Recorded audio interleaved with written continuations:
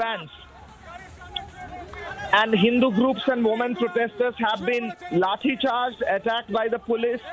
In fact, we also saw how there was blood coming out of the face of one of the protesters in front of Bangladesh High Commission. So Hindus are demanding justice.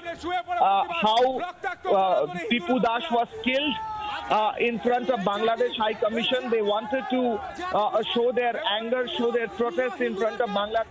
হিন্দুরা যারা অতীতের সংগ্রাম করছে তাদেরকে কি নৃশংসভাবে মারছে? আমরা যারা ভারতীয় নই, আমরা পাকিস্তানি।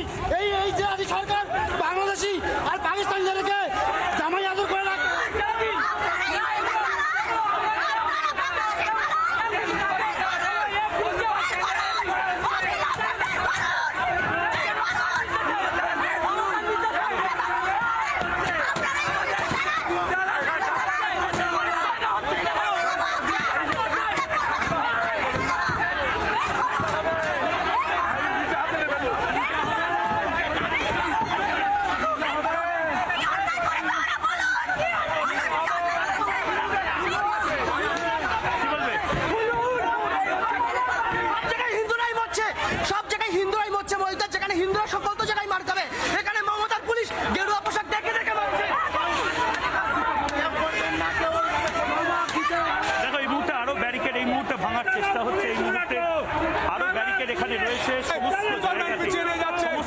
আপনারা দেখছেন একজন সাধু, আমাদের সনাতন ধর্মের আমাদের গুরু, একজন সাধু, তিনি প্রতিবাদ করার জন্য আজকে কি হারে নির্মম হিন্দুদের উপরে অত্যাচার করলো। यहाँ के सेकुलर पार्टी जो हम लोगों ने बांग्लादेश से देखो की कुछ ये साहब ये जो कर रहे हैं ये पूरा बांग्लादेश वाला हालात है जो इस तरह से बांग्लादेश पे हिंदुओं पर अत्याचार होता है पुलिस मानती है सेम कंडीशन है भाई मुट्ठा आवर आरो आरो आरो ए आरो ए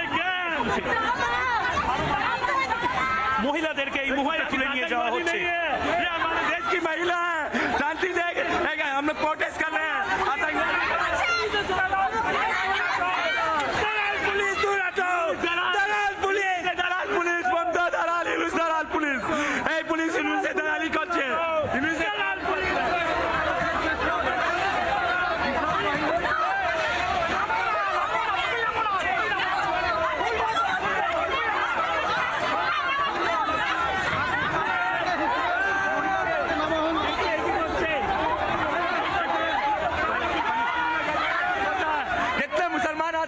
लेकिन कुछ ऐसा ही नहीं होता है लेकिन हिंदू लोग एक साथ हुए अपने हिंदू भाई को बचाने के लिए तो कैसा अत्याचार আমি একবার দেখাবো দেখো প্রিজন ভ্যানের উপরে এই প্রিজন ভ্যান যেতে দেওয়া হচ্ছে না প্রিজন ভ্যানের উপরে সনাতনীরা দাঁড়িয়ে পড়েছে প্রিজন ভ্যানের উপরে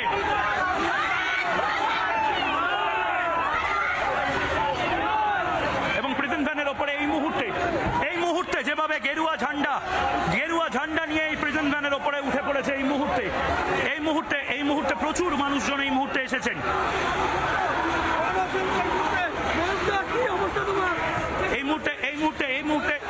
এই মুহূর্তে গোটা বাংলার এই মুহূর্তে যে অবস্থাটা প্রিজন ভ্যানটা যেতে দিচ্ছে না এই মুহূর্তে একদিকে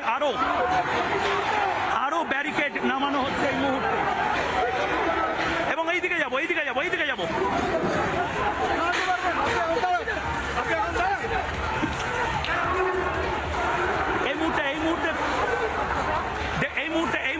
দেখো লাঠিচার্জ যেভাবে শুরু হয়েছে এই মুহূর্তে লাঠিচার্জ গোটা এলাকায় লাঠিচার্জ যাওয়া শুরু হয়েছে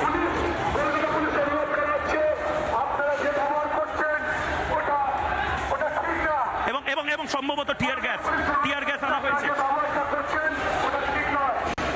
এবং এটা টিয়ার গ্যাসের শেল ভরা থাকে এটা সাধারণত কলকাতা পুলিশ ব্যবহার করে লাস্ট রিসোর্ট হিসাবে এখানে টিয়ার গ্যাসের শেল রাখা হয়েছে এবং অলরেডি এখানে টিয়ার গ্যাস নিয়ে আসা হয়েছে অর্থাৎ হিন্দুদেরকে কোনোভাবেই আটকানো যাচ্ছে না কিন্তু এটা ভারত একটি গণতান্ত্রিক দেশ এই দেশে কোনোভাবেই tear gas has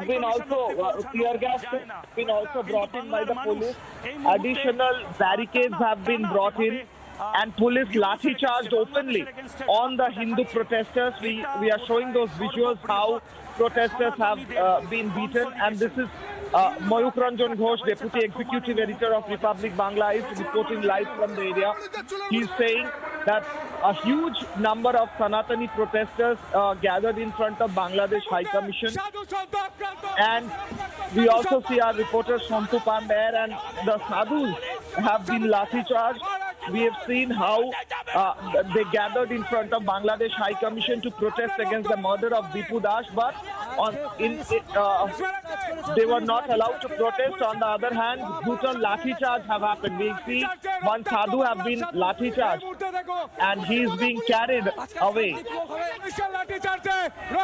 We see a saffron-clad sadhu is being carried away by other protesters, and this saffron-clad sadhu was Lathicharged by Mamata Banerjee's police.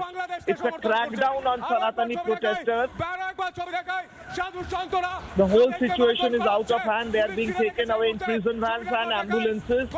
We've seen how police is beating Sanatani protesters who had saffron flags in their hands.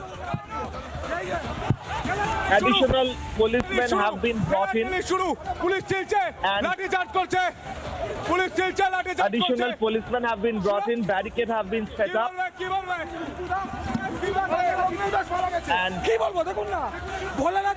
we see how the Lathicharge continues. The protesters are saying that Hindus have been attacked, and how the Hindus have been targeted by Mamata Banerjee's police intentionally. Mamata Banerjee did not want to allow these protests to happen in front of Bangladesh High Commission. Hence, police is lathicharging in front of the Bangladeshi High Commission. We even saw how saffron-clad sadhus were beaten up, saffron-clad sadhus were attacked, and they had to be taken away in ambulances. They are saying we have been protesting against the murder of Dipu Dash. On the other hand, in the right-hand side, we see how Mayuk Ranjan Ghosh is actually trying to help a Hindu protester who was beaten by the police and had blood all over his face. We see how Deputy Executive Editor Mayuk Ranjan Ghosh is trying to help protesters who have been beaten by Mamata Banerjee's police at one hand. On the other hand, the sadhus are saying that this is a very dark day for Bengal when the protesters who were protesting against the killing of a Hindu, Dipu Dash in Bengal, in front of the High Commission, they were attacked. They were in fact lathicharged by Mamata Banerjee's police. This could be handled differently. That is what the protesters are saying. Live visuals coming in from Kolkata in front of Bangladesh High Commission. Action happening as police lathicharge Hindu protesters, Hindu saints, saffron-clad sadhus, and they are trying to remove all the protesters from in front of Bangladesh High Commission. And we see that how there is blood coming out of this boy's nose because he had been hit by the police. His face have been injured, and he is now being taken away to the hospital. On the other hand, many saffron-clad sadhus were put in prison vans and taken away. So this is the live situation in Kolkata. Kishore, this clearly, the question that now arises is that who does Mamata Banerjee and her administration stand with? There has not been a word of condemnation, first of all, to what has happened to Dipu Chandra Das. His family has been appealing that there should be support coming in from India, support coming in from the Hindu community, but there is absolutely no word. Instead, those who are lending support, the Sanatan groups are being targeted for rising and raising their voice, in fact, for those who have been targeted, the Hindus who are being persecuted. There is free run for criminals in Kolkata, in Bangladesh, in Bengal. There is free run for infiltrators. She continues to protect the infiltrators, but not those who stand for Hinduism, for those who stand for Sanatan Dharma, Kishore. Well, exactly. Now, we have seen protests across the country. Nowhere the protesters were lathi-charged. In fact, the protesters who were protesting in front of Bangladesh High Commission, they were protesting peacefully, standing there and demonstrating and raising slogans against the killing of Dipu Chandra, a Hindu boy in Bangladesh. He was killed brutally. He was burnt. But instead of trying to arrange for a proper protesting place for these protesters, Sanatani protesters, the police, Mamata Banerjee's police started lathi charging on them. We see these white-clad policemen gathering there. They started lathi charging on Hindus. They started lathi charging on Hindu protesters. On the other hand, they also put many saffron-clad sadhus in prison vans and took them away. So in Mamata Banerjee's Bengal, it is not allowed to protest for the Hindu rights. They were protesting for Hindu rights in Bangladesh. They were saying Hindu, Hindu, bhai, bhai, which means all Hindus are brothers across the country, across the nation, across the world, and in other countries as well. So in that mood of fraternity, they started protesting against what happened in Bangladesh. But what we see happening here, we saw very clearly that Mamata Banerjee's police is not at all agreeing to allow any protest to happen in front of Bangladesh High Commission. Rather, they have lathi charged, and also we saw blood coming out of the faces of the protesters. Their heads have been, many of their heads were injured. And we are seeing, he's saying that this is a live situation in front of Bangladesh Deputy High Commission, and they have been stopped with barricades. Additional police forces have been brought in. কোনো হিন্দু প্রবেশ করেনি, কিন্তু no Hindus have entered the Deputy High Commission. Still there was a lathi charge by the... আবারও বলছি, এটা বাংলায় একটা সময় এটা আলিমুদ্দিন স্ট্রিটের মিছিলের জন্য বিখ্যাত ছিল। আজকে এই রাস্তা গেরুয়া মিছিলের জন্য বিখ্যাত, এবং এই রাস্তায় যেভাবে গেরুয়া বসনধারীরা তারা রাস্তায় নেমেছে, যেভাবে এই মুহূর্তে প্রচুর মানুষজন এই মুহূর্তে রয়েছেন, তাদেরকে বেনজিরভাবে দেখা যাচ্ছে। প্রচুর লোক এই মুহূর্তে রয়েছে। আমি দেখাবো যে এই মুহূর্তে পুলিশ আরো কর্ডন অফ করে নিয়ে যাচ্ছে। যে পরিমাণ ভিড় এখানে একত্রিত হয়েছিল, পুলিশ বাধ্য হয়ে এই পুরো এলাকাটা এই মুহূর্তে খালি করে দিচ্ছে। বলরাম বোসকে আমি দূরে দেখতে পাচ্ছি, আমি রবিকে বলবো, বলরাম বোস এবং এখানে বলরাম দা কি হয়েছে? লাঠিচার্জ করেছে, কারণ আমি ভারত ভূখণ্ডে দাঁড়িয়ে বাংলাদেশের জিহাদিদের প্রতিবাদ করেছিলাম। সেই কারণে ওদের দুর্বল ভেবে ওরা লাঠিচার্জ করছে। পুলিশ তো পিঠ ফাটিয়ে দিয়ে কি করবে? কত মুখ বন্ধ করতে হবে? এই মুহূর্তে ভেঙে দিয়েছে আমার পা। প্রশাসন যে আজকে যে আমাদের কর্মসূচি ছিল সনাতনীদের, সেই কর্মসূচিতে উপস্থিত হয়েছি।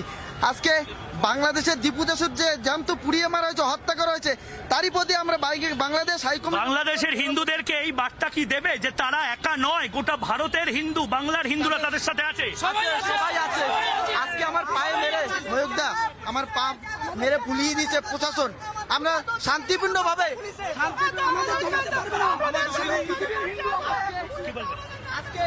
আমাদেরকে আমরা বাংলাদেশে যে দীপু দাসকে হত্যা করা হয়েছে তার প্রতিবাদে আজকে আমরা পশ্চিমবঙ্গের ভারতের হিন্দু এক হয়েছে এই জায়গাতে। দীপু দাসের তো সিএ এর মাধ্যমে ভারতে আসার উপায় আছে, আপনাদের সাথে এরকম হলে আপনারা যাবেন কোথায়? আমরা সেটাই বলবো, এই দলদাস পুলিশ, এই মমতার চটি চাটা পুলিশদেরকে বলবো, যদি কোনো হিন্দুদের উপর অত্যাচার হয় টোটাল কলকাতাকে আমরা বন্ধ করে দেবো, ওপর থেকে দেখলাম আমরা ঢিল ছোড়া হচ্ছিল, এবং হঠাৎ করে এই দলদাস পুলিশ প্রশাসন প্রোঅ্যাক্টিভ হয়ে গেল। হঠাৎ দেখলাম কয়েকজন পুলিশ প্রশাসন ওখানে একবার আমি যাওয়ার জন্য বলবো। এই মুহূর্তে আরো বেশি করে মানুষজনকে প্রিজন ভ্যানে তোলা হচ্ছে। So more people are being taken to prison vans. On the other hand, the protesters are saying that we would continue to protest. Even if the lathi charge is happening, we will continue to protest. আজকে ময়ূর photo বিখ্যাত, ময়ূরের রক্তটা ময়ূরের জামা ভিজে আছে।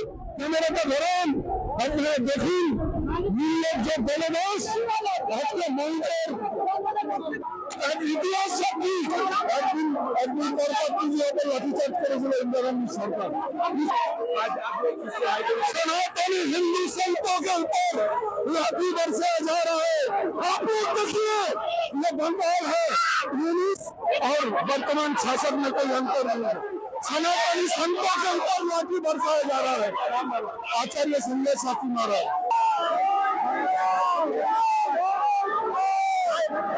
बांग्लादेश में high commission में है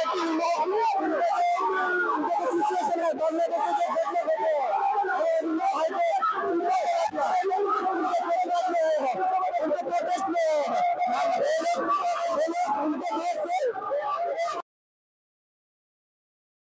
the anger amongst the Hindu community, the Hindu leaders, saints, seers, everybody. No one spared. No one spared. No one spared in Mamata Banerjee's Bengal. We see how police প্রশাসন শুধু এদের পোশাক পরে রয়েছে, বাদ বাকি এদের মাতৃত্ব এদের যে সংবিধানের যে পাঠ পড়েছে যে সেটা টোটাল এরা ধুলো মিশে দিয়েছে। এরা বাংলাদেশের জিহাদি এবং পুলিশ এখানে পশ্চিমবঙ্গের police police is supporting the Bangladeshi jihadi. That is what the protester is saying right now. আমি শুধু একজনের সাথে কথা বলবো। আপনার বয়স কত? He's saying 67। দীপু দাসের সাথে যেটা হয়েছে, দীপু দাস তো ভারতে চলে আসতে পারবে, আপনাদের কি হবে যদি আপনার সাথে এরকম হয়? That in West Bengal, বাংলাদেশে যে ঘটনা ঘটছে তা পুনরাবৃত্তি whatever happened in Bangladesh, that did not happen in West Bengal, but it is happening in West Bengal as well. Hindu নিধন, হিন্দুদের আক্রমণ, So Hindus are being attacked in West Bengal. মানুষ এই মুহূর্তে প্রচুর মানুষ রয়েছে, পায়ে হাঁটতে পারেন না। কেন এসেছেন? আমরা এই দেশকে শান্তি চাই, হিন্দু এই দেশকে যদি আমরা দীপু দাসের সাথে যেটা হয়েছে সেটা আপনার সাথে হলে আপনি কোথায় যাবেন? কালকে আমার সাথে হবে। আপনি যাবেন কোথায়? আমি যাব কোথায়? আমার জায়গা নেই যাবার। Security for the Hindus. কেন? If something happens here, where will we go? পুলিশের লোক নয়, পুলিশ আমরা সব ছোট যাচ্ছে মমতা আজকে এই পুলিশ জিহাদি পুলিশ নিজে নির্মম অত্যাচার চালিয়েছে। সাধারণ ভাবে আমরা শান্তিপূর্ণভাবে আন্দোলন করছিলাম হিন্দুদের জন্য, হিন্দুদের এই and the police started lathicharging on us, and see our clothes have been torn completely, and we were attacked by Mamata Banerjee's police. There is no difference between Bangladeshi jihadis and Mamata Banerjee's police. এই মুহূর্তে কি হয়েছে? মেরেছে আমাদেরকে, মেরে ছড়িয়ে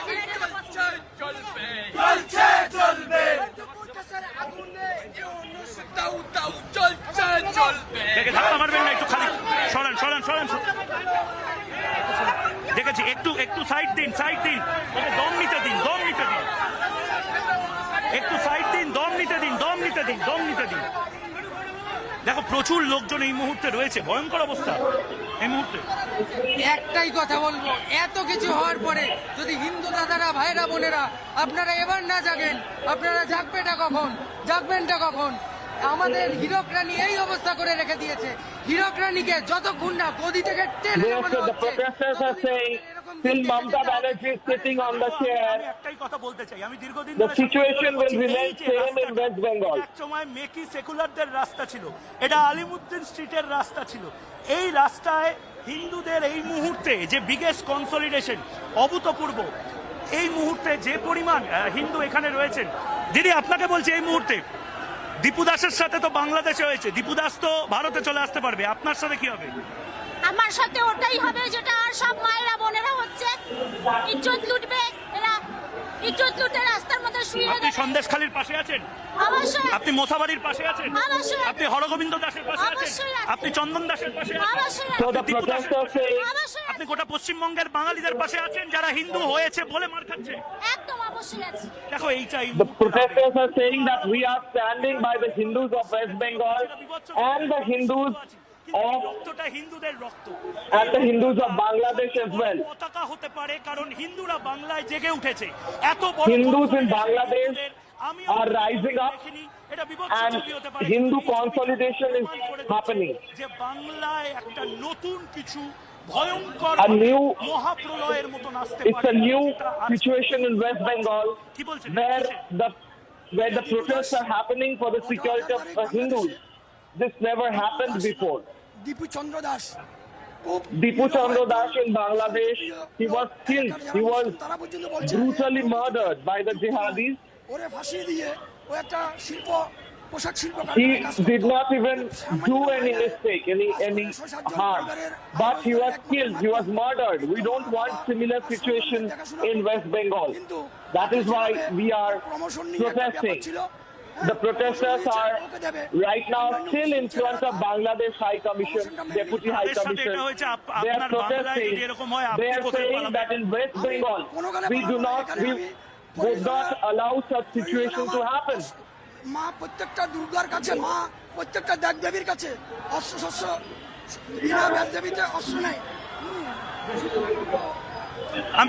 আমি আরো ছবি দেখানোর জন্য বলবো এই মুহূর্তে আরো ছবি এই মুহূর্তে দেখানোর জন্য বলবো দীপুদাস হলে হবে না নাহলে আমাদের সামনে আমাদের মা বোনের ইজ্জত নেবে এই জিহাদি সরকারদের দ্বারায় তাই আমাদের একান্ত অনুরোধ আপনারা আসুন জাগুন ধর্মের জন্য আজকে দেখুন So everyone should rise up for dharma. The protesters are saying even on peaceful protests in West Bengal, the police is lathicharging and injuring the protesters in a way that they are bleeding. So Muhammad Yunus should see that how the Hindus in West Bengal are also rising up and protesting. বিদেশি দূতাবাস বাঁচানোর জন্য যে কাজটা করছে এই কাজটা তাদের দায়িত্ব কিন্তু হিন্দুরা যে কাজটা করছে সেটা তাদের দায়িত্ব মাঝপথে আমরা এই মুহূর্তে দেখাচ্ছি বাংলাদেশের মিনমিনে মিডিয়াকে আমরা দেখাতে চাই বাংলাদেশের যে মিডিয়ার অফিসগুলো পুড়িয়ে দেওয়া হচ্ছে We need to show the Bangladeshi media houses that in West Bengal, in India, how High Commission is protected by the police department, but they cannot protect their minorities. Now, on the other hand, Mamata Banerjee's police have caused such bleeding of Hindu protesters and Hindus. And this could be a problem in the future where jihadi power would rise in Bengal as well. That is what the protesters are saying. That if Hindus are not protected, if Hindus protest and they are being lathicharged in West Bengal, then who will speak for the Hindu rights? Mamata Banerjee's police is lathicharging on the Hindus of West Bengal. And what is happening in turn? In West Bengal, the jihadis are getting, many of the infiltrators, the Bangladeshi infiltrators who come in West Bengal, they are also getting this message that in Bengal, Mamata Banerjee's police won't allow protests against the minority, protests against the Hindu, against. जब हम लोग आए police लोग ने हम लोग को रास्ते में अटका दिया उसके बाद अटैक करने लगा हम लोग भी गए थे बैरिकेड हटाने के लिए तब पुलिस लोग पूरा हम लोगों के ऊपर महिलाओं के ऊपर हाथ उठा है जो कि अभी अरेस्ट करके लेके गया है महिलाओं के ऊपर पुरुष तो है ही सबके ऊपर ही वो लोग अटैक करने लगे उसके बाद लाठीचार्ज हुआ हम लोगों को भगा दिया गया वहाँ से हम लोग भाग के अभी यहाँ आए हैं एक जन इंजर्ड हुए हैं हम लोगों का वहाँ पे एक महान व्यक्ति घायल हुआ है 2-4 जन को अरेस्ट किया गया है यही हुआ दीप्ति घोष हिंदू जागरण मंच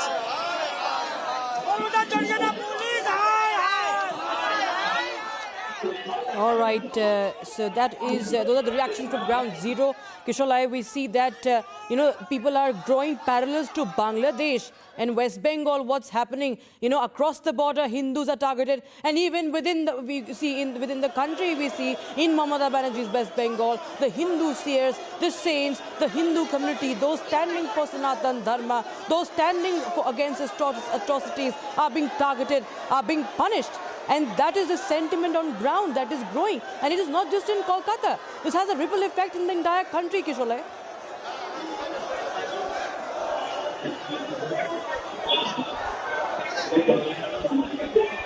So live visuals coming in as we can see. Hindu protesters are rising up in West Bengal. They're saying that they won't allow in West Bengal similar situations like what has happened in Bangladesh. But Mamata Banerjee's police has gone out of the way. They have completely cracked down on the protesters, and they were completely using all their force in order to stop the protesters from gathering and protesting outside the Bangladeshi High Commission. We can see live visuals, more forces and protesters brought in, and full gear. We see lathis, we see shields and everything that are required. Additional special forces, rapid action forces have been set up for the Hindu protesters in Bangladesh. But for what? They were anyways protesting peacefully, and we see old protesters, women, and Hindus, saffron-clad sadhus are being beaten up. Absolutely. In the streets of West Bengal. They are injured. They're injured. You know, you can see that, one of the protesters, how he's bleeding. You know, when Moyuk picked him up, he was completely losing consciousness.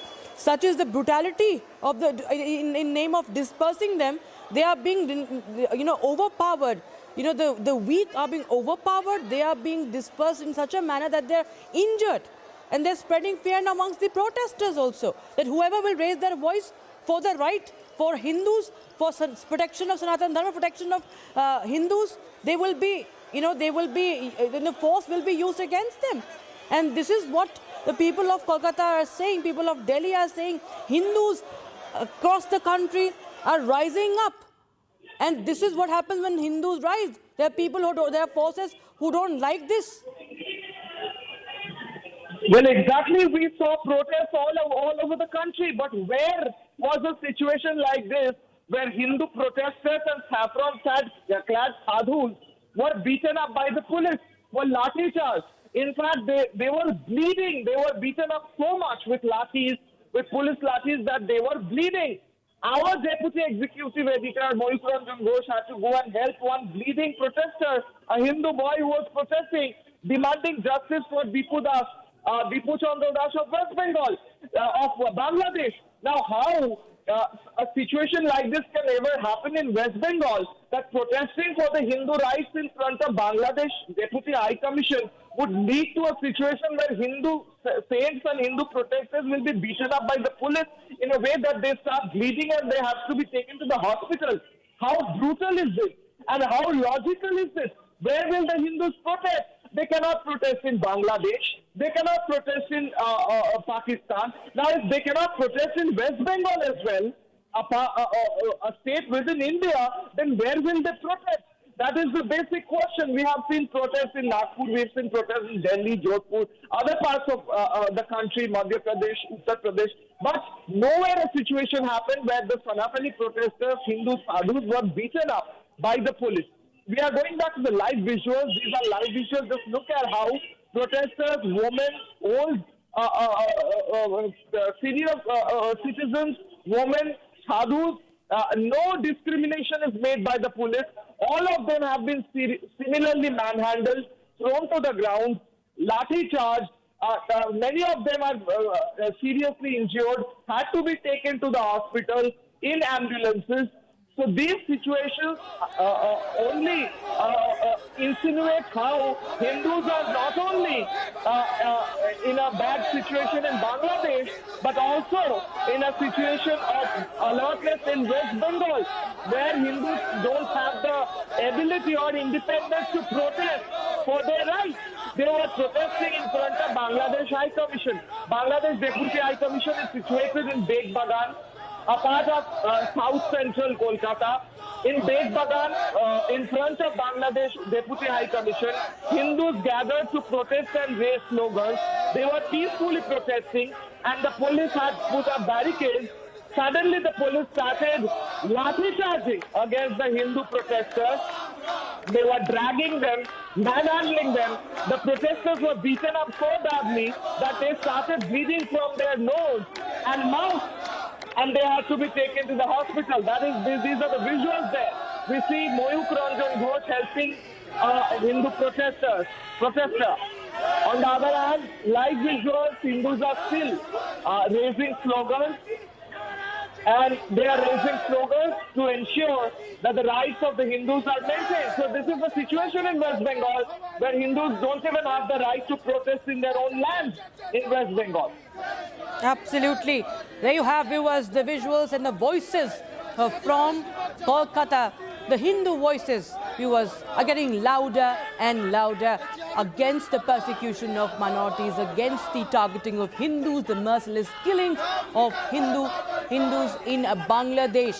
And we see, while there is Lathicharge, there's Lathicharge to the extent that the protesters are bleeding, but the spirit for justice remains undeterred. And Republic Bangla is getting you visuals from Ground Zero, the only channel that is bringing you what is happening on Ground Zero. The Hindu mobilization is that the country is witnessing.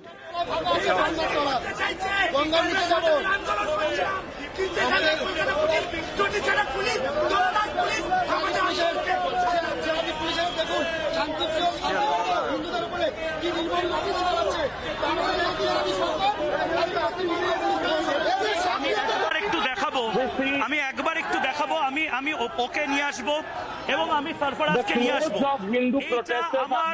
Bangla, এই বাংলাতে রাষ্ট্রবাদীরা থাকবে, এই বাংলাতে যেভাবে আমরা রয়েছি ঠিক সেভাবে এই রাষ্ট্রবাদীরা থাকবে। We see Muslim Hindu sadhus as well as Muslim scholars protesting against the situation which happens in লাঠিচার্জে ভিজলো সনাতনীরা। এই মুহূর্তে যে ছবি, কি বলবে? আজকে সাধু সন্তদের গায়ে হাত তোলা হয়েছে।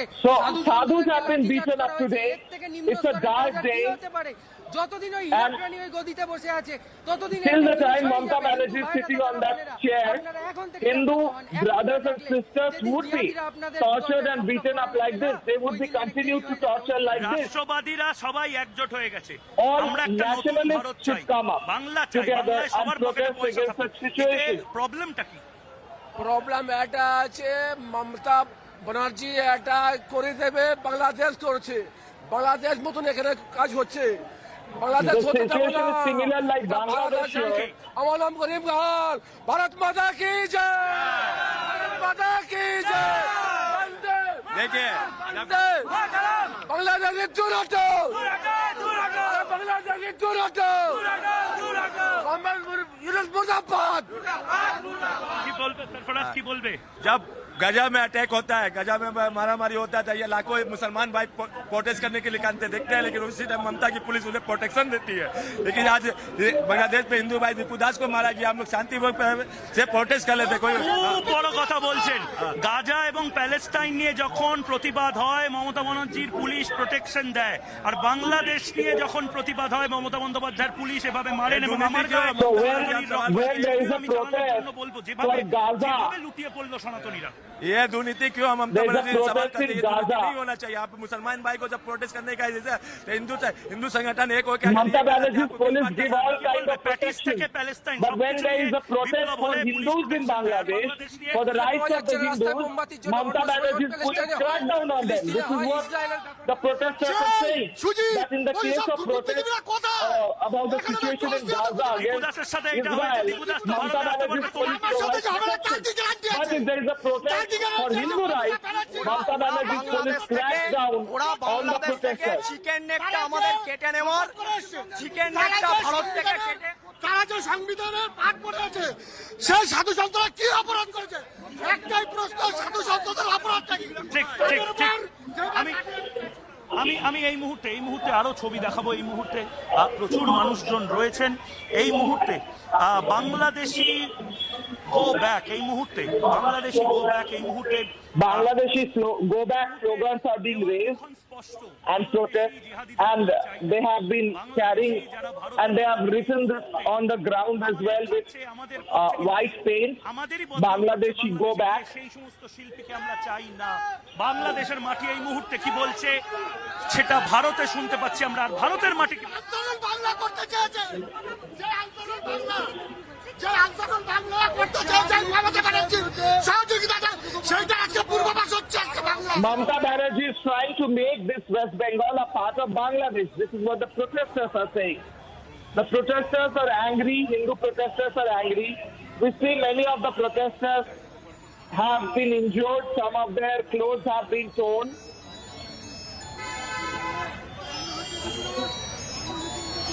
আমি একবার এটা বাইতে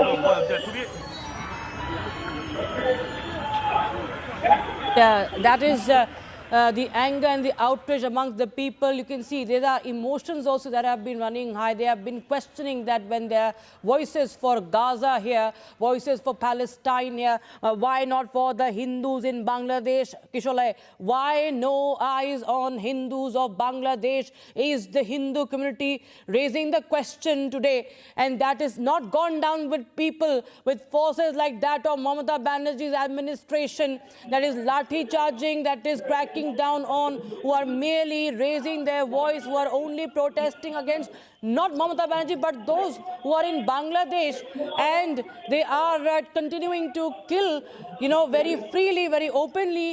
And, these are the visuals that have been circulated by those jihadi mob, by the jihadi mob in Bangladesh, so as to instill fear amongst the Hindus of the world. And when somebody raises their voice, it does not go down well with some of the forces here. Well, exactly. We have seen there were huge protests in Kolkata against the situation in Palestine. So those protests were completely, they were allowed. Those protests could happen peacefully and no police intervention was there. But in case of Hindu protests, in case of protests by the Sanatanis for Hindu rights, police crackdown happened so brutally that the Sanatanis have to bleed. We see Moyuk Ranjan Ghosh reporting live, and we see how this Hindu Sanatani boy who was protesting, his nose is still bleeding. We see that blood. And this is because the police Lathicharged and injured him so brutally, used their lathi on his face to break his nose. This is what the police of Mamata Banerjee is doing, cracking down on Hindu protesters.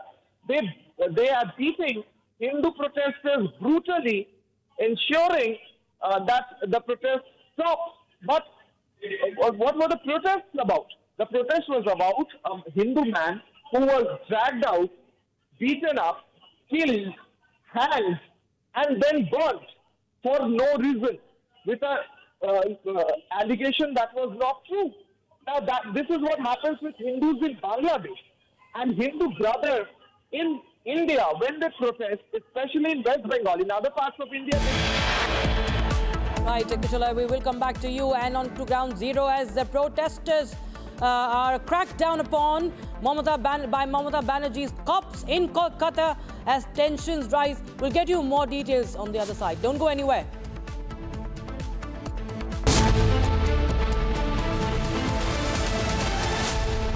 आधे bowl दही में 4 चम्मच MDH चटनी पुदीना मसाला डाला, stir करो, पुदीना चटनी तैयार। MDH चटनी पुदीना मसाला। Please stop! झुमका, तेरा झुमका, तेरा झुमका। Not there, मेरा काउंटर टॉप टूट जाएगा। तेरा झुमका।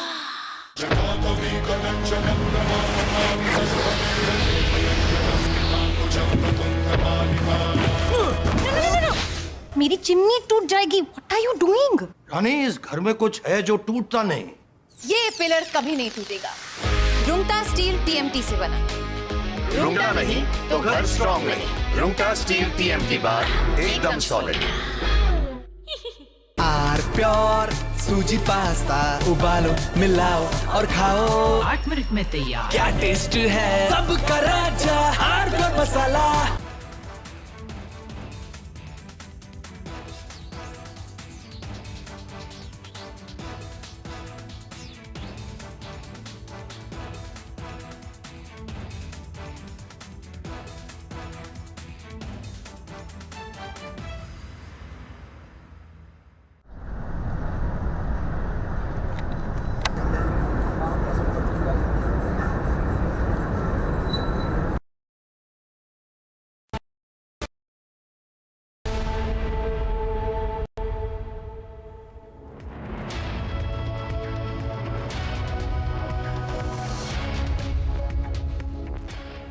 Now, this is a rare and direct conversation which is at the heart of the burning topic that country is debating. That is about the Aravalli, saving the Aravallis.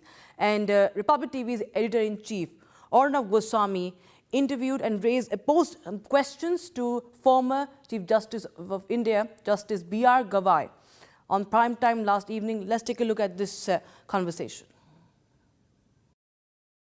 Ladies and gentlemen, it is my attempt always to go to the nub of the issue. Joining us is Justice B.R. Gavai, former Chief Justice of India and the author of this judgment on the Aravallis, which is being debated all over the country. Justice Gavai, I hope you will go through my questions and give me appropriate replies, because fundamentally, and I would like to begin by saying this, Justice Gavai, that I have a fundamental disagreement with your judgment, which as a citizen of India, I'm entitled to have. The Aravallis stood for 2 billion years. The judgment that has redefined them was delivered 3 days before your retirement. What was the hurry, Justice Gavai? The judgment was delivered on 20th November and you retired on 23rd November. What was the tearing hurry? See, I have been monitoring this issue for more than 3 years. If you go through the judgment, we had raised, firstly, see, judges are not supposed to justify their judgment, but since this is an important issue and there's a misconception about the judgment, I agreed to speak to you. If you go through the judgment entirely, the difficulty is that the persons speak about the judgment without even reading them in the entirety. So if you go through the entire judgment, I had given the entire narration as to how the matter arose. There was some issue with regard to the difference adopted by the various states with regard to definition of Aravalli hills and Aravalli ranges. So in order to settle those matters, we heard the matter on number of occasions. Various issues were framed, and after hearing the matter, once you hear the matter at length, if you don't decide the judgment, it's like Justice Gavai, may I ask you, how can you pass that comment on to me on my program that I have made my judgments on the issue without having gone through the judgment? I would politely, completely disagree with this presumption of yours and remind you that I have seen your judgment in entirety. In fact, no, I don't think you can pass a judgment like that, pass a comment like that on my observations, sir. I take offense to that. Having said that. What I've seen on your program is that it is being projected as if we have given a complete license for mining in the Aravalli Hill, but that's not correct.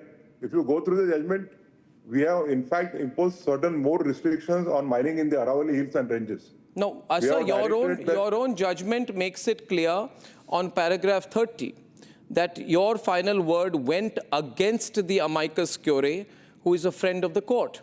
Very explicitly, Justice Gavai, in paragraph 30 of your judgment, it notes that the amicus curiae had stated in his submission, quote, if the definition as recommended by the committee is accepted, all the hills below the height of 100 meters would be opened up for mining, and as a result, the Aravalli hills and the ranges would lose their continuity and integrity. It would totally endanger the environment and ecology of the mountains. So therefore, if you read the further parts of the judgment, we have considered the rival submissions of both the parties.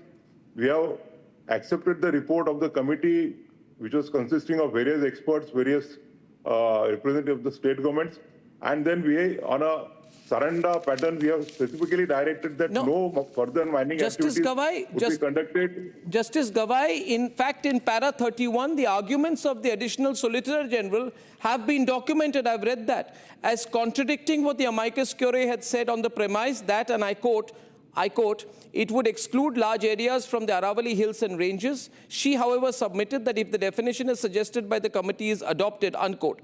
If the amicus curiae, who is a friend of the court, has explicitly taken the view contrarian to the committee view, which has ministry at its helm, which has government at its helm, shouldn't the court have taken the view of the amicus and not that of the government pioneered by the ASG? Mr. Arnab, the court is required to take into consideration the submissions of both the sides. The court cannot accept it's not necessary that always the court has to accept the submissions are made by one behalf. Maybe the learned amicus is a friend of a court. The court has to consider all the aspects, and after considering the aspect, the court comes to an opinion. So it is not as if that we have to accept the arguments. No, of but the amicus curiae, respected Mr. Justice Gavai, was going by the FSI criteria, but it said that the FSI criteria better preserve the ecological integrity of the Aravallis. Mike, with due respect to you, Justice Gavai, the FSI is comprised of India's topmost and most respected experts on matters of ecology and environment. Does that not matter to you? Are the experts less aware than the government? Or for that matter, less aware than the judiciary? Mr. Arnab, the FSI was also a part of the larger committee which was appointed by the court. The committee consisted of various experts from various fields, including the representative of the FSI. And the report which was submitted was not only by the government, it was a report of the experts. Sir, I'm quoting from your judgment, para 27. The FSI had clearly defined the Aravallis in 2010 as, quote, under slope over 3 degrees, foothill buffer equal 100 meters, interhill distance or valley width equal 500 meter, and for the area enclosed by the above defined hills from all sides. What was the need to revisit this definition in the first place? There was no question of... Why did you have to revisit this definition in the first place? So therefore, I made a submission that the comments are made without reading the judgment. If you go through the earlier parts of the judgment, the necessity was felt because all the 4 different states applied different yardstick insofar as the definition of Aravalli Hills and definition of Aravalli ranges are concerned. But that can't be a reason, sir. The fact that the old definition... Please, sir. The fact is the old definition... The fact is the old definition recognizes slope, buffer, valley, enclosure and continuity, the very elements that make a mountain range a living ecological system, not a collection of isolated bumps. And yet, the court walked away from it. Why? The court has not walked through it. On the contrary, if you read the operative paragraphs as well as the earlier paragraphs, we have specifically said that on a Saranda pattern, the MSAP has to be prepared, wherein the mining which it will provide, which are the areas where the mining will be prohibited and where the sustainable mining would be permitted. Sir, I would request you, Justice Gavai, there is a precautionary principle in law. The precautionary principle applies in this case, doesn't it? The precautionary principle in environmental cases means taking preventive action to protect the environment from serious or irreversible harm, even when there is no scientific evidence which is not fully conclusive. This means, as per precedent of the law, the onus is on precaution and safety. Why didn't you apply? I would like to ask you, you have been the Chief Justice of India. The nation wants to know from you, you've been Chief Justice of India in this case, why did you not apply the precautionary principle in this case? There have been innumerable matter precedents of precautionary principles being applied by the honorable courts on matters of environment. I don't find those quoted in your judgment. May I ask you why? If you read the operative part, it is very much clear that unless the MSCP is finalized by the IFTRI and finalized by the MOEF, no further mining licenses would be granted. Justice Gavai, Vellore Citizens Welfare Forum versus Union of India, 1996. The Supreme Court declared the precautionary principle a legally enforceable principle crucial for sustainable development and shifted the onus of proof onto polluters. MC Mehta versus Union of India, Taj Trapezium case, 1986. The Supreme Court used the precautionary principle to stop industries from burning coal near the Taj Mahal, recognizing harm from pollution. I am not an advocate, but I'm asking the former Chief Justice of India, matter of principle, why did Justice Gavai not apply? Why did the 3-judge bench not apply the precautionary principle in this case? If you kindly go through the operative part, clause 4 and 5 make it very much clear that unless the MSAP is finalized by IFTRI and MOEF, no further mining leases would be granted in all 4 states in the Aravalli Hills. Sir, the precautionary principle, then I ask you, what is it? Sir, the precautionary principle means that in matters that are likely to affect the environment, it is not required to prove that the activity will cause harm, but that the activity is prohibited unless it can be established that it is benign No one is suggesting here that deforesting the Aravallis will... Sir? What does the prohibition on the new mining licenses amount to? Okay, sir, then let me ask you the AP Pollution Control Board versus MV Naidu case 1990 to 2000. Landmark Indian Supreme Court judgment that reinforced the precautionary principle, established the right to clean water as a part of the right to life, Article 21, and placed the burden of proof on polluters. All these cases were there for you to look at, sir. We have looked at the cases, and this is T.N. Godavaram and N.C. Mehta are the continuing mandamus proceedings. They are not as if we have closed the matters. What do you mean? The it's not as matters are continuing. Sir, I'm asking. So you're saying the matter is not closed? The matter is not closed.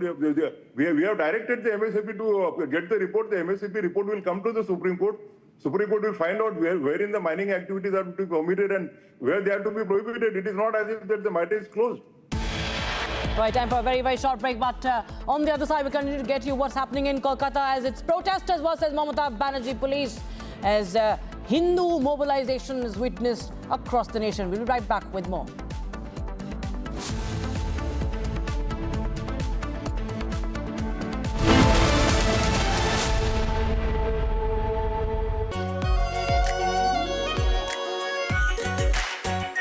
Our pure Shahi Paneer Masala.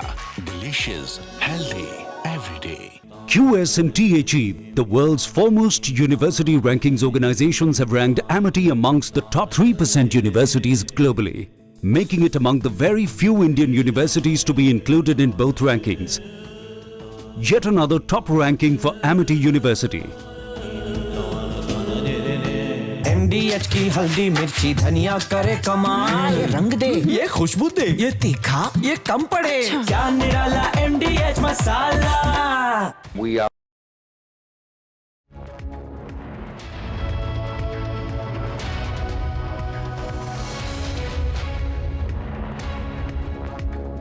ये है secret recipe MDH का जीरा sip jaljeera masala. Sip sip जीरा sip MDH का जल जीरा sip MDH का जल जीरा सिप.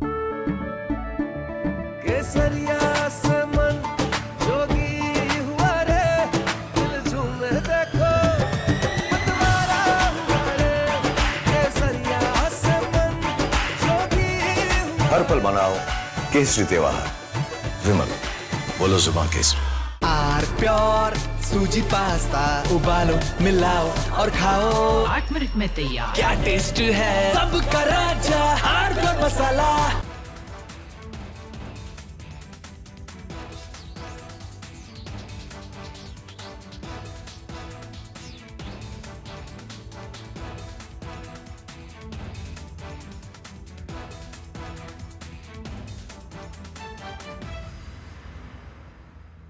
MDH की हल्दी मिर्ची धनिया करे कमाल, ये रंग दे, ये खुशबू दे, ये तीखा, ये कम पड़े, क्या निराला MDH मसाला.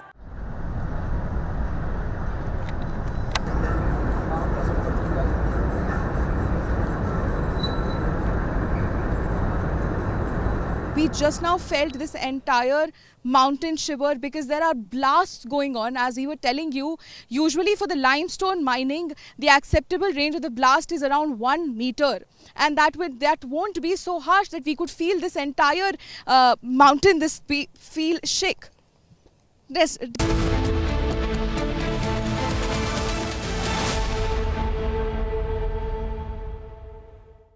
थोड़े में ज्यादा स्वाद यही तो है इसकी खास बात. वाओ मामा, क्या स्वाद है. अरे मेरे राजा, सबका राजा आर pure masala.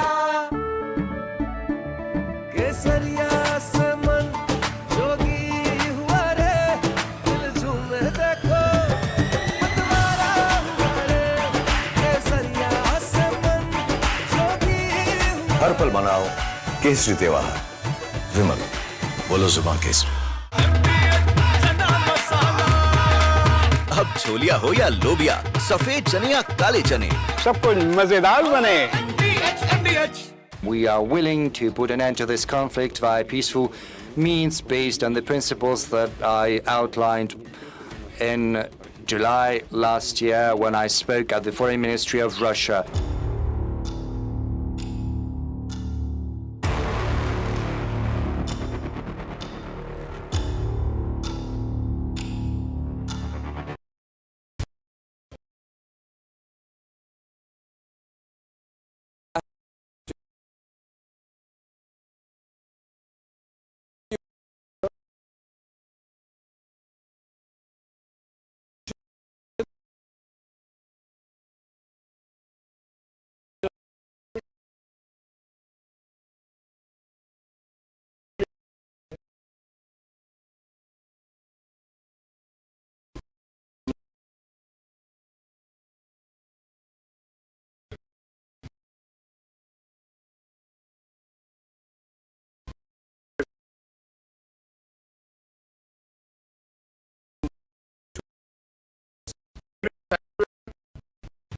very much.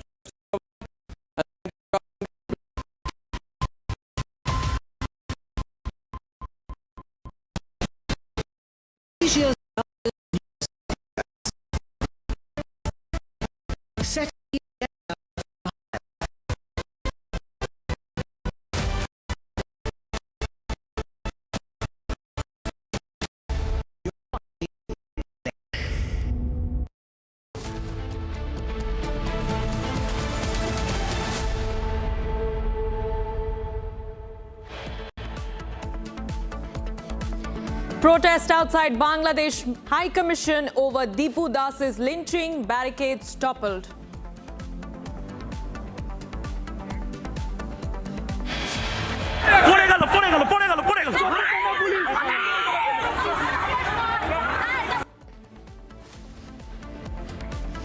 In West Bengal, police crackdown on protesters. People seen bleeding. Republic Bangla tracks the complete story as movement for nationwide Hindu mobilization grows.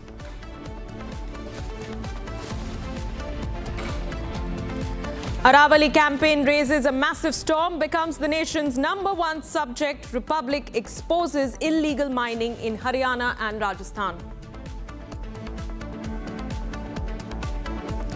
Despite geopolitical tensions following Operation Sindoor, Indigo continues to rely on wet-leased aircraft from Turkish carriers.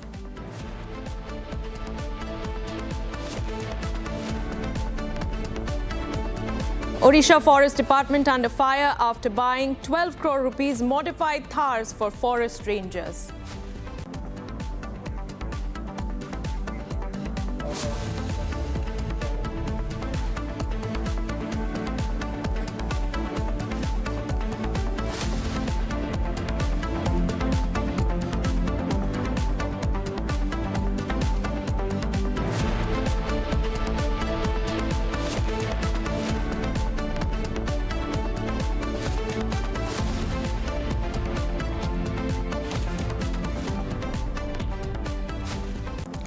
Ladies and gentlemen, despite geopolitical tensions following Operation Sindoor, Indigo has continued to rely on wet-leased aircraft from Turkish carriers, including an extension granted in August for its arrangement with Turkish Airlines, valid until February next year.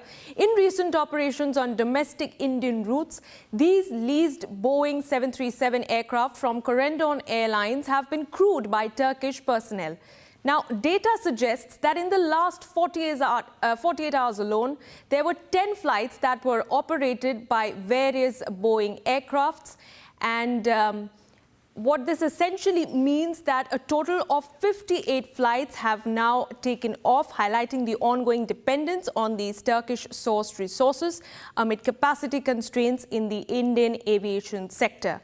Now, this is a story that Republic TV has exclusively picked up, where we have questioned the DGCA's need to green signal the use of Turkish aircraft operated by Turkish personnel on Indian soil, because the post-Operation Sindoor doctrine essentially indicated that India will not engage with any country in any sort of business that essentially helped Pakistan export cross-border terrorism into India. And what we see here now is the DGCA, that is India's aviation watchdog, wet leasing 2 Boeing 777-300ER aircrafts along with the crew from Turkish Airlines after previously facing a directive to end this partnership. And we'll go across to our Deputy Executive Editor, Shravan, who joins us from the newsroom with more details. Shravan, give us the latest details that you're picking up as this case progresses.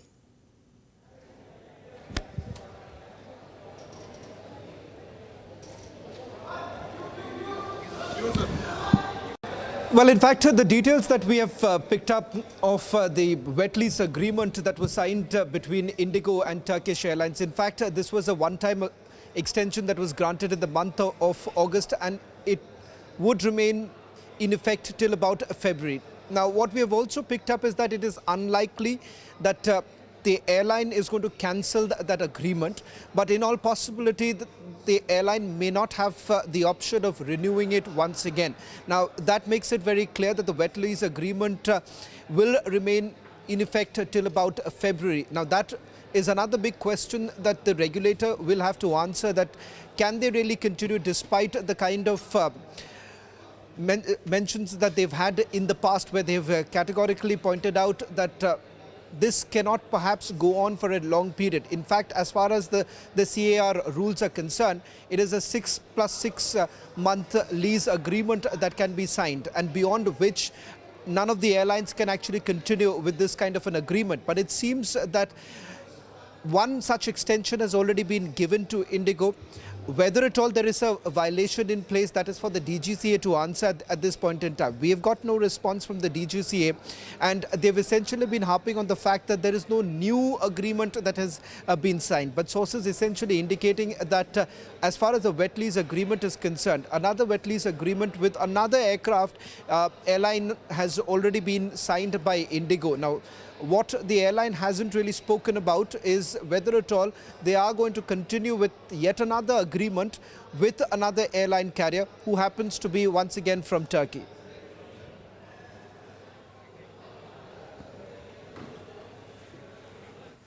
All right. We have Air Commodore Ashminder Singh Bahel joining us on this broadcast, and Shravan continues to be with us from the newsroom. Air Commodore Bahel, I'd like to come to you, essentially extending to what Shravan has been speaking about. The argument that has now been put forth by the DGCA is that globally there has been a shortage of aircrafts, which is why they have decided to continue with the lease on Turkish aircraft and personnel, and the usage of it on Indian soil. What do you have to say on that, sir? A very nice question. In fact, this is the key problem. We have to balance both the commercial interests as well as the national security aspects when we take a decision whether to allow wet lease of aircraft from foreign airlines, especially those airlines, the countries from which we have always perceived a security threat. So just going over this aspect, like if we take an example of Indigo, actually there are two airlines, Indigo and SpiceJet, with Indigo getting 7 aircraft from airlines that relate to Turkey. One is the Corendon Airlines, where you mentioned 2 aircraft, and then it was also mentioned by your editor that 5 aircraft are coming from Freebird Airlines, and that there is no news whether they'll be taken or not taken. The sunset clause states that they will be used till 31st March 2026, which means after March 2026, there will be no permission given for any further extensions. So this is where DGCA has already clarified. That is one aspect. The second aspect is Indigo flies close to 2,000 sorties a day and carries 3 lakh passengers, which implies that it is using roughly 300 plus aircraft. You saw the problems that took place with Indigo's scheduling of pilots when the FDTL, that is flight duty time limitations, came in during early part of this month. But what is problem for Indigo is that there are close to 480 aircraft that they have already ordered, and 500 more are in pipeline till 2035.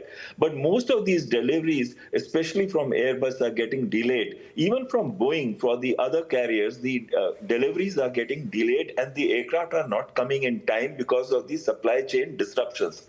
With the result, what is happening, the airlines cannot remain competitive when they fly international routes in case there are no aircraft taken on wet lease. Now, what is wet lease? Wet lease means that you not only take the aircraft, but you also take their maintenance crew, you also take their pilots, you also take their air crew and other support services, and the aircraft is given on lease to the company that has taken on wet lease, that is Indigo in this case. So wet lease, basically even the pilots who fly the aircraft are from the airlines, which is the Turkish airline, the 2 airlines we have already mentioned before. So this is the situation where you're matching commercial interests with national interests. Now, the problem is like it happened in Op Sindoor. We found that Turkey had not only positioned their corvette in Karachi harbor, but they had also given drones, and they have got about 200 Pakistani engineers and technicians working in Turkey on a 5th generation fighter project. And all this is coming with the main main and key threat for Pakistan as they perceive being India. Means for us, the trouble creators are only Pakistan, and Turkey is the other part which is supporting them. And it was not a war of Sindoor between India and Pakistan alone. It was India fighting against Pakistan, Turkey, and China with the support that was coming in. In fact, they had their own engineers working for drones in Pakistan when this Op Sindoor was going on. Now, there are reports that some of these Turkish personnel were also killed in Indian strikes. But what I want to highlight here is that there is a problem. There is a problem that the aircraft are getting delayed when they are being purchased by these airlines. But there is also an issue of national security. So when you have to balance, the DGC has decided this time, I don't like them much, being very frank with you. I am not very impressed with the way DGCA works, with the high accident that is prevalent, and especially when you saw the Air India aircraft make an emergency landing yesterday, and the way the aviation environment is, I'm not very impressed with DGCA. But here I would like to say this in support of DGCA for this particular issue, that yes, there is a delay in the aircraft procurement. And if our airlines, which are Indian airlines, which work abroad and go on to international routes, if they have to remain competitive, then perhaps the sunset clause till March 2026, we can let them take it, but no further extensions after that. Commander Behal, if I can just also bring you in, because the larger concern has been with regards to the airport operations. The very fact that as part of the wet lease agreement, you would essentially have crew members with foreign nationalities operating in India, not really understanding Indian sensibilities to begin with. Could this have been altered? Could the DGCA have been a little bit more careful by not allowing them to carry on with the operations here? Very nice question. In fact, this is a very, very pertinent question.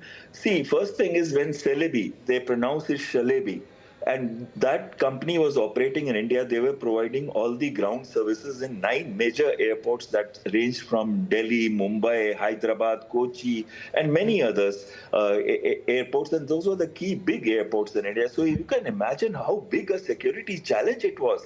Means when these guys operate, it's just not the cultural problem that can come in because they don't understand our language or the way we carry out our procedures. That itself is a problem, a challenge. But more important is when Turkey is supporting Pakistan, when they always raise out the issue of Kashmir, and when they know very clearly the terror elements that are siphoned from Pakistan to India at various places, and the number of terrorist incidents that have taken place in India, like the Mumbai attack or the Pathankot attack or the Pahalgam attack. So it becomes very, very important for us and a key national security challenge when we allow foreign ground support handlers to be working in close concert. You know, when the aircraft which got hijacked, IC-814 from Kathmandu, which was taken to Kandahar, there was a complicity in the people who were managing the ground support operations. Otherwise, how could the guns have come inside the cockpit of the aircraft? So yes, I totally agree with you that DGCA could think of, like when they removed the Celebi operations from India, for a short time there was a problem, but we are managing now. Have you heard even one problem in these nine airports on ground support or ground operations? It's only due to flight duty time limitations that those problems have come up. And that is also because the airlines think that they can arm twist DGCA, and they can arm twist our aviation ministry, primarily thinking that if it causes disservice to the passengers, then there will be a hue and cry and we'll be forced to give them extensions again and again. But now I think after the last issue that took place with the disruptions in Indigo flights, I think they'll be very wary to do this anytime again. And I am not so sure if DGCA can really bring in, because see, these people have to be professionals. The ground support which give out for a particular aircraft, you require a particular type of specialization. So for a short period of time, I'm not sure you can hire in large quantities in different places where these aircraft are operating. So I may tend to agree with DGCA. Like I told you, I'm not happy with them, and I don't like a bureaucrat working in a highly technical place. You know, the DG of DGCA is a bureaucrat. I doubt if he understands really, my impression. because the way Indian aviation is, and I take lectures on safety management systems and threat error management for flying training organizations. Let me assure you, I'm not very impressed with the way DGCA is conducting its entire operations, and I personally feel the government should take a very strict view of DGCA's functioning, and there should be a DG who actually knows the job. Person who's from aviation background, it's highly technical in nature. And when you make any particular clause, I'll give you one example to this. When they increased the Indigo's flights by 6% in a few weeks back, and you had flight duty time limitations kicking in, how could you do that when you know that the number of aircrew that they have, that cannot match the requirements, and there will be problems. So if a DG cannot understand that, he has no right to sit in that chair. And you will never see action taken against a bureaucrat in our country. They'll be very rarely, they may get suspended for short time, they may get posted out to one another place, but very rarely you will find a minister getting changed. But you will never find a bureaucrat in our country being acted upon for a job not being done well. All right, Air Commodore Bell, thank you for joining us and giving us your perspective on this matter. So we'll keep a close watch on that story. Viewers, for the moment, we have some breaking news coming in. This is in connection with the long-standing Unnao rape case, where we're now learning that the Delhi High Court has suspended the life imprisonment sentence of expelled BJP leader Kuldeep Singh Sengar, who was convicted in 2019 for the rape of a minor in 2017 and the subsequent custodial death of her father. That is the big breaking news that we are getting in at the moment. Big development in the Unnao rape case.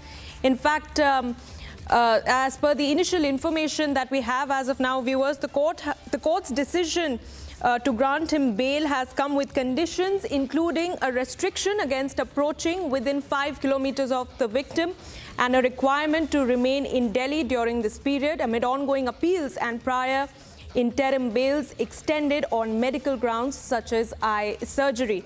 This ruling comes after multiple extensions of temporary relief, highlighting the protracted legal battle that has drawn widespread attention for its implications on justice for sexual assault survivors in India.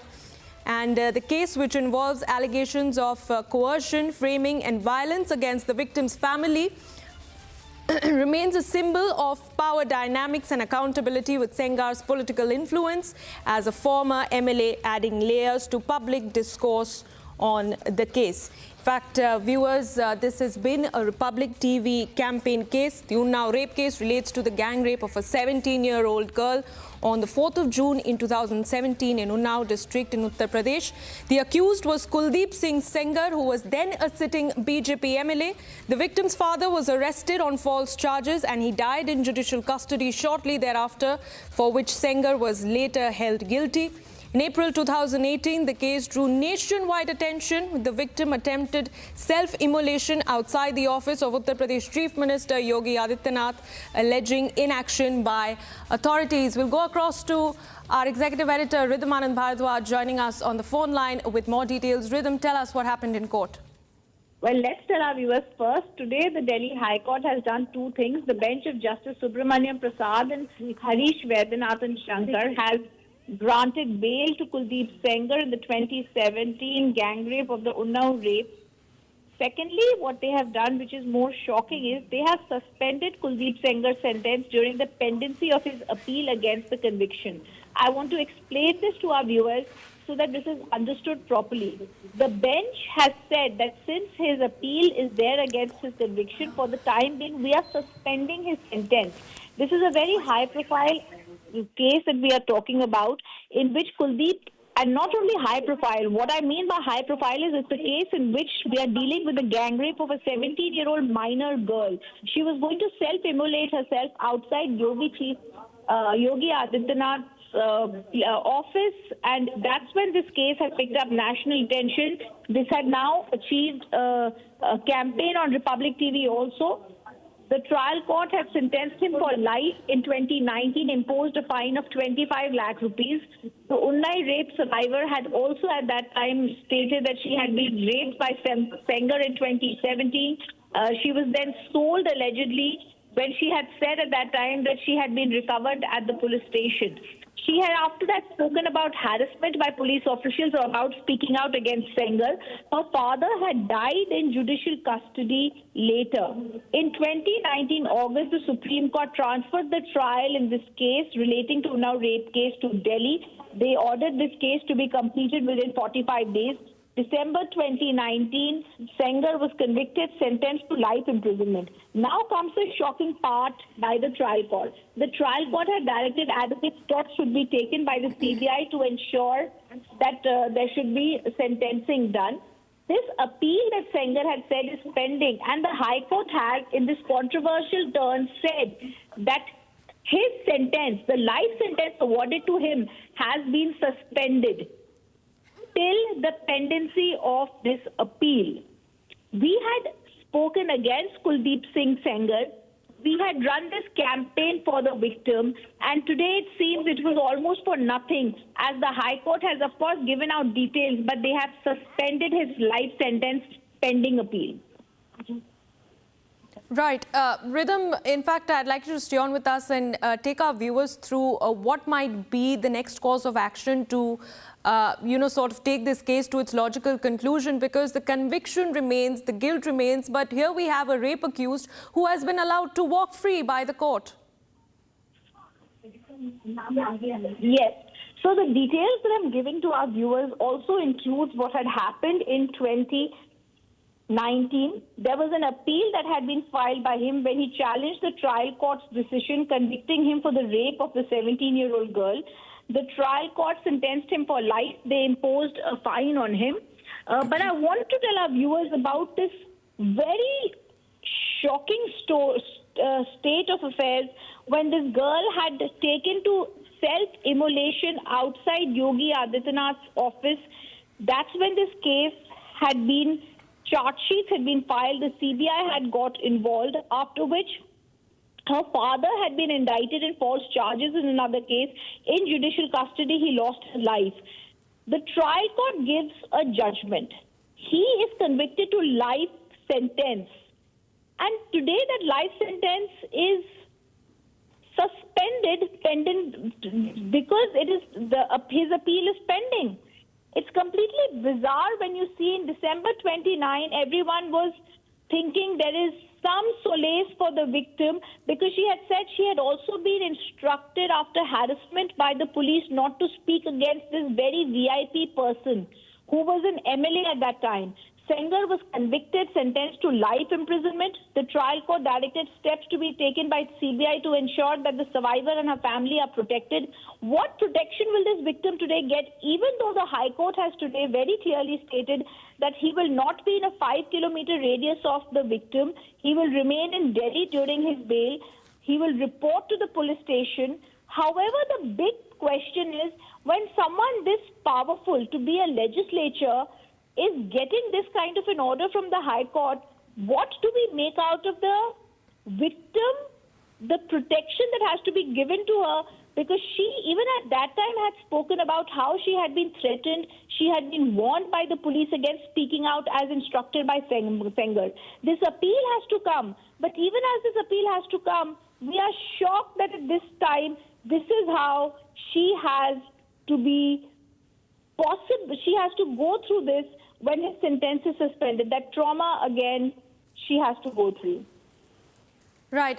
Rhythm, one more question before I let you go. I want to understand what are the legal options that now lie with the prosecution counsel to ensure that the case reaches its logical conclusion? Well, they can, of course, appeal against this, and they should appeal against this order in the Supreme Court. They can appeal against this order. They can ask for an immediate and urgent stay on the suspension of the sentence of former MLA Kuldeep Singh Sengar. This direction by the High Court that has said that bail is okay, they've given him the bail, but his conviction still stands. His guilt still remains. He's been held to be guilty for the gang rape of the 17-year-old girl. The sentence cannot be paused. Absolutely, Rhythm. In fact, as you rightly mentioned, this has been Republic TV's campaign story. I'd like you to stay on with us and take us through a timeline of the case and how it has been a tough fight for the victim, especially when we were dealing with a man as powerful and, somebody who has flexed his muscle strength as this BJP MLA, the then BJP MLA. I remember when this case had even come up earlier, the CBI had opposed Kuldeep Singh Sengar's plea for the sentence to be reduced. At every stage, there had been arguments that had been filed by Sengar in the Delhi High Court also, which were very different, and I would say something that we had not heard earlier.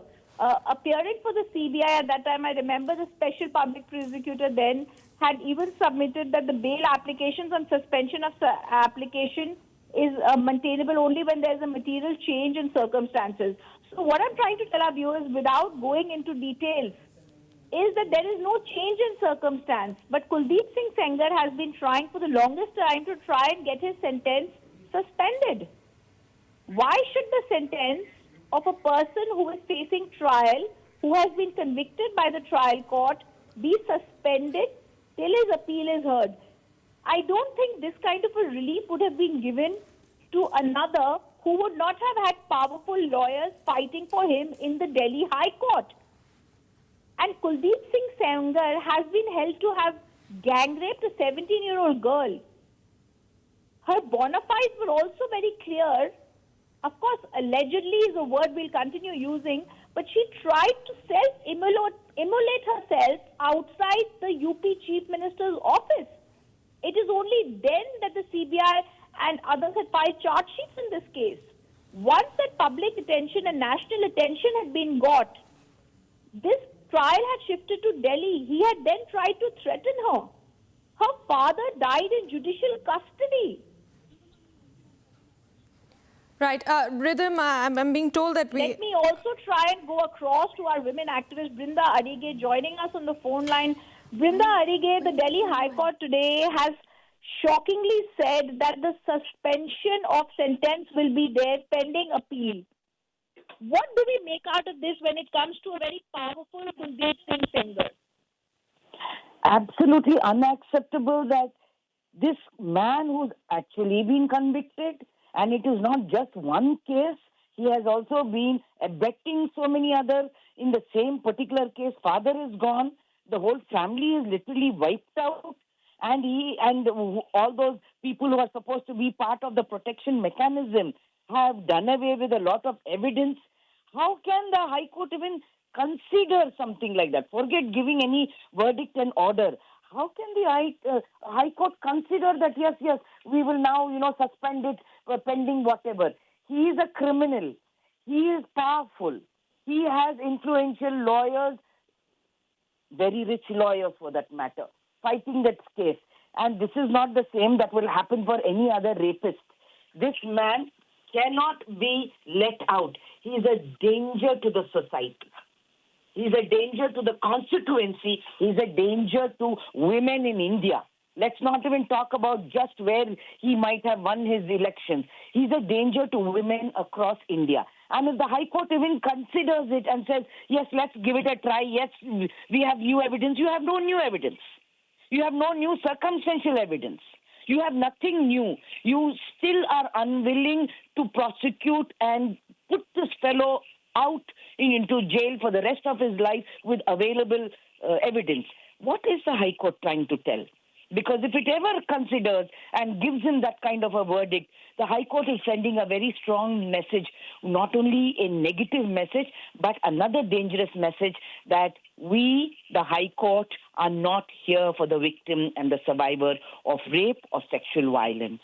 Because we only support the strong, influential, and politically strong people who have this kind of patronage. And is that what the High Court wants to say? Okay. No. So we want to ask the High Court to say, you are there on our behalf. You are our last resort. We cannot go anywhere else after this. There's no way we can go to a court that might be sitting in Geneva. You are our last resort. You stand up for us. You stand up for this girl who came and pleaded before you. She was not even allowed to come and attend hearings in court. I hope the court looks at all of this. No judge can be ignorant of these things. And I think one needs to understand that this person, Kuldeep Singh Sengar, Brinda, has tried his best to get relief. Whether it's getting the best lawyers, not only has the BJP expelled him at that time, but even when he had tried to come to the court, every time he had his lawyers give out a new excuse before the Delhi High Court. Sometimes they said this girl is lying. Sometimes they went forward and said that this jail term is not correct. I remember one of the lawyers, in fact, had argued for him and said that at the time when this victim was allegedly getting raped, she was on a phone call. The most shocking words were stated against this victim. Again and again, we are looking at the court that is blaming the victim and listening to the defense when it comes up with these kind of absolutely whimsical arguments. If she was on the phone, she cannot be raped. Maybe she was trying to call somebody. What is it? I wonder what the lawyer is trying to say. But irrespective, he's a defense lawyer or she's a defense lawyer, and they will go ahead with what they have to argue. But why is the court not being that so-called neutral judge? That is what he has been trained for. To be neutral, to listen both sides, weigh the pros and cons, look at circumstantial evidence, look at hear the arguments that have been presented by the prosecutor, and then say, yes, this woman was not only raped and harassed and her family literally wiped out, but she's also somebody who needs my support now, because there's nowhere else he can go. There's nowhere else. Her family cannot do anything. They're not powerful like this Singer fellow. They don't have the political clout. And if this judge ever talks about saying, I'm going to reconsider and see that, this fellow goes out and does not stay in jail for the rest of his life, what the court is telling, women of India, don't come to courts. I completely agree with you. But I also want to show you what the senior advocate, Mr. Hariharan, had said on earlier occasions before the court. When they had tried to say that she was, in fact, not giving out the correct words. Senior advocate had argued trial court misread call data records. He claimed prosecution alleged Sengar had 3 mobile numbers. That is wrong. He then said that the place of the incident that had been stated was wrongly committed. He highlighted discrepancies between 2 locations. He indicated that the investigation officer's deposition showed that the prosecutrix had been using a mobile phone during the relevant period. So at one point, in fact, Brinda, the senior advocate Hariharan said she had eloped allegedly with one of those individuals and remained in contact with him via the phone at the time of the alleged rape. These are loopholes that are being created by the defense lawyer. And I think we must be ashamed of ourselves as a nation that we find these loopholes to be the only leg that they can stand on to talk about someone who all of us know has done this, has raped, has intimidated, has pushed and forced the family to die. Not only that, they have manually stopped this person from attending court. Well, what else does the judge want? We're looking at India. We're looking at India where coming and reporting a case itself is such a huge challenge. And then staying in that village with that family, finding a job, going through till a next hearing itself is a huge challenge. We are not like in the West, where they get all the victim support. And judges, I still hope that the judge will reconsider and say, no, you stay back in life for the rest of your life. Whatever was done is a crime, and we are the only ones who are there between you and that victim.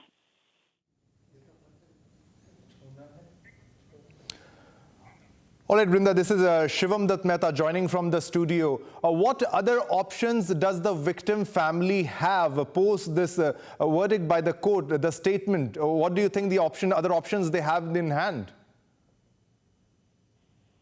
I feel very sad that such a question is being asked, that now there is an option that she must start looking for, because the powerful are using, abusing every system that is in their power.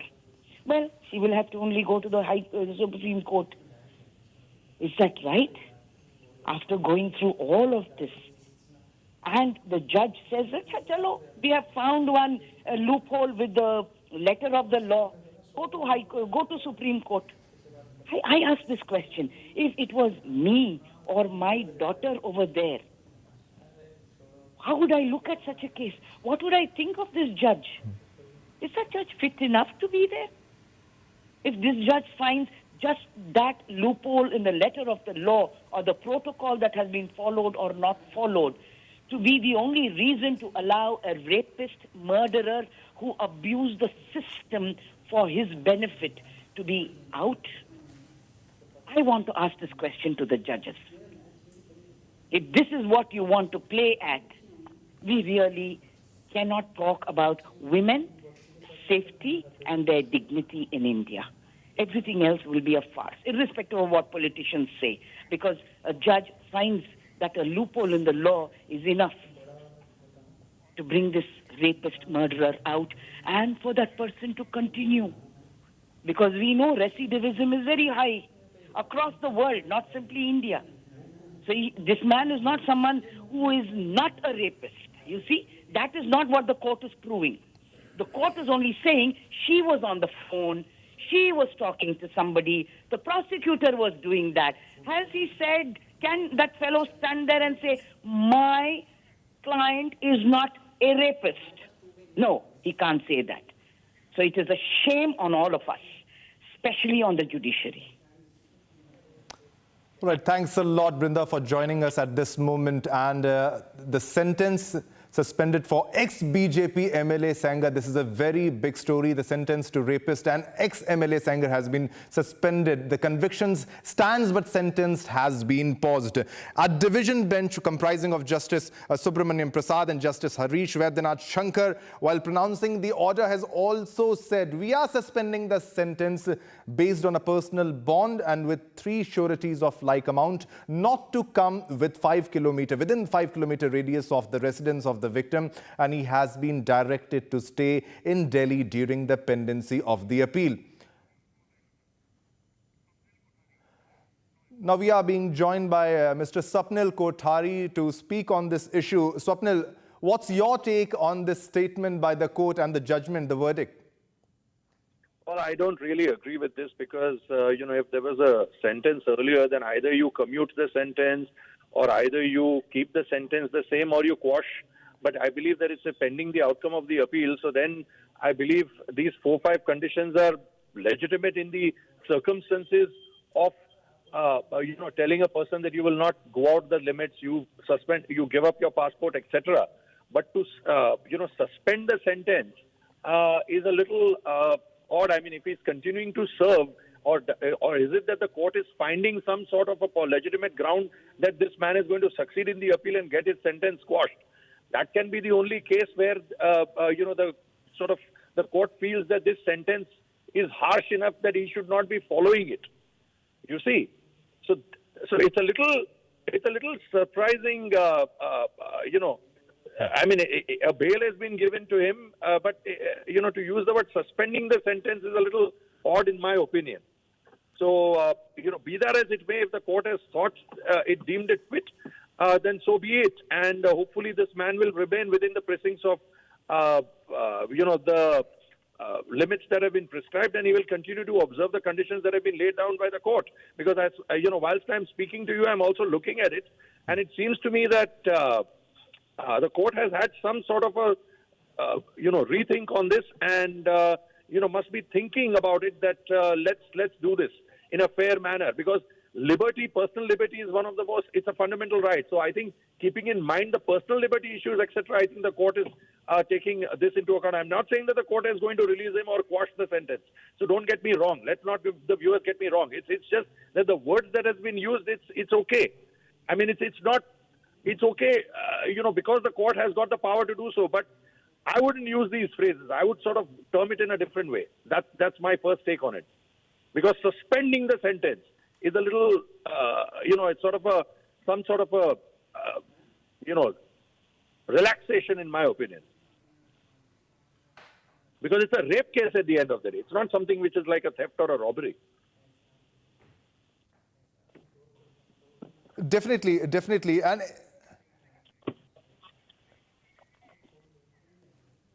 my colleague Rhythm is also with me, sir. She will be asking the next question to you. Sure, Rhythm. no problem. Swapnil, very, very clearly what has happened today has shocked. Swapnil, I was also going through May 2025 when this case had earlier come up. Senior advocate Mr. Hariharan, who appeared for Kuldeep Sengar, had also said that when this case was going on, it was alleged, the arguments that were made in this case, and I'm reading out, claimed that the victim was linked with another incident in which she had alleged she was gang raped by 2-3 individuals for the same village. She had according to the senior advocate, eloped with one of those individuals and remained in contact with him via the phone at the time of the alleged rape in the Kuldeep Sengar case. Now, such arguments were made in the Delhi High Court, Swapnil. First, we remember this. Second, we remember this case came to the attention in 2018 when she tried to self-immolate herself.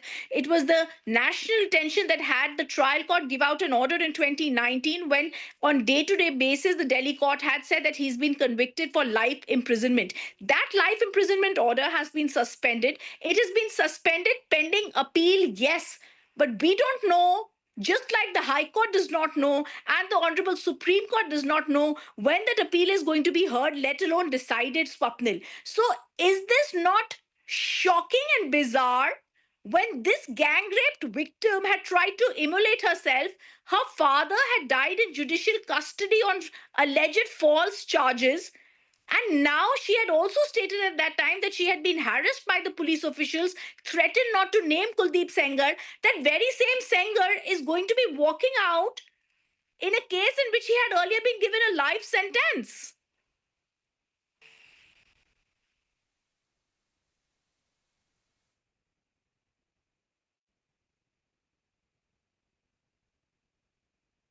Swapnil?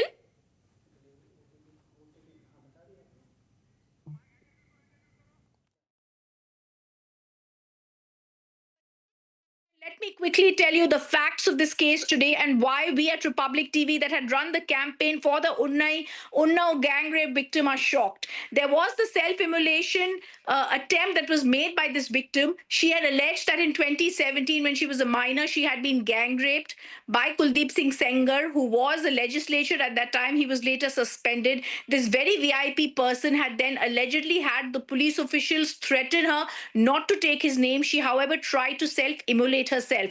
This got into national attention. There were charge sheets filed by the CBI. Once that had happened, there was yet another attempt that was made to harass her. There were attempts that were made to try and tell her to not speak up. Her father, on false charges, was killed, was first arrested and was in custody. In judicial custody, he was murdered. He died in judicial custody. Let that sink in.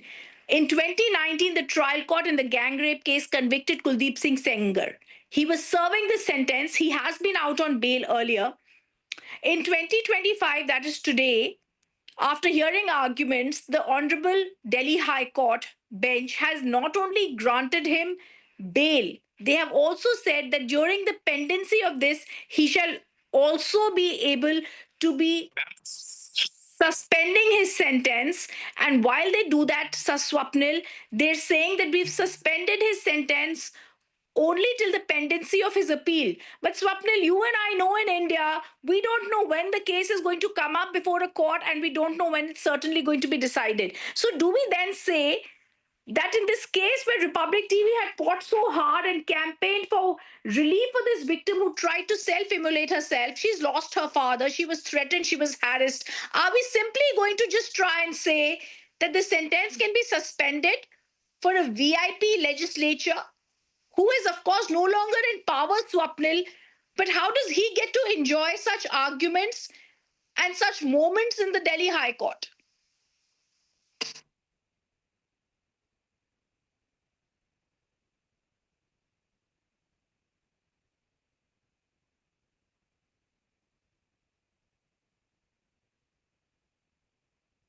This is a very big case, and there's a big question why such kind of statement, why such kind of verdict, why such kind of sentence comes from the Honorable Court. When Unnao rape case convicts walks out of jail, he has been given a bail, and it comes with terms and conditions. Rhythm is also with me. Rhythm, if you can run us through the terms and conditions that have been given by the court, otherwise it will be suspended again. Any details about that too?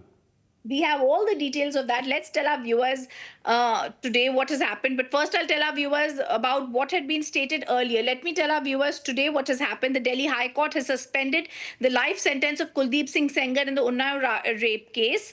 It was awarded to him. He was convicted and sentenced to life imprisonment by the trial court in the Unnao rape case. This is a division bench comprising of Justice Subramaniam Prasad and Justice Harish Vedanath and Shankar. They pronounced this order. They said, we are suspending the sentence. A personal bond of 15 lakh rupees with 3 shorties shall be given. He is not allowed to come within 5 kilometers radius of the residence of the victim. He is directed to stay in Delhi during the pendency of his appeal. Ensure that he is available for completing the remaining part of the sentence in case he is found guilty.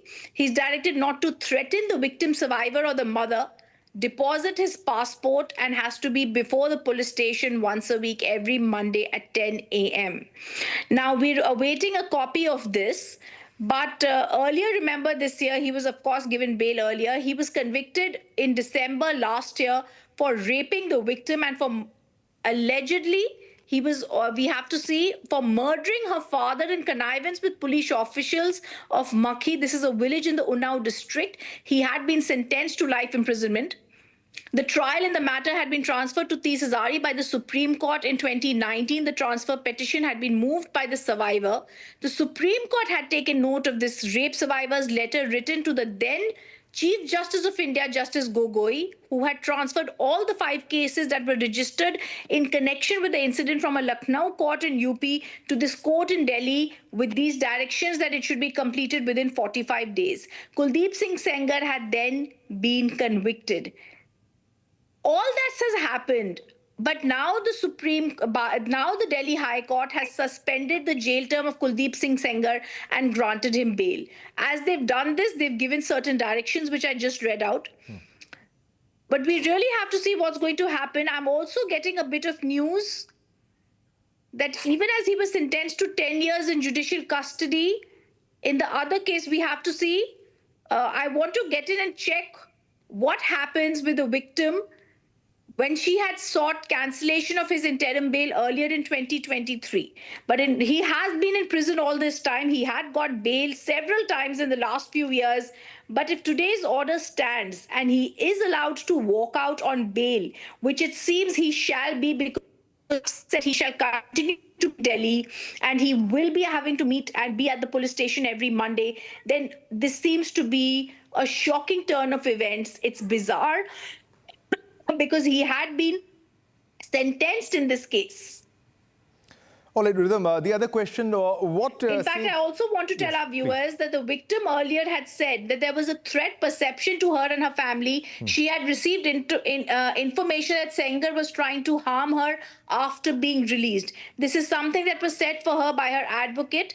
And they had said that this is something that they wanted to bring forward before the court in 2022-2023. At that time, the High Court had also been told about this. Sengar had appealed the trial court's verdict in the Unnao rape case. It's pending in the High Court, it was said. He wants the quashing of the 2019 trial court order that has sentenced him to imprisonment for the remainder of his life.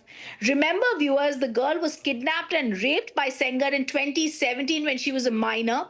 In 2020, he was also sentenced to 10 years rigorous imprisonment in the case of death of the rape victim's father in custody. And the court had also awarded a 10-year sentence to his brother Atul Singh Singer and 5 others. The father, we remember, of the rape victim was arrested at the behest allegedly of Sengar in a case under Arms Act. He died in custody, judicial custody, I remember, in April 2018. This was a sustained Republic TV campaign. We had spoken against Kuldeep Singh Sengar, after which campaign he had been awarded these sentences. The case had been transferred to Delhi from the trial court, and then these directions had been given. All right, Rhythm, the other question, does this order set a precedent for other cases as well, if a comparison is done for other cases?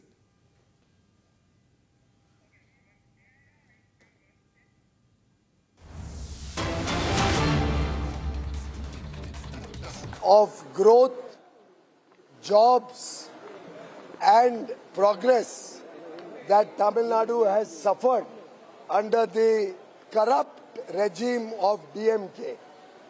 It is important for the people of Tamil Nadu to get a good government, a government which is development focused, a government which provides for better future for the women of Tamil Nadu, for the youth of Tamil Nadu, for the farmers of Tamil Nadu, for the fishermen of Tamil Nadu, for the MSME, small industries and industrialists of Tamil Nadu, for the traders of Tamil Nadu, a government that provides a better future for our Tamil brothers and sisters is the commitment of the NDA, is the commitment of Prime Minister Narendra Modi, is the commitment of our leader in Tamil Nadu, Edappadi Palaniswamy, and together all the members and partners of AIADMK and BJP and other friendly parties of NDA will work for a bright future for Tamil Nadu.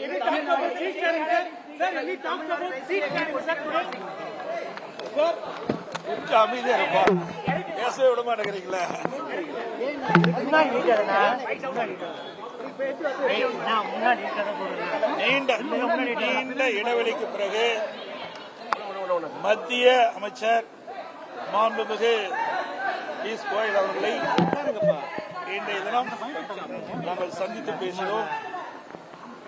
கிட்டத்தட்ட தமிழகத்தில் இருக்கின்ற நிலவரங்கள் குறித்து அவர் கேட்டறிந்தார். 2026 சட்டமன்ற பொதுத் தேர்தலில் அதிமுக, பாரதிய ஜனதா மற்றும் என்டிஏ கூட்டணியில் அங்கம் வைக்கின்ற கட்சிகள் ஒருங்கிணைந்து எப்படியெல்லாம் செயல்பட வேண்டும் என்ற கருத்தை பரிமாறிக்கொண்டோம். அடுத்த ஆண்டு நடைபெறுகின்ற தமிழகத்தில் நடைபெறுகின்ற சட்டமன்ற பொதுத் தேர்தலில் அனைத்து இந்திய அண்ணா திராவிட முன்னேற்ற கழகம், பாரதிய ஜனதா மற்றும் தேசிய ஜனநாயக கூட்டணியில் அங்கம் வைக்கின்ற கட்சிகள் ஒருங்கிணைந்து மக்கள் விரோத திமுக ஆட்சி அகற்றப்பட வேண்டும். அதற்கான திட்டங்களை நாங்கள் இப்பொழுது ஆரம்ப கட்ட பேச்சுவார்த்தை நடத்துகின்றோம். இன்றைக்கு தமிழகம் முழுவதும் மக்கள் ஒரு கொந்தளிப்போடு இருக்கின்றார்கள். இந்த ஆட்சியை, திராவிட முன்னேற்ற கழக ஆட்சி அகற்றப்பட வேண்டும். அதற்கு உண்டான நடவடிக்கையை அதிமுக, பாரதிய ஜனதா, தேசிய ஜனநாயக கூட்டணியில் அங்கம் வைக்கின்ற கட்சிகளும் ஒருங்கிணைந்து செயல்படும். அடுத்த ஆண்டு நடைபெறுகின்ற சட்டமன்ற தேர்தலிலே அதிமுக, பாரதிய ஜனதா தலைமையில் அமைக்கப்பட்ட கூட்டணி மிகப்பெரிய வெற்றி பெற்று ஆட்சி அமைக்க என்பதை தெரிவித்துள்ளோம்.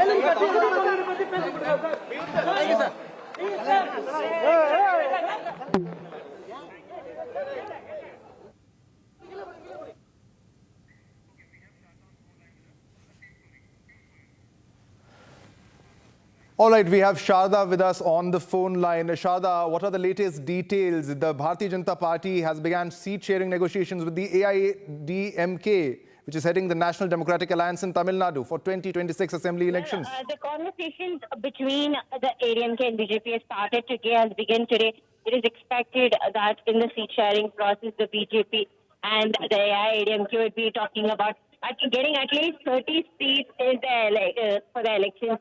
And it's also the main conversation between the AIADMK and BJP today, because Piyush has taken as charge and the election in charge of the state. And this is not the first time. Back in 2019, Piyush Goyal was the person who bought BJP and the AIADMK seat sharing process.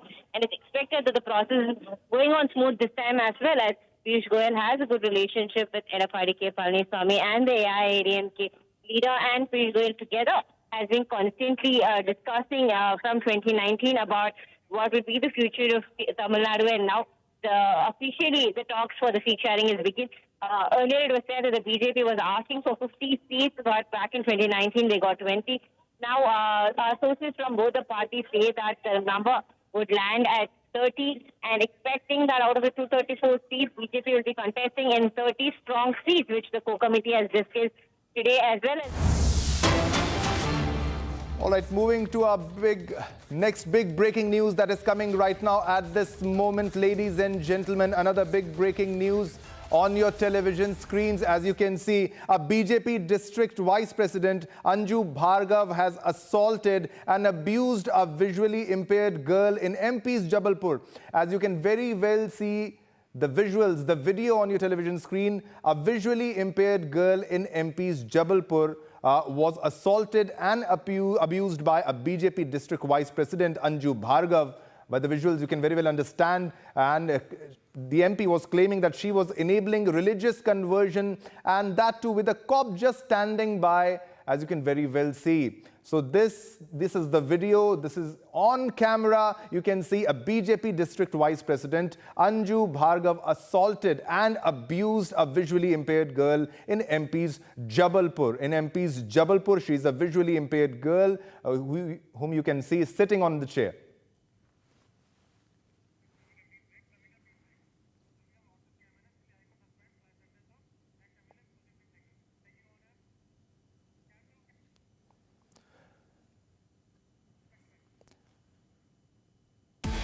All right, viewers, time for a short commercial break. But coming up next, Delhi High Court suspends life sentence of ex-BJP MLA Kuldeep Singh Sengar in Unnao rape case.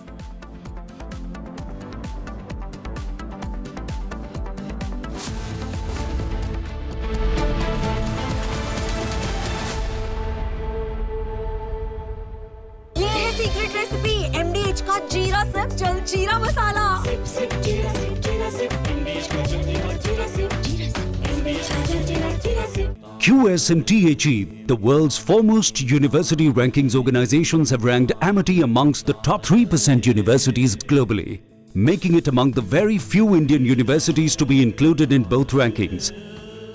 Yet another top ranking for Amity University.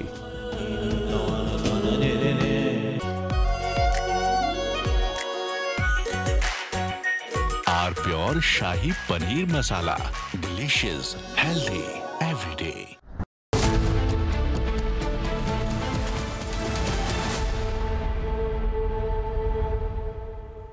आधे bowl दही में 4 चम्मच MDH चटनी पुदीना मसाला डाला, stir करो, पुदीना चटनी तैयार। MDH चटनी पुदीना मसाला। MDH।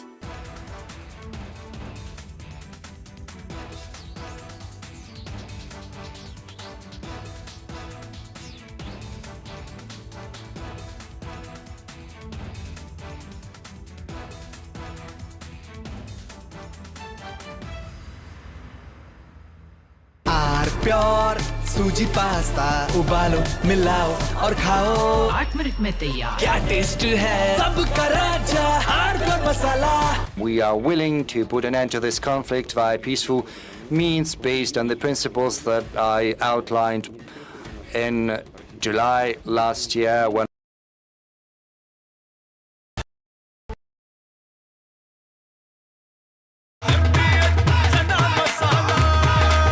अब छोलिया हो या लोबिया, सफेद चने या काले चने, सब कुछ मजेदार बने। केसरिया से मन जोगी हुआ रे, दिल झूमे देखो मतवारा हुआ रे। केसरिया से मन जोगी हुआ। हर पल मनाओ केसरी त्योहार। विमल, बोलो जुबान केसरी।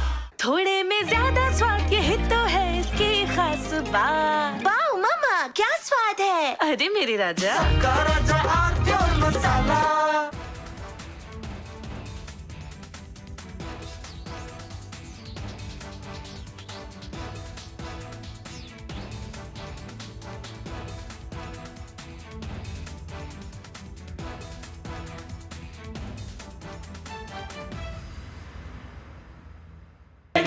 MDH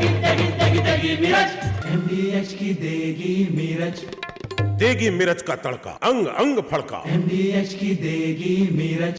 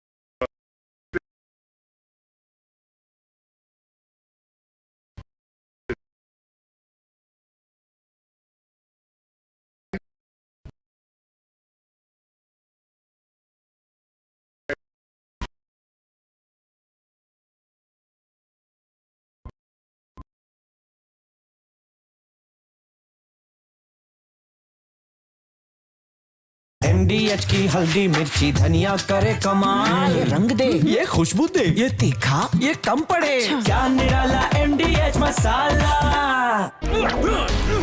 Please stop! झुमका, तेरा झुमका, तेरा झुमका। Not there. मेरा काउंटर टॉप टूट जाएगा। तेरा झुमका।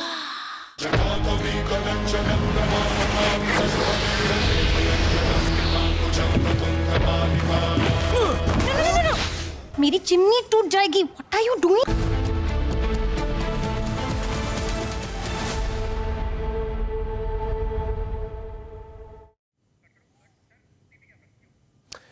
In a significant development in the long-standing Unnao rape case, the Delhi High Court suspended the life imprisonment sentence of expelled BJP leader Kuldeep Singh Sengar, who was convicted in 2019 for the rape of a minor in 2017 and the subsequent custodial death of her father. Some conditions have been put in place, but serious questions being raised about the order that has been passed. Joining me on this broadcast is Asha Devi, Nirbhaya's mother. Asha ji, बहुत बहुत धन्यवाद Republic TV से बात करने के लिए। आज जिस तरह के ऑर्डर पास किया गया कुलदीप सिंह सेंगर को लेकर सवाल ये उठाया जा रहा है कि आखिरकार लाइफ इम्प्रिजनमेंट हटाने की किस बात पर है, किस बात पर लाइफ इम्प्रिजनमेंट हटाया जा रहा है और किस तरह के मैसेज ये हम देश को भेज रहे हैं। देखिए, ये तो बिल्कुल उस परिवार के लिए बिल्कुल सही नहीं हुआ, क्योंकि अगर किसी को उम्र कैद की सजा दी गई है और हाई कोर्ट में आके उसको बिल्कुल बेल पे भेज दिया जाए तो ये तो एक गलत संदेश गया।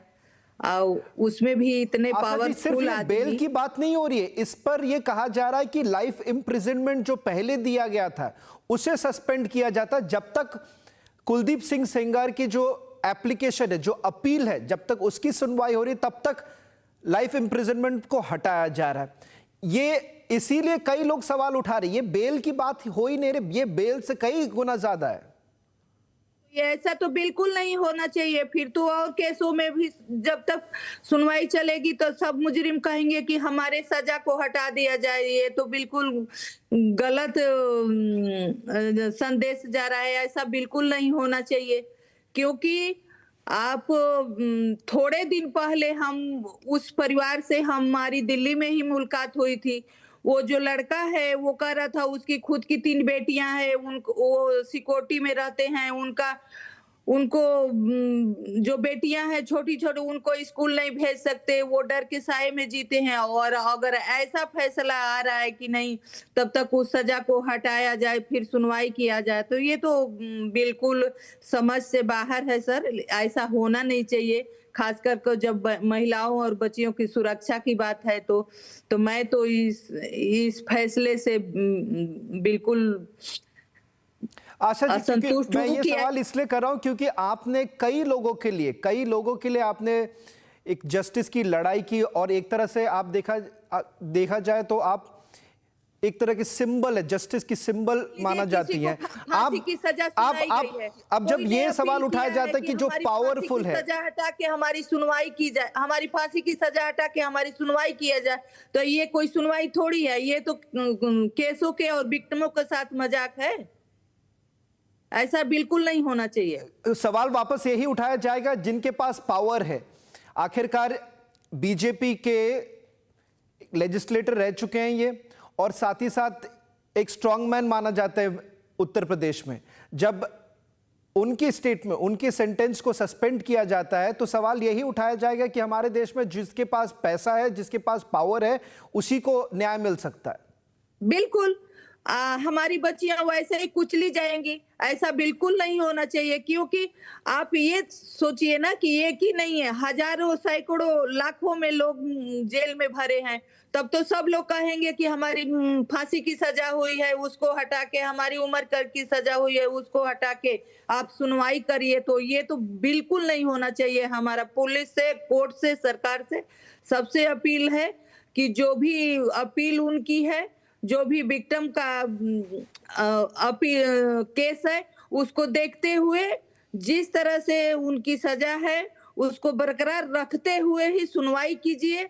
और जो भी आपका फैसला है बच्चियों के हित में होना चाहिए, विक्टिमों के हित में होना चाहिए, समाज के हित में होना चाहिए। आशा जी, आपने कई बार समाज के लिए कई सारे ऐसे इश्यूज हैं जिसके लेकर आपने मुहिम छेड़ा है। आज आप ऐसे उन्नाव के रेप विक्टिम के बारे में क्या कहना चाहेंगे? क्योंकि उनके पास कोई उपाय नहीं है, क्योंकि उनके पास ना ही ये पैसा है कि वो वापस कोर्ट में जाए, अर्जी लगाए, और उन लोगों के लिए कोई सुनवाई नहीं होने वाली है। उनके लिए कौन खड़ा रहने वाला है? कुलदीप सेंगर के लिए कई सारे लॉयर्स हैं, कई लोग हैं उनके लिए, पर उन्नाव के रेप विक्टिम, उनके लिए कौन खड़ा रहेगा? देखिए, हम ऐसा नहीं सोच सकते कि हम उनके लिए कोई नहीं है। उनके लिए कोर्ट है, सरकार है, वहां की पुलिस है। उस परिवार को सहायता मिलनी चाहिए, सिक्योरिटी मिलनी चाहिए, और जो भी ये उस बच्ची के साथ घटना हुई है उसको इंसाफ मिलना चाहिए। जो भी ये सुनने में आ रहा है कि नहीं ये फैसला को अलग रख के सुनवाई चलेगी, तो ऐसा बिल्कुल नहीं होना चाहिए। क्योंकि एक नया नियम बच जाएगा। जो भी मुजरिम है कहेंगे कि हमको जो सजा मिली है उससे हमको हटा के हम अपील करते हैं हमारी सुनवाई हो। तो एक तो हमारे देश में बच्चियां ऐसे ही असुरक्षित हैं। ऐसे फैसले हमारे समाज के लिए, हमारे बच्चों के लिए बिल्कुल सही नहीं है। तो ऐसा नहीं होना चाहिए। हमारे कोर्ट से, हमारी सरकार से, चाहे यूपी सरकार है, चाहे हमारी केंद्र सरकार है, हम सबसे अपील करते हैं कि उस बच्ची को इंसाफ मिले, निष्पक्ष जांच हो।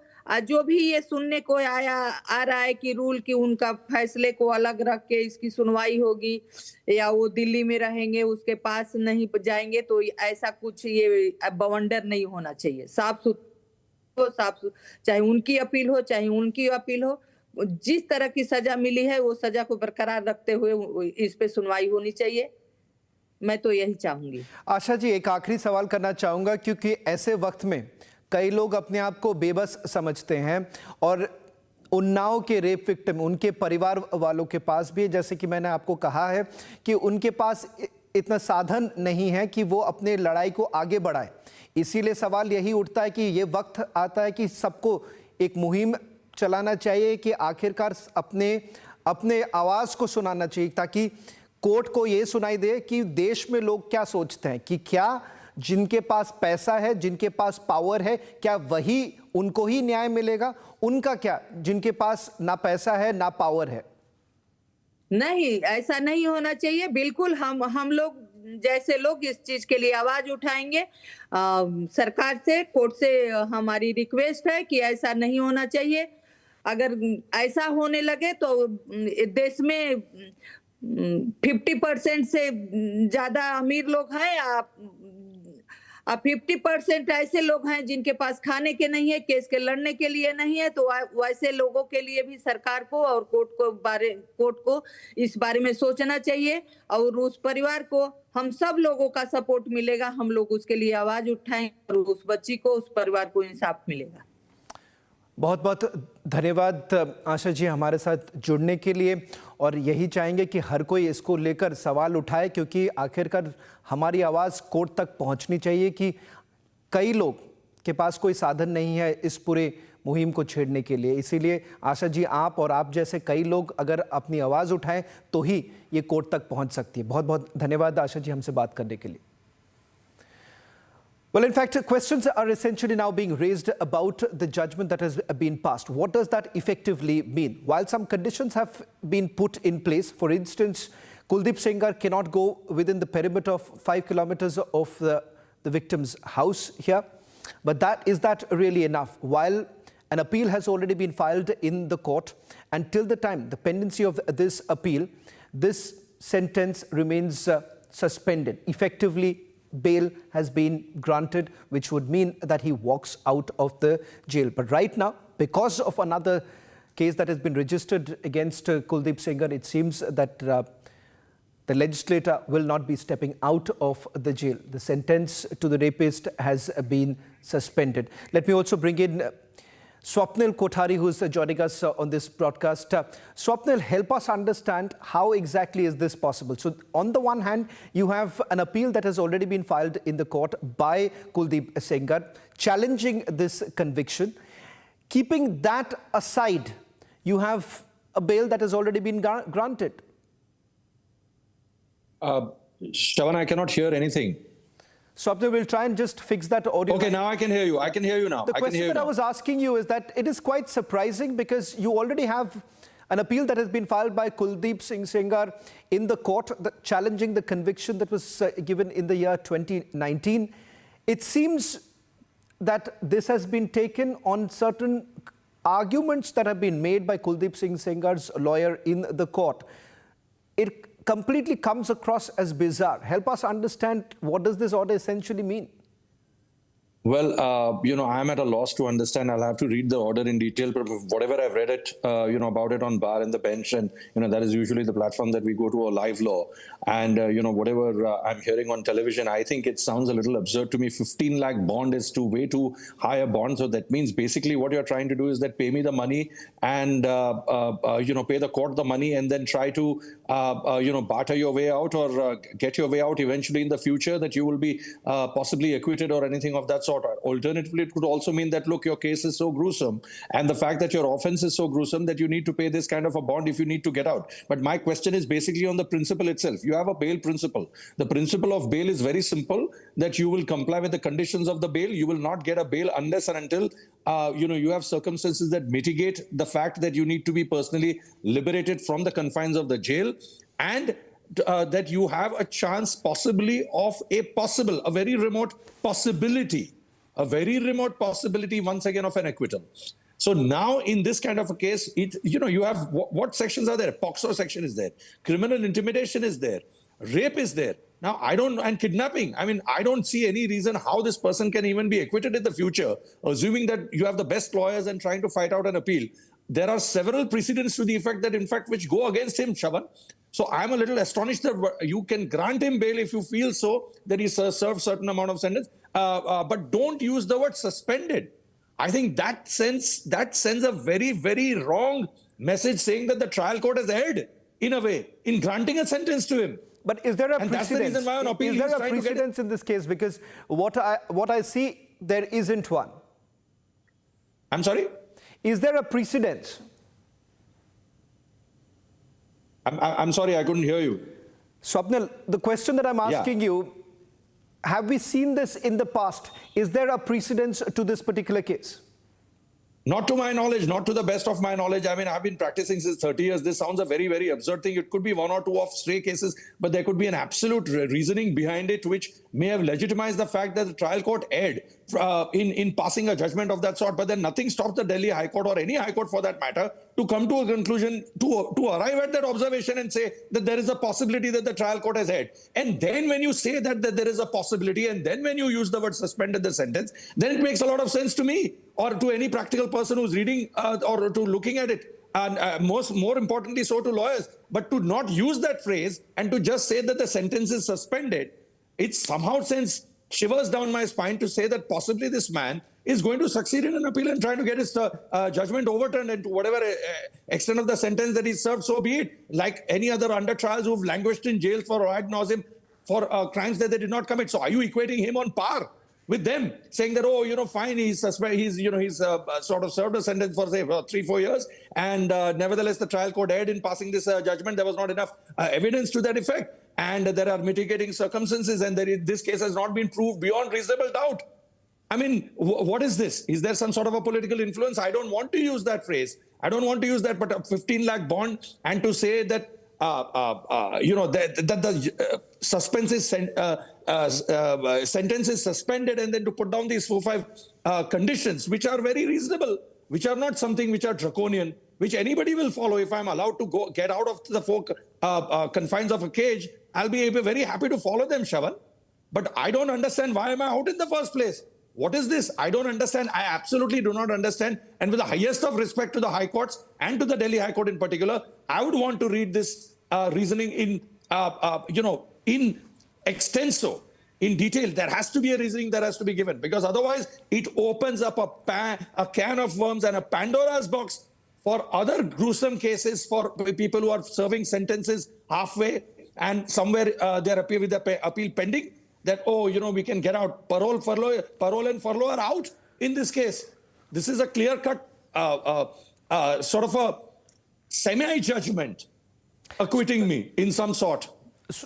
Swapnil, in terms of the options available, in fact, I was asking this question to Nirbhaya's mother, because as far as the Unnao rape victim is concerned, the tragedy that the family has seen from losing their loved ones, the father also undergoing through a traumatic time, it seems that they would not be left with much of an option right now. If at all there is, what are the options available right now before the Unnao rape victims' Well, family? I think the options that are available for the rape victims' kith and kin is to go back to the High Court and try to file some sort of a review application or anything of that sort, and say that this is a very, very, very judgment which suffers from non-application of mine, to the best of my knowledge, to use the legal language. And please pray explain to us as to why this word or this phrase suspension of sentence has been used. Other than that, I don't think this person has got any chance otherwise, because I see in the coming appeal, this conviction is bound to be commuted to possibly the sentence that he's served already, and he gets out free, or maybe 6 months or a year more, or alternatively, an entire conviction overturned and the sentence squashed. Right. So that is what I see. So you have to go in appeal. I mean, you have to file a review for this. I don't see any reason, because otherwise you don't stand a very, very solid legal ground, especially when you're arguing the merits of the appeal. Thank you very much, Swapnil, for joining us on this broadcast. Just before I let you go, Swapnil, just a quick question, because you're saying that there isn't a precedence, not to your knowledge. But having said that, does it sound a little surprising, because you have the appeal already pending in the court? Not that he has spent enough number of years behind bars. Had that been the case, then that argument could have also been taken into consideration. That logic could have been taken into consideration. The conviction comes in the year 2019. It's barely few years. Well, you've laid it out yourself. I mean, it's bizarre. It doesn't make any logic to me, make any sense to me whatsoever why this phraseology has been used. Suddenly a 15 lakh bond is there coming into the picture with these 4-5 conditions that Rhythm spelled out earlier. I absolutely, Shravan, I would want to read this, and I would strongly recommend to the lawyers of the rape victim and the kith and kin who are fighting on her behalf, to go back to the High Court and try to get and make some sense out of it, and try to get that phraseology out. Yes, you want to grant bail. You've got all the powers to grant bail. Nothing stops you in the world. You are the High Court within your jurisdiction of, you are allowed to give that bail. So be it. But at the end of the day, remove this phraseology and clarify that this is no way going to affect the merits of the case. This is what courts do normally, that by no stretch of imagination should this 15 lakh bond or should these conditions of bail tantamount to the fact that there is some sort of a mitigating circumstance as far as the offense is concerned, and leave it at that. Just leave it at that. Otherwise, it sends a very, very, very, very wrong signal. I mean, at the first blush, even a third-year law student would be appalled. Trust me. Much less somebody with practicing since 3 decades. I mean, this is very astonishing to me, especially when this case has made so much headlines. When it's there, POXO is there. A POXO section is there. I mean, come on, POXO sections don't just come into the picture just like that. Very much, Swapnil, for helping us at least put this into perspective, because no one can really wrap their head around this entire order that has been passed and what is the logic behind this. Thank you very much for joining us on this broadcast. Well, shifting focus now to the other top story that we are getting to you. This is from Orissa, where the Orissa government has ordered a special audit into the purchase and customization of 51 Mahindra Thar vehicles for the Forest Department. Now, there are allegations of irregularities. Now, the vehicles were bought for about 7 crore rupees, but they spent an additional 5 crore rupees, and that too for modifications. These modifications, they say, was certain requirements that they had, sparking a massive controversy there with regards to the customization. The Forest Minister, Ganesh Ram Singh Kuntia, has now directed an audit citing concerns over the procurement process and whether due procedure was actually followed. Now, the customized vehicles have been equipped with 21 add-ons for enhanced patrolling and surveillance and have been deployed across 22 wildlife divisions, including a tiger reserve in the area. Now, interestingly, this happens at a time when the government isn't really spending enough money to at least send their own sportsmen for a wrestling championship, where they're essentially seen in a video that has also been accessed. We're going to put that out in a short while from now, where you could actually see those going for a wrestling championship representing the state of Orissa are sitting next to a lavatory in the train, and there isn't much money that they have to spend on their sports person. But take a look at what's really happening here, where you have roughly about additional 5 crore rupees just to make these specifications. On your screen right now, these were the Mahindra Thar vehicles that were used by the Forest Department of the Orissa government, and they say that this was on the basis of certain requirements, specifications that actually came in. In fact, the Forest Minister has also spoken on this entire issue, saying that an audit has been carried out. Let me also take you through what else is making news at this hour. This is Bharat in 1 minute. An incident was reported in Naveen Madni in Hapur, Uttar Pradesh. As per the reports, 3 fire tenders were taken to the spot. The fire was also prevented from spreading to other shops. 3 shops, however, were completely damaged. BJP parliamentarian Jagdish Shettar from Belgavi highlighted rampant corruption and infighting between Karnataka Chief Minister Siddaramaiah and Deputy Chief Minister D.K. Shivkumar. He said that the entire administration of the Karnataka government has completely collapsed and no officers are hearing anybody's words. Infighting is going on to damage the development of Karnataka. Delhi NCR continues to be blanketed by thick smog. Flight operations have been severely affected at the Delhi airport due to heavy fog. Thick fog continues to reduce the visibility across the northern plains and the national capital, disrupting trains and flights for an 8th straight day. Security forces have launched a major overnight search operation amid Pakistan-backed infiltration threats on the international border. Search operation is underway in border areas of Samba district since 3 o'clock this morning. Jammu and Kashmir police personnel have also been deployed on the ground for the searches. Houses located along the traditional infiltration routes have been thoroughly searched. Police teams are also scanning riverbeds and nearby streams for any suspicious activity.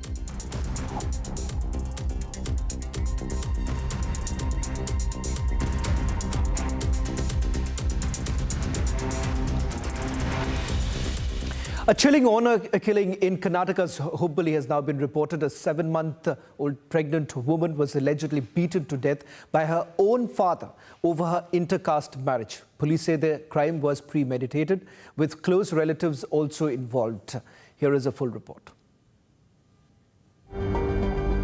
A chilling and brutal murder of a 7 months pregnant woman, and that too by her own father.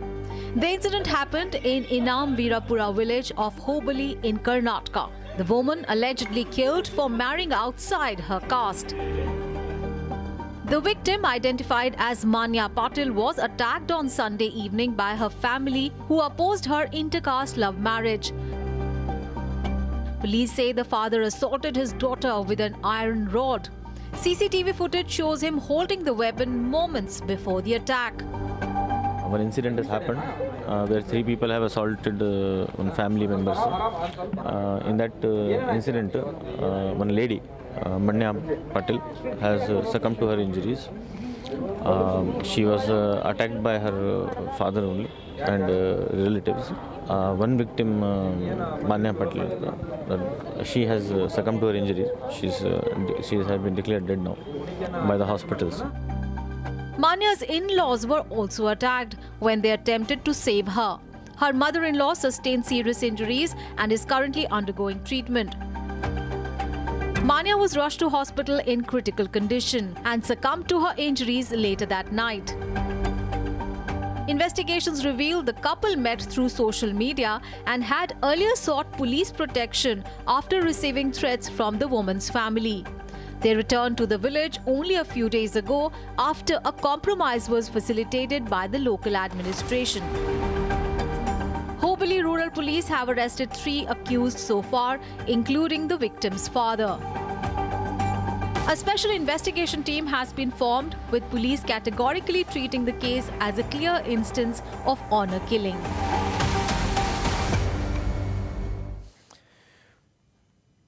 Amid infiltration threats from Pakistan, security forces have launched overnight search operation along the India-Pakistan border. Search operations were carried out across multiple locations of Samba district. Here's a quick report coming in from Samba. Jammu and Kashmir police is carrying out intensified operations all along the international border amid the threats from across the border. It's the early morning and the search operations are continuing in the area of the Samba. This is very close to the Indo-Pakistan international border. You will see that the officials as well as the Jawans of the Jammu and Kashmir police, they are carrying out the intensified searches. Step by step they are moving inside these houses because there lies a threat that the areas that lies, the population that is close to the international border, that might be used for some anti-national activities by the elements that are detrimental to the security of the country. And there you will see that all these trunks, all the places where something can be kept, even the jars, the containers, everything is being checked with the torches. They have the weapons with them, everything they are tagging along with them. Reason being that the threat perception is imminent. There have been regular inputs that the security forces are getting from the intelligences that there is a larger plot that is being hashed by the adversary, that is Pakistan. It is trying to disrupt the peace by carrying out the attacks on the eve of New Year. Well, protest outside Bangladesh mission over Dipu Das's lynching. There's been a massive Hindu mobilization that has taken place across the country. Getting you the report on the other side.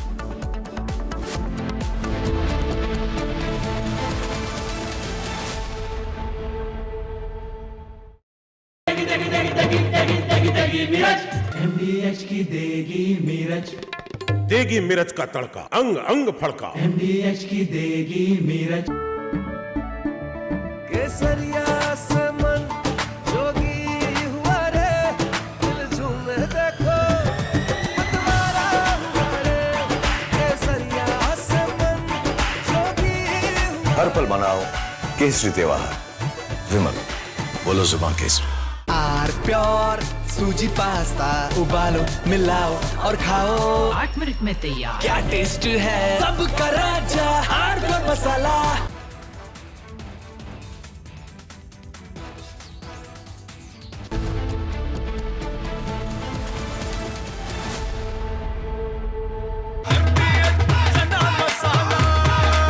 अब छोलिया हो या लोबिया, सफेद चने या काले चने, सब कुछ मजेदार बने।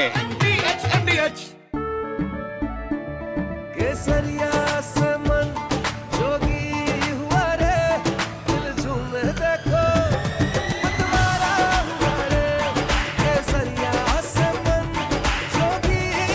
हर पल मनाओ केसरी त्योहार। विमल, बोलो जुबान Kesari.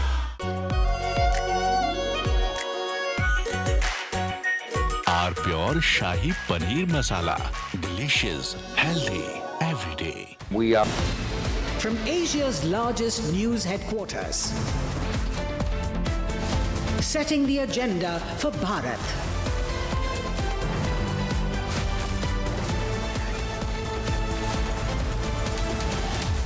You're watching Republic.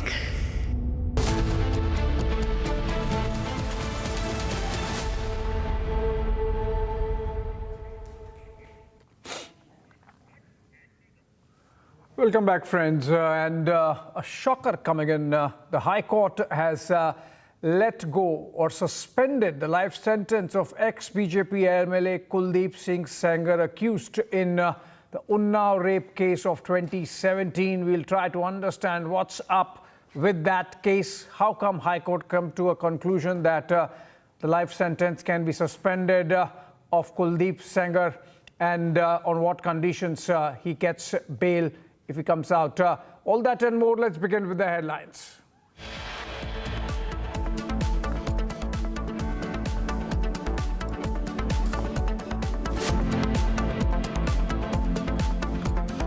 Delhi High Court suspends life sentence of ex-BJP MLA Kuldeep Singh Sengar in Unnao rape case.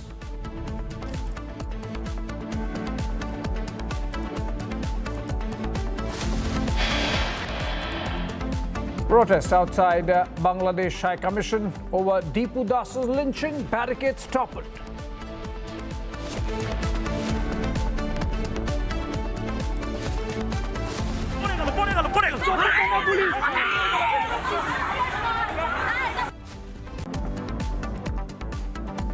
In Bengal, police cracks down on protesters. People seen bleeding. Republic Bangla tracks the complete story as movement for nationwide Hindu mobilization grows.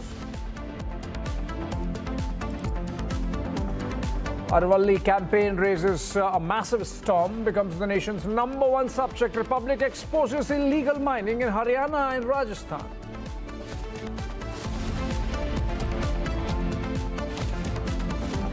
Despite geopolitical tensions following Operation Sindoor, Indigo continues to rely on wet lease aircraft from Turkish carriers.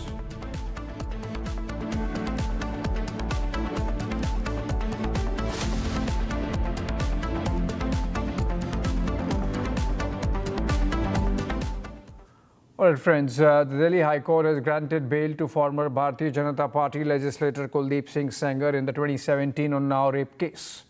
The High Court ordered earlier in the day that Sengar should not come within 5 kilometers radius of the victim and remain in Delhi during the duration of his bail. He has been asked to report to the nearest police station every month during the bail period. Let's try to understand what these bail conditions mean. Does he really does not remain a threat to the victim and the victim family? Given the fact that he's out, he would be having access to all communication. Unnao rape case, remember it happened in 2017. The Delhi High Court has granted bail to Sengar.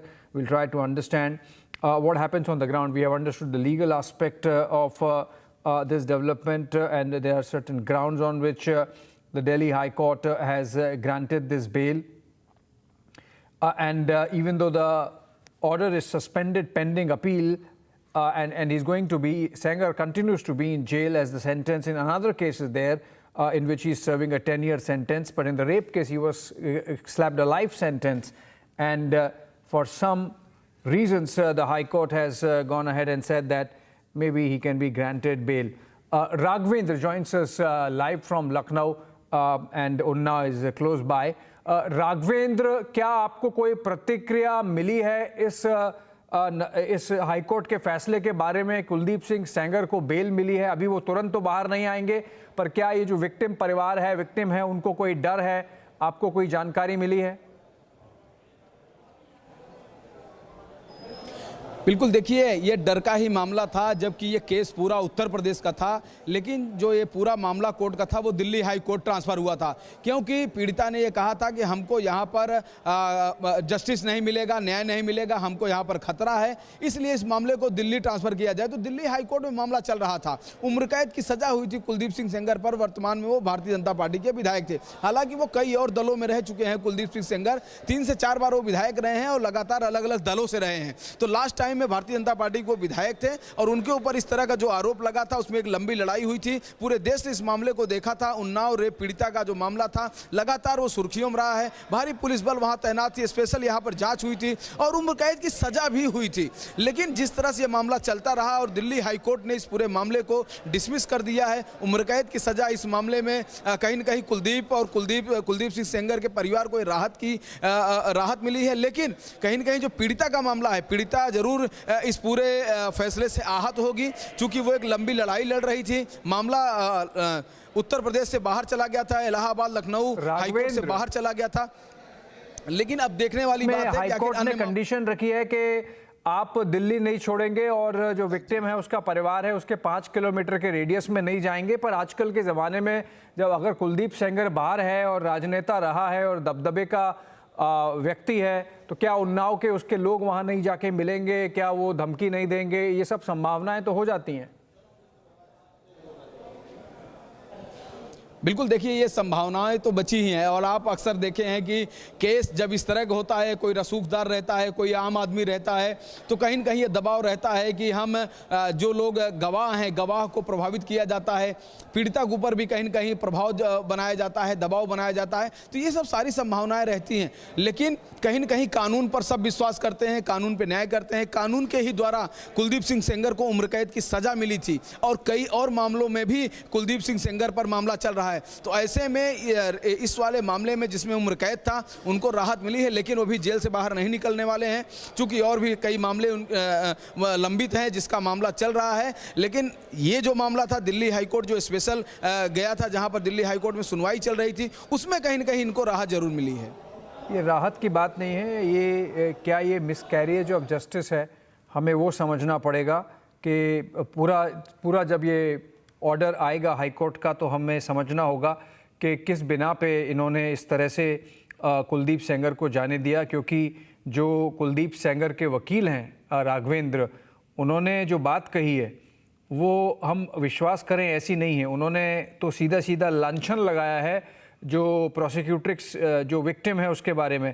तो ऐसे में इस तरह से बाहर आना और sentence को सस्पेंड कर देना, are there going to be consequences in terms of safety of the victim, is something we have to think, and that's why it's going to be our prime time focus at 8 p.m. The bail granted by the Delhi High Court to former BJP MLA Kuldeep Sengar.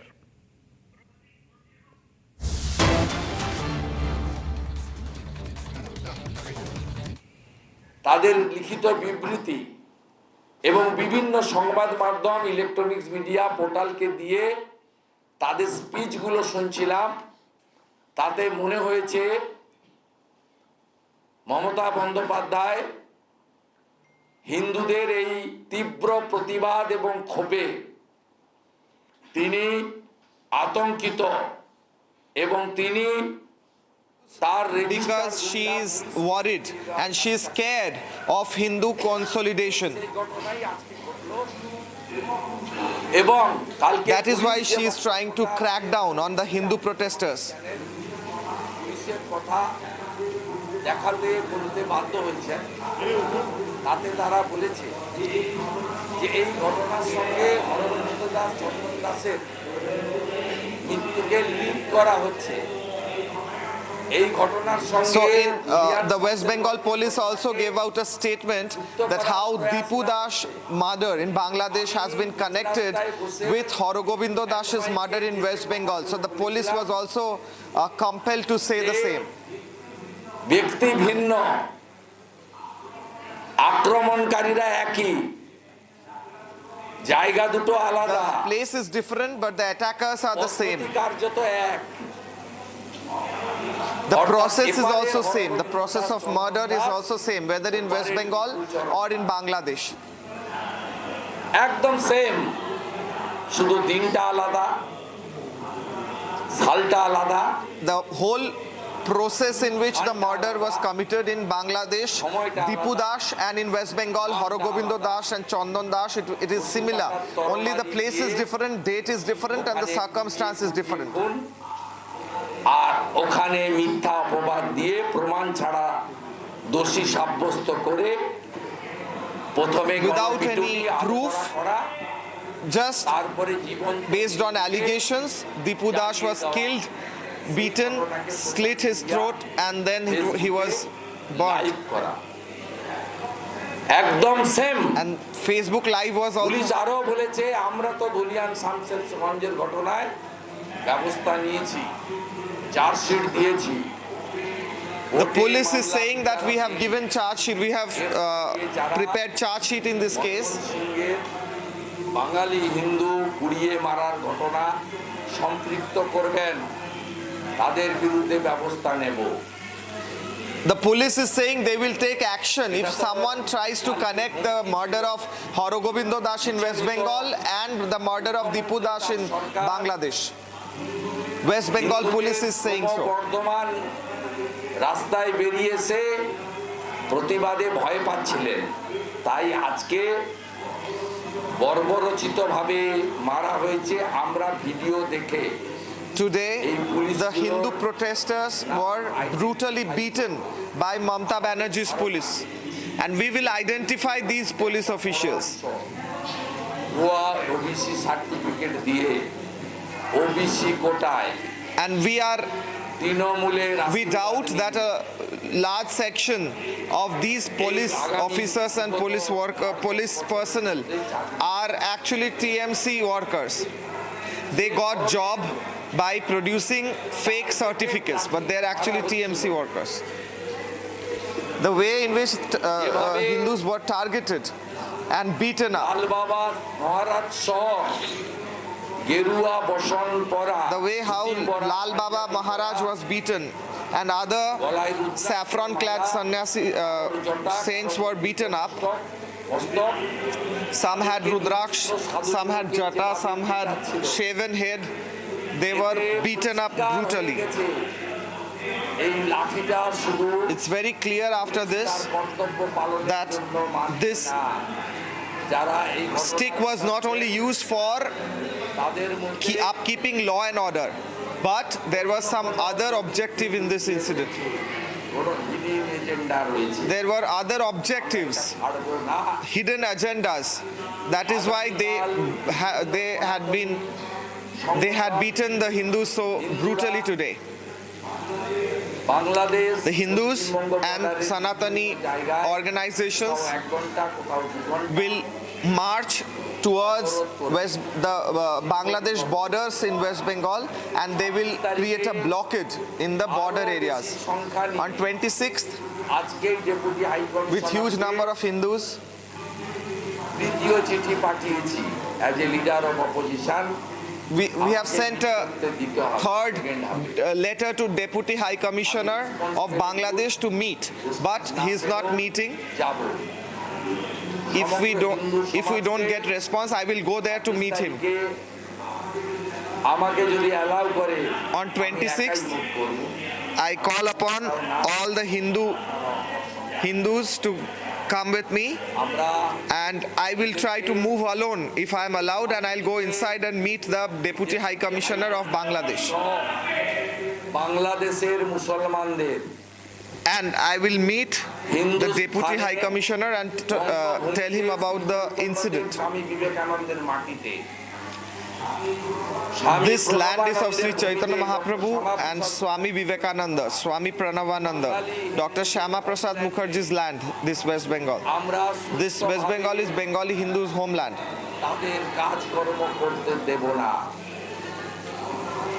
We won't let the jihadis function here. We will ensure that in a democratic way we will increase the intensity of this protest. 25 তারিখ তুলসী পূজন দিবস হচ্ছে, তাই 25th we have Tulsi Pujan Divas. কালকেও হবে। 25th we won't do any activity. Tomorrow we will do protests in local areas, and on 26th we will march towards the borders. Mamata ব্যানার্জির ভাষায় মিলিয়ে দেওয়ার ব্যবস্থা আমরা। The way Mamata Banerjee said she will shake up the whole country, we will shake up Bangladesh. করবে না, হুমায়ুন কবিরও করবে না, আর মমতা ব্যানার্জিও করবে না। Humayun Kabir or Mamata Banerjee won't protest about these incidents. They have the same agendas, Humayun Kabir and Mamata Banerjee. না, মুসলমানদের বড় অংশ তৃণমূলের বিরুদ্ধে, সেটা যাতে Muslims have now turned against TMC. বিজেপির দিকে না চলে যায়, সেই জন্য তিনি। And Humayun Kabir is just ensuring that the Muslims who are moving away from Mamata Banerjee are voting for Humayun Kabir. প্রতারিত মুসলমানদেরকে তার বিটিমের কাছে রাখলেন। যদি বিধানসভা নির্বাচনে So the Muslims who have turned against Mamata Banerjee will now vote for Humayun Kabir, but Humayun Kabir is working for Mamata Banerjee. মুসলিমদের একটা বড় অংশ ওবিসি কাস্ট সার্টিফিকেট নিয়ে সরকারে, মুসলিমদের একটা বড় অংশ ওয়াকফ অ্যামেন্ডমেন্ট বিল নিয়ে মমতা ব্যানার্জি যেদিন বলেছেন দিল্লিতে গিয়ে আন্দোলন করুন, সেই দিন থেকে বিরুদ্ধে। এবং মুসলিমরা A big section of the Muslims have turned against Mamata Banerjee because of Waqf. দক্ষিণ মালদা লোকসভা ভোটে দেখিয়েছে, তারা হয়তো ব্যাপক সংখ্যায় ভারতীয় জনতা পার্টিকে সমর্থন করেন না, তারা যেখানে maybe the Muslims won't support BJP in a huge number, but they are turning against Mamata Banerjee. তারা নিশ্চিত ছিলেন যে তারা কংগ্রেস সিপিএমকে ভোট দিলে তৃণমূল কংগ্রেস হারবে, বিজেপিকেও আটকে দেওয়া যাবে। একইভাবে দক্ষিণ মালদায় তারা সুচিন্তিতভাবে ভোট দিয়েছেন কংগ্রেসকে, ঈশা খান চৌধুরীকে, তৃণমূলকে রুখে দিবেন BJP. The Muslims used to vote for Congress, and then they started voting for TMC, but they were voting against BJP. দেখছেন আমাদের কোনো কর্মসূচি করতে গেলে, কোথাও পুজো করতে গেলে, এই মন্দির বাজারে কয়েকদিন আগে program that we are trying to do, whether it is a puja, we have to take permission from the High Court. বাবরের নামে তিনি আরবি সংস্কৃতি, But in the same time, at the same time, a mosque is being constructed in the name of Babar, who was a murderer who destroyed the Hindus of that time. But the state government is actually helping in that process of establishing Babri Mosque. সভা করতে দেওয়া হলো না, মিছিল করার অনুমতি হাইকোর্টে। কালকে আমার সাগরে কার্যক্রম হয়েছে, they are not allowing the opposition leader to have a rally. Court বলছে প্রত্যেক দিন যদি বিজেপি বা বিরোধী দলনেতাকে, the High Court is also saying court order করেছেন that if every day BJP has to approach the High Court and they have to allow us, it becomes a tedious process. দেখতে পাচ্ছেন কালকে একটা বেলডাঙ্গাতে it is very clear সৃষ্টি হলো, যার আমি নাম দিয়েছি, that yesterday a new political party was created. I call them Jamaat, JUP. They call themselves Janata Unnayan Party. I call them Jamaat Unnayan Party. In that particular meeting, did they at all take permission from the authorities to make such a big gathering? এদের agenda কি পরিষ্কার বোঝা যাচ্ছে, এবং it's very clear they are working on the same agenda. And Humayun Kabir would also not speak for Dipu Dash, and also Mamata Banerjee won't speak for Dipu Dash because Dipu Dash is Bengali Hindu.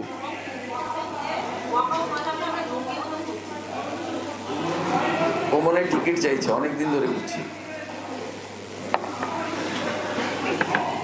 এ সব বল বন্ধ হয়ে যাবে। পশ্চিমবাংলার লোক যদি জঙ্গি মুক্ত বাংলা চায়, all of বিজেপিকে আনুন। If West Bengal wants a terrorist-free Bengal, BJP should be elected in the government. বিজেপিকে আনুন। Wearing জঙ্গি মুক্ত করতে হবে। white pajama and Punjabi, they are just doing politics and bringing terrorists. But if BJP is elected, all that will stop.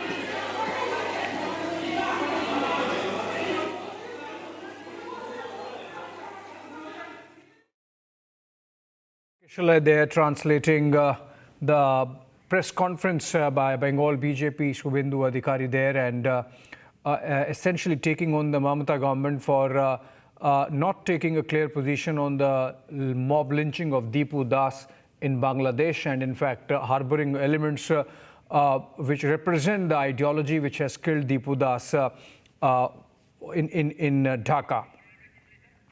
Kishala continues to be live with us over the phone actually on this.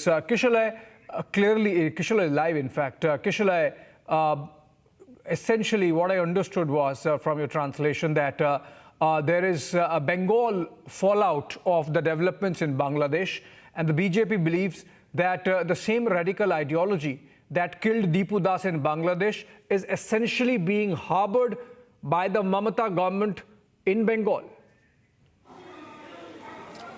Well, exactly. The BJP is saying that it is a proven fact today. Why? Because while the Hindus were protesting against the brutal killing of Dipu Das in Bangladesh, the police openly lathicharged, cracked down on the Hindu Sanatanis, and they cracked down in a way that the Sanatanis, the sadhus, started bleeding from their face, from their head. It was such a brutal crackdown on Hindu Sanatanis who were in fact peacefully protesting in front of the Bangladesh Deputy High Commission, demanding for answer, demanding for justice. Shubhendu Adhikari was saying a while back that this proves that the same jihadi mindset is harbored in West Bengal as well, as you rightly put.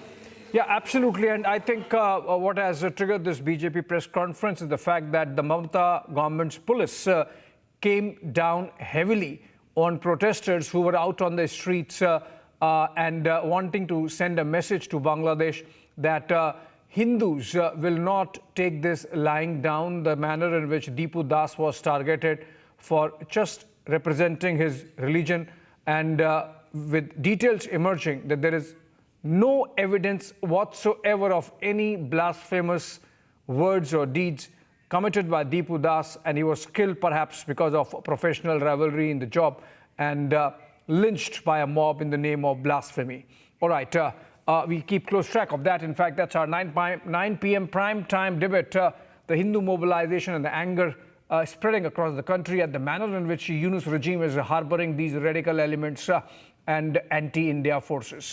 Moving on, it's a rare and direct conversation which is at the heart of one of India's most consequential verdicts. Justice B.R. Gawai, the former Chief Justice of India, who authored the Aravalli judgment, joined Republic Editor-in-Chief Arnab Goswami on the debate last night, facing straight questions on a ruling that has triggered a nationwide debate. In this interview, Arnab questions the timing of the verdict, quotes directly from the judgment, and confronts the concerns raised on the debate, asking why long-standing safeguards appear to be set aside. It's a no-holds-barred interview. The judgment, the questions, the answers, straight from the judge who wrote it. Watch this. Sir, I would request you, Justice Gawai, there is a precautionary principle in law. The precautionary principle applies in this case, doesn't it? The precautionary principle in environmental cases means taking preventive action to protect the environment from serious or irreversible harm, even when there is no scientific evidence which is not fully conclusive. This means, as per precedent of the law, the onus is on precaution and safety. Why didn't you apply? I would like to ask you, you have been the Chief Justice of India. The nation wants to know, from you. You've been Chief Justice of India in this case. Why did you not apply the precautionary principle in this case? There have been innumerable matter precedents of precautionary principles being applied by the honorable courts on matters of environment. I don't find those quoted in your judgment. May I ask you why? If you read the operative part, it is very much clear that unless the MSCP is finalized by the IFTRI and finalized by the MOEF, no further mining licenses would be granted. Justice Gawai, Vellore Citizens Welfare Forum versus Union of India, 1996. The Supreme Court declared the precautionary principle a legally enforceable principle crucial for sustainable development and shifted the onus of proof onto polluters. MC Mehta versus Union of India, Taj Trapezium case, 1986. The Supreme Court used the precautionary principle to stop industries from burning coal near the Taj Mahal, recognizing harm from pollution. I am not an advocate, but I'm asking the former Chief Justice of India, a matter of principle, why did Justice Gawai not apply? Why did the three-judge bench not apply the precautionary principle in this case? If you kindly go through the operative part, clause 4 and 5 make it very much clear that unless the MSCP is finalized by IFTRI and MOEF, no further mining leases will be granted in all 4 states in the Aravalli Hills. Sir, the precautionary principle, then I ask you, what is it? Sir, the precautionary principle means that in matters that are likely to affect the environment, it is not required to prove that the activity will cause harm, but that the activity is prohibited unless it can be established that it is benign. No one is suggesting here that deforesting the Aravallis will... Sir? What does the prohibition on the new mining licenses amount to? Okay, sir, then let me ask you the AP Pollution Control Board versus MV Naidu case 1990 to 2000. Landmark Indian Supreme Court judgment that reinforced the precautionary principle, established the right to clean water as a part of the right to life, Article 21, and placed the burden of proof on polluters. All these cases were there for you to look at, sir. We have looked at the cases, and this is T.N. Godawaram and N.C. Mehta are the continuing mandamus proceedings. They are not as if we have closed the matters. What do you mean? The it's not as continuing. Sir, I'm asking. So you're saying the matter is not closed? The matter is not closed. We have directed the MSCP to get the report. The MSCP report will come to the Supreme Court. Supreme Court will find out wherein the mining activities are to be permitted and where they are to be prohibited. It is not as if that the matter is closed. Sir, but you've not looked at other cases which were in the public domain. There is a May report by the government. It's titled Detailed Action Plan Aravalli Landscape Restoration, in brackets Aravalli Green Wall. The irony is this report was published by the Ministry of Environment and Forests. It's not even an old report. It was published in May 25, just 8 months before the Supreme Court redefined the Aravallis. It involved the Forest Survey of India, state forest departments of Delhi, Gujarat, Haryana, Rajasthan, along with German Cooperation for International Cooperation. Now, this report was in the public domain, and the nation wants to know from you, Justice Gawai, as the former Chief Justice of India, would you see it the other way, that this report had very much established the threat to the Aravallis? 8 months before your judgment, your new definition allows for leeway by the mining players to exploit an already depleting resource. Mr. Arnab Goswami, it is firstly not the definition provided by the court. It is a report of the committee of the experts. The court found that the report was liable to be accepted subject to the further requirement regarding, I am again repeating we are again going to the... So you don't completely agree with the government's version, which the government says we are only going by what the Supreme Court says. You are saying you're only going by what the government told. We are going by what the report of the experts, of which the FS was also a party. We only accepted that, and in addition to acceptance, we imposed certain stringent conditions which would protect the mining activities. Unless the MSCP is finalized, no further mining will be permitted. Sir, you've seen Sir, you've seen the report. If you kindly go through paragraph 4 and paragraph 5 of the operative order, it is more than clear. Sir, you have seen the affidavit out here, sir, of the government which was filed in this case, because I have gone through it in detail. It's 2000. You say I have not seen the reports, but I have read every word of the 2,334-page additional affidavit filed by the Ministry of Environment. Sir, I am very detailed in my work. Sir, the fact of the matter is the government is trying to institutionalize mining as a core objective, not as an exception, by formally designing a framework whose purpose is to enable exploitation, mining inside the Aravallis. No, but then we have not accepted that. We have specifically stated that unless and until MSAP, the management of sustainable development plan is finalized. No further mining leases. Sir, may I ask you a question, sir? You also said, sir, now that there is considerable public outrage on this matter, and by informed people, not uninformed people, do you believe that if necessary, this matter should be looked at again, reviewed, discussed? I have always stated that the law has to be static, law has to be developing, law has to be organic. Yes. We have, on various occasions, wherever we have found that earlier orders are not correct, the courts have always corrected them. So therefore, I was not inclined to speak to you because the matter may come in review, and normally the author of the judgment should not speak about the judgment. But since you insisted that this is an important issue pertaining to environment, yes. So if the subsequent benches find that something more to be done, it is always permissible. So the TNF Godavarnam is a continuous mandamus process. So it can come up for review. I mean, your view is given. I'm sure you've kept track of the public discussion on this matter, sir, over the last few days, and the amount of attention it has got. If the court subsequently finds that something more needs to be done, something needs to be corrected, the courts can always do it. And the government should be open to review as well, given all the expert opinion, others, it can be put through review again, this decision, this definition, in public interest? So I can't comment on what the subsequent, because I am now I can't be a part of the bench now, I am out of the system. Wherever the matter is brought before the bench will always take into consideration all the aspects. We focus on the 6 stories that have set the national agenda.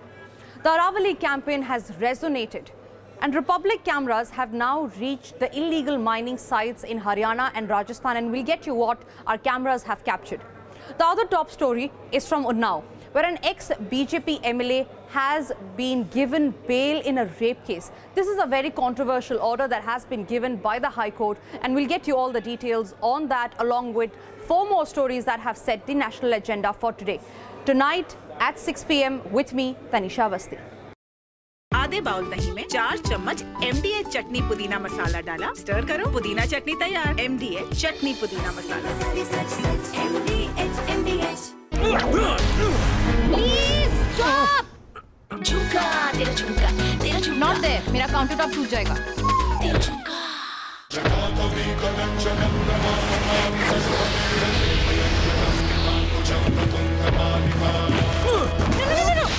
मेरी chimney टूट जाएगी। What are you doing? रानी, इस घर में कुछ है जो टूटता नहीं। ये पिलर कभी नहीं टूटेगा। रुंगटा स्टील TMT से बना। रुंगटा नहीं तो घर स्ट्रॉन्ग नहीं। रुंगटा स्टील TMT बार एकदम सॉलिड।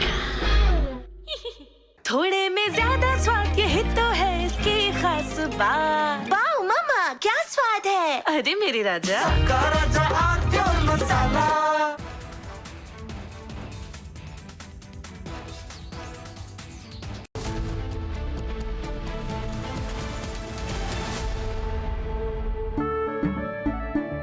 केसरिया से मन जोगी हुआ रे, दिल झूमे देखो मतवारा हुआ रे।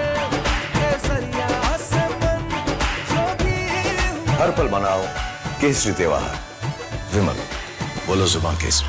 आर प्योर सूजी पास्ता, उबालो, मिलाओ और खाओ। 8 मिनट में तैयार। क्या टेस्ट है, सबका राजा आर pure masala. We are willing.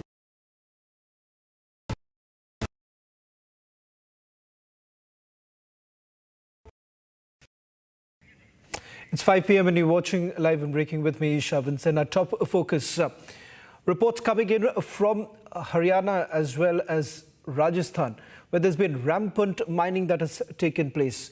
The argument that was made by the Supreme Court was that this order would have prevented from further mining to take place. It seems on the ground, it's a complete different story. We'll get you all the latest, but first let me take you through the headlines we're tracking at this hour.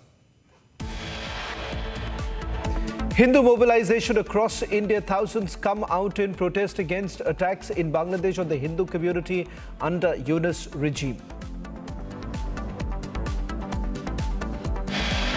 Protests in multiple cities includes Delhi, Kolkata, Jammu over attacks and Hindus in Bangladesh.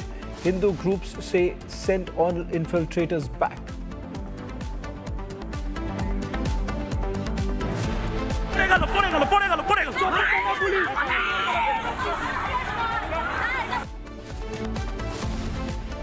Hindu protesters Lathicharged in Kolkata claim they are being targeted for speaking out against Bangladesh under Mamata's rule.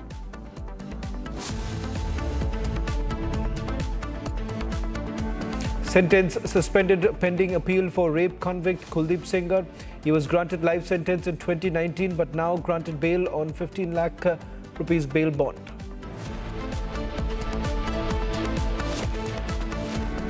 Controversial order on Sengar question. Nirbhaya's mother says it could set a wrong precedent.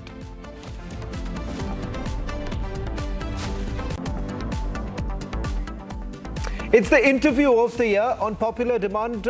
Order versus former CGI Kawai interview on Aravalli at 8:30 tonight.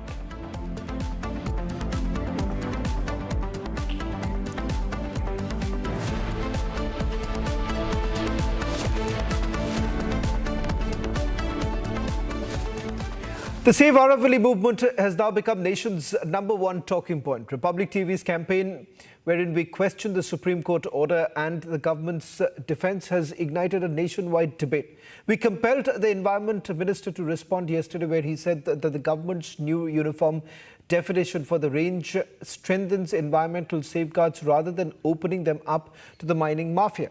Not just that, a 2,334-page affidavit mentioning that the government battled for mining of critical, strategic and atomic minerals at the Aravalli Hills range has now been accessed by Republic TV. We've meanwhile been investigating on the ground, putting into perspective how this illegal mining at the Aravallis is eating into the natural ecosystem. Now take a look at these reports coming in from various parts of Haryana as well as Rajasthan. First, this report is from Sikar in Rajasthan. Viewers, Republic is here at Sawalpura, Taranpur in Sikra, Rajasthan, and we are showing you yet another illegal mining which is going on here. We're going to show you, see, that is where you can see where mining is going on, and we'll also show you and we'll also tell you why what they're doing is illegal. Right there in the mining site, you can see there's water here. Water has come up. According to the rules, whenever water appears during mining, that site needs to be abandoned and no mining shall continue in that site. Right next to it, you can see the mining is still going on. And just, we'll also show you the locality. The minimum distance which is required between an active mining site and residences, it is also not fulfilled. You can see there's a home right there on my right side.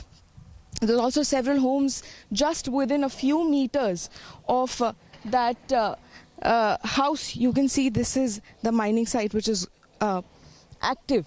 We'll also show you several other reasons. Now, as per the rules, there is this state highway which is going on.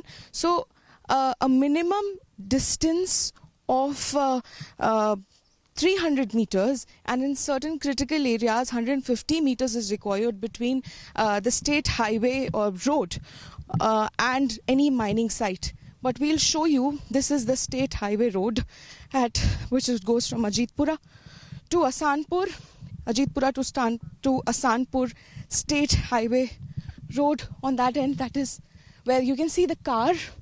The car is on that state highway road, and it's not even 50 meters away. There's not one mine, there are two mines here. Not even 50 meters away from this.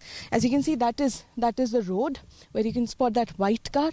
From here, we'll show you just on the other end, merely 50 meters, not even 50 meters away. That is the mine site where we just showed you mining was actively going on. And also, this is a dry state where we are standing here. This is a dry state. And there are two water pumps here which continuously pump out the water which comes up in this area. Let us show you that as well. So this is the mining site where even right now mining is continuing, and they have this water tank, and there are two water pumps which continuously pumps out the water, which is not allowed to be pumped out in a dry state where already the water level is very low. We are also going to show you a little bit around. So you've seen that there are several things which is illegal about this entire illegal mining, and this predates the new accepted definition of Aravalli, and we are showing you live on Republic's camera how this mining, which you can see on the camera right now, this is illegal in not just one or two ways but in multiple ways. We're also showing you the location. We'll also show you the road that I was talking about, that state highway. On the far end, you can see, we'll show you, it's what, 60 meters, not even 60 meters, where you can see bikes going on, you can see the car going on. That is the state highway. And you can estimate the distance between this mining site and the road. You can still see there's constant coming and going of vehicles. We'll keep bringing you the ground updates of the Aravalli Hills, how the lungs of the Delhi NCR is being exploited, and after this recent decision, things are not looking better. Let me go across to my colleague Shambhavi, who is joining us right now. Shambhavi, from the reports that you have filed so far, it seems that there are certain permissions that have been granted based on which the mining has begun, but it seems that they too have been flouted. Is there any follow-up that you have essentially done from those very places? And also perhaps you could tell us where you are coming to us live from and what's the situation like?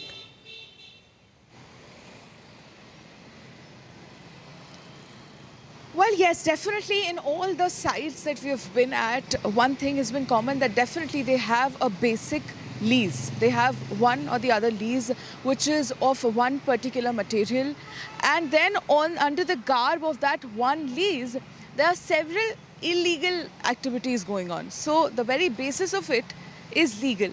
The acquirement of that lease under some material is legal, but then this is a very common practice that we have seen all throughout the mining sites, all throughout the villages that we have been at. And since our follow-up, one thing that we know as an update is that this has stopped for now at least. There's been more than 24 hours, and that every place that we have been at, the mining is on a hold. There has been no activity in each and every location that we have been, whether it is Kotputli, whether it is Alwar, or even the Sikar in Rajasthan. There has been no activity since Republic has reported from that place. But we know that this is a very common practice that we have seen all throughout these sites. When these companies, they choose a cheaper material that is more cost-friendly for them in terms of mining, and then they begin to mine several other material along with that. So this is basically, they're paying for one product, but they're getting 4 in return or 5 in return. And also they make they're making huge amount of money in the form of taxes, because let's just say that on one material a company is making is paying around 1,500 at tax. But in the truck there are several other materials which would have costed them more money. So even as per our calculation, most of these companies are making more than 2.5 lakhs rupees per month and per day. Sorry, I beg your pardon, 2.5 lakhs per day. So that is the estimate that we have come to understand. So these are the things which we've seen very common, and we have also been to several other places. But apparently, after Republic's campaign of Save Aravalli, these companies have become a little alert, and we were not able to till now see any active mining sites after these sites, but we are still in the Shambhavi, I'll just request you to stay on with us. We seem to be having another big breaking news coming in terms of the order that was essentially passed by the Supreme Court. But before that, before we go across to the breaking news now coming in, I just want to take you through another report coming in from Haryana. This is in Gudana. In fact, this was a protected area in which mining has been carried out, blasting that has been carried out through the day. Take a look at this report. All this mining activity is illegal and has been stopped. However, the villagers have been trying to protect their agricultural land and they have been trying to protect their grazing fields. To the left of me is a 200 feet deep mine with multiple excavators and drilling machines. Multiple excavators and drilling machines on standby. Villagers here have informed us that all the mining activity happens at night. They are using blastings, they are using dynamite, and no safety equipment is being used. The children here are falling ill due to the thick smog that covers the village. Wells have run dry because of the Massive Republic impact coming in. Sources indicating that a review petition is likely to be filed in Aravalli judgment in the Supreme Court of India. This is with regards to the definition of the landform itself. A lot of questions have essentially been raised about the judgment that was passed in the month of November. In fact, former Chief Justice of India, Justice Gawai, in a rare and direct conversation with Arnab Goswami, had said that it is open to interpretation and the fact that it could also be reviewed. And the fact that this is not static, it's dynamic, and things could be reviewed if at all there is a need for it. In fact, it turns out that in all likelihood, the review petition is going to be filed in the Supreme Court of India. That's the latest coming in. This is the big development on the Aravalli review matter that's going to take place. We are being told, sources are indicating that several groups are now basically coming together. They have already raised questions about the judgment that was passed, where they've raised concerns about the judgment of the Supreme Court of India. The author of it happens to be the former Chief Justice of India, stating that following the revision of the definition of Aravalli, large part of the landforms aren't really protected because of the definition that has been reviewed by the Supreme Court of India. In fact, the former Chief Justice of India, Justice Gawai, essentially defended his entire position on this matter, particularly with regards to the slope definition of the Aravalli, saying that this was done keeping in mind the recommendations that have essentially come in from a committee that was set up by the Environment Ministry, and this was done to prevent further mining to be carried out in the areas in the Aravalli ranges, saying that 90%. Now, the Environment Minister had said 90% of the Aravallis would be protected. Let me also go across to our legal editor, Rhythm, who's joining us on this broadcast. A massive Republic impact coming in, an indication that we've had through the day, Rhythm, about a review petition likely to be filed in the Supreme Court of India. What more do you have? Well, that's right. We have been seeing that this entire case of the Aravalli needs to be protected, Shravan. And we have been looking at what this 100-meter ruling means. Yesterday, we were the only channel to have the former Chief Justice of India, Justice Gawai, who explained in great detail what his 29-page judgment was. A political and environmental storm has been created after the new definition to the Aravalli ranges and our Aravalli hills has come out. We're now being told, sources tell us, it's likely that once the Supreme Court reopens, there will be a review petition that's likely to be filed in the top court of the country on the 20th November judgment of the Supreme Court of India. This is a judgment that has, in a sense, changed the definition of what comprises the Aravalli.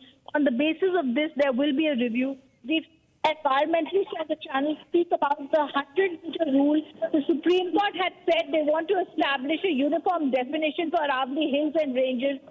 It was aimed, according to the former Chief Justice, to regulate mining activities. However, several people who've been looking at the Supreme Court ruling have stated that the Supreme Court ruling, in a sense, has backfired. It has triggered protests across the 4 states in which they will be coming across. And the main reason for this is because it is weakening the environment. It is not strengthening the environment. There have been protests and political criticism over the so-called 100-meter rule and the landforms that are covered under the new definition. The review petition likely to be filed in January in the top court.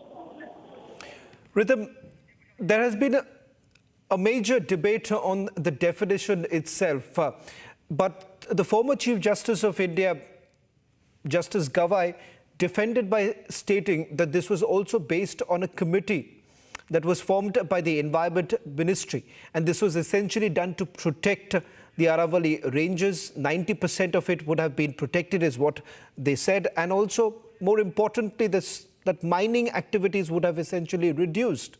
What is it that you're picking up from the groups that are likely to move the court for a review petition on this?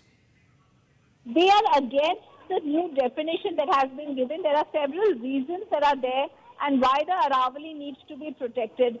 The one reason for this definition that is not being looked at is that the mining disputes are there and the violations will continue. The second thing that has been said by the people who are flagging the environmental concerns is simple.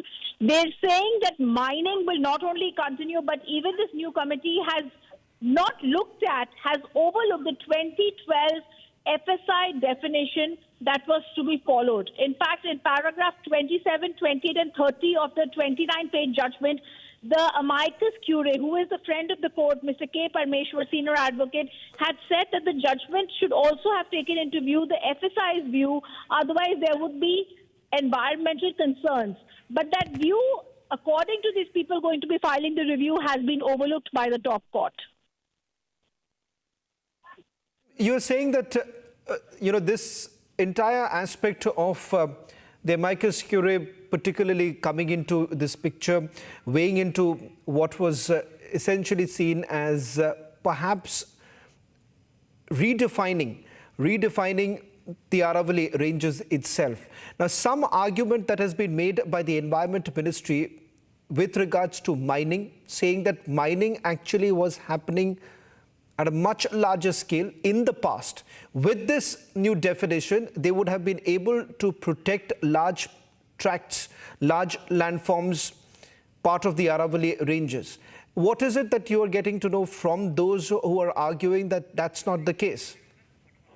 Niranjan, I beg your pardon. Shravan, in fact, I was earlier speaking to my colleague, so that's why the slip of tongue. But coming back to this case, there has been a complete protest because this definition, the new definition, it says only those over 100 meters above local terrain qualify as protected.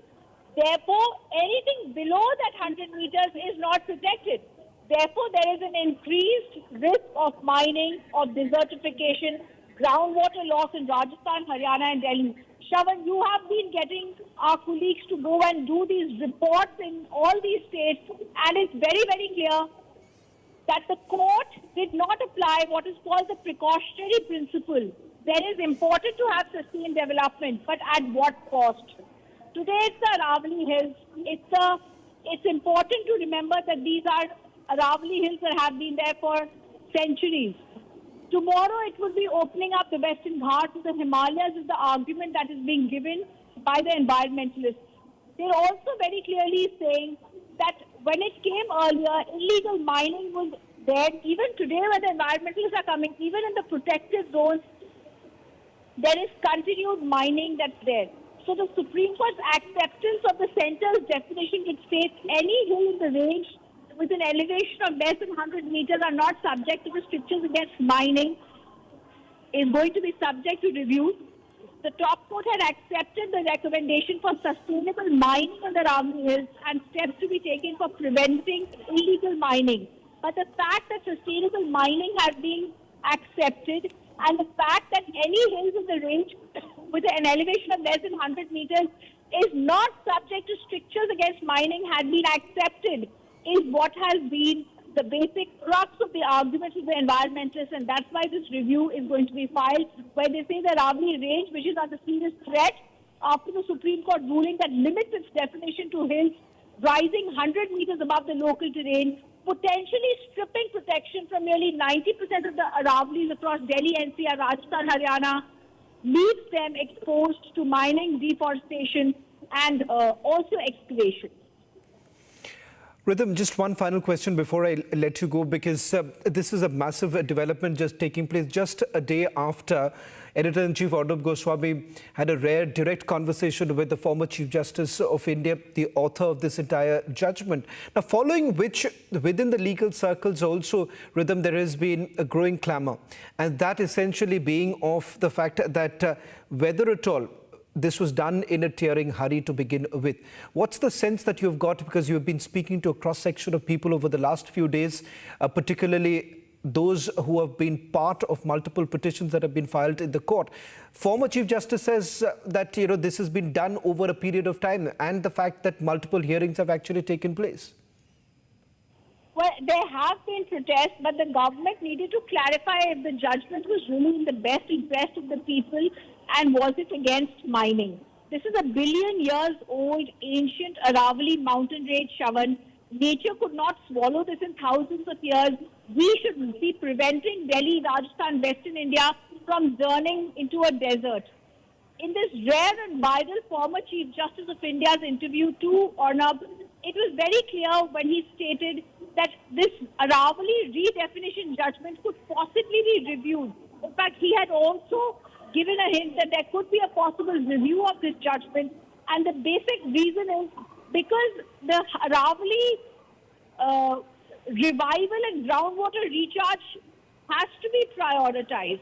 There needs to be a priority and precautionary principle followed when it comes to court-mandated safeguards, and scientific monitoring needs to be there. Aravallis need to be protected and strengthened and secured.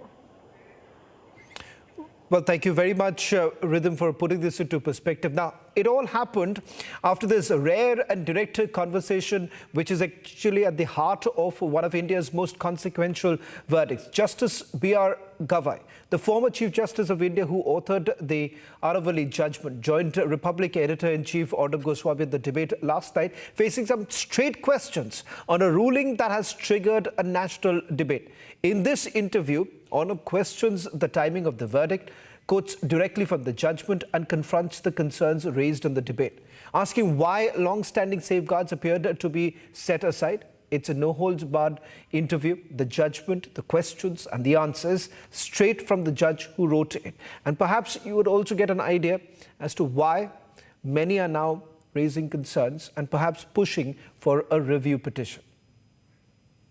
Sir, is the Supreme Court adjudicating mineral potential or environmental protection? It is considering environment protection, and if you go through the various orders which preceded this order is not passed in a day. It is passed for an exercise which was undertaken for last more than 1.5 years, insofar as Aravalli is concerned.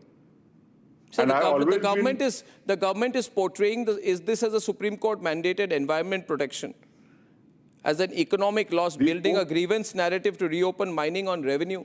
My point is, sir, you are the author of this report. I have read every word of the report. Of the judgment. I believe there needs to be some balance between the views of the government and the concerns of the citizens. I have always been advocating the concept of protection of environment, protection of ecology, and the sustainable development. So wherever there is a conflict, a balance has to be given. The environment has to be protected. Ecology has to be protected. I must have authored around 18 to 20 judgments in last 3 years for the protection of environment. And the courts are always, it is always permissible for the court if there is something more to be done, something to be corrected. The courts are always open to it. Sir, matters are taken suo motu by the courts. Yes, sir. T.N. Gozarnav is a suo motu. MC Mehta is a suo motu. MC Mehta is on a postcard of... but this was a suo motu as well.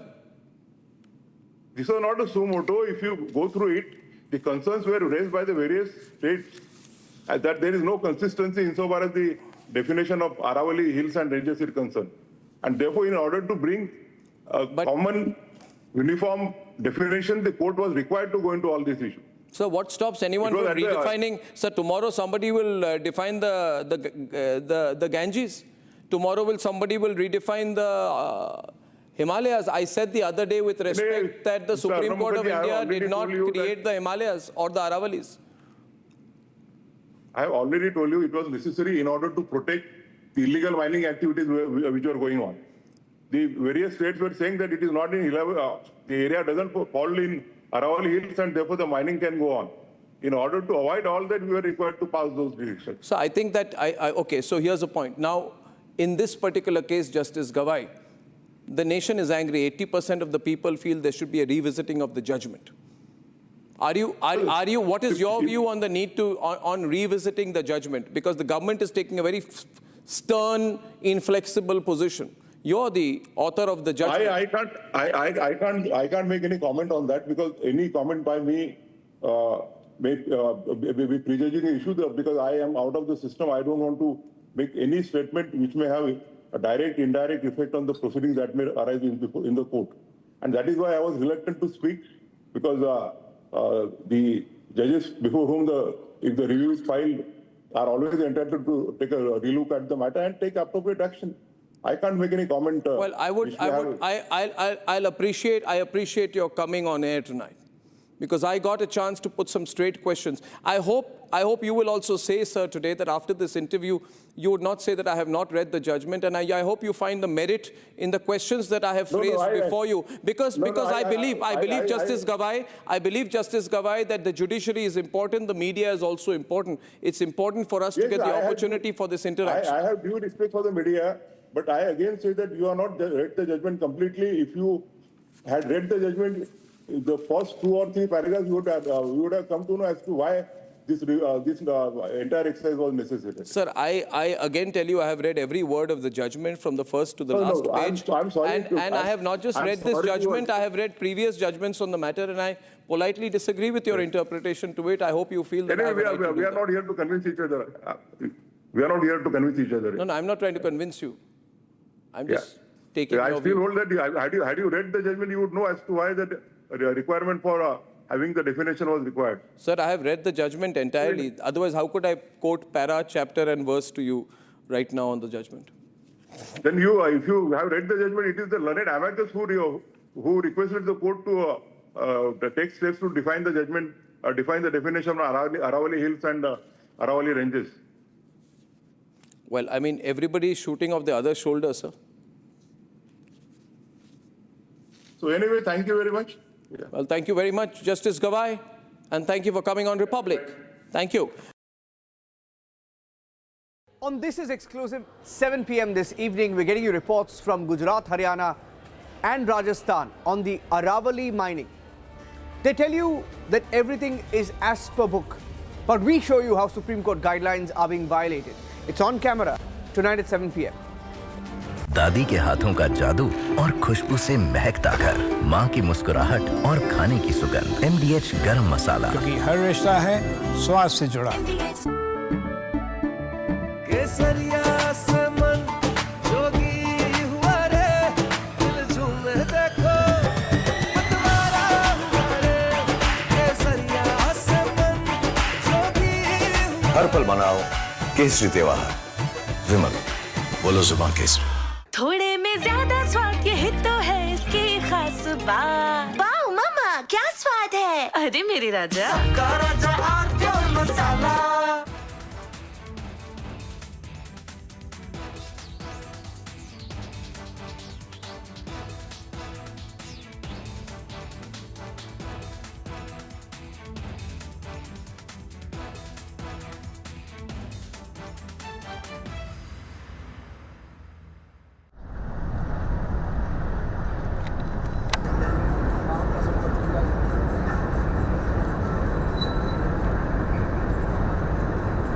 We just now felt this entire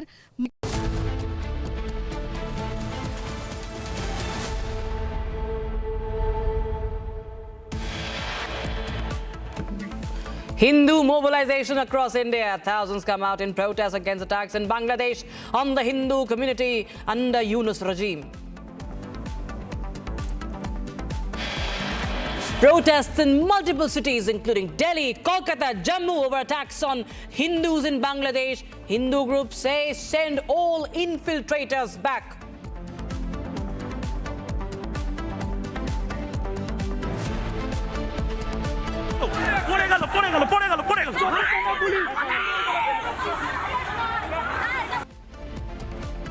Hindu protesters Lathicharged in Kolkata claim they are being targeted for speaking out against Bangladesh under Mamata's rule.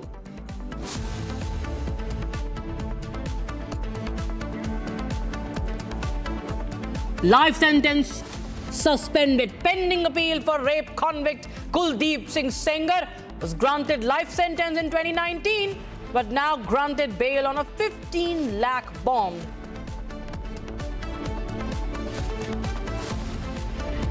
Controversial order on Sengar questioned. Nirbhaya's mother says it could set a wrong precedent.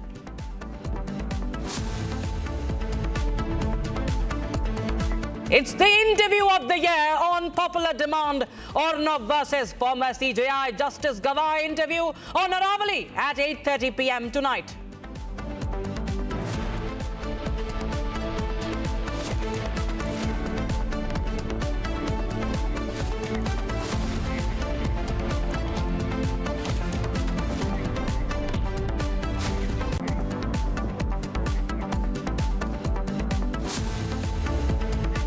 Good evening. You're watching Republic and I'm Raksha Mishra with you. From New Delhi to Bhopal to Kolkata and Jammu, the anger is spilling on the streets against atrocities on Hindus in Bangladesh. Major protests have broken out outside the Bangladesh High Commission as thousands of Hindus and protest groups gathered against the mob lynching of Dipu Chandra by radicals in Bangladesh for less blasphemous comments.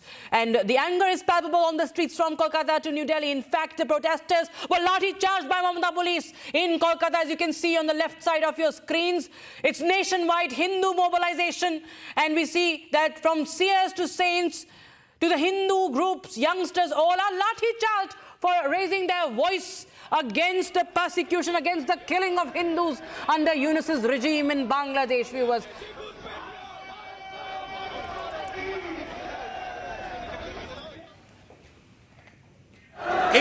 এই হচ্ছে পরিস্থিতি এই মুহূর্তে। IPS অফিসাররা রয়েছেন, এই মুহূর্তে প্রচুর মানুষজন রয়েছে। আমি আরেকটু দেখানোর চেষ্টা করব। প্রথম লেয়ার ভেঙে ফেলা হয়েছে।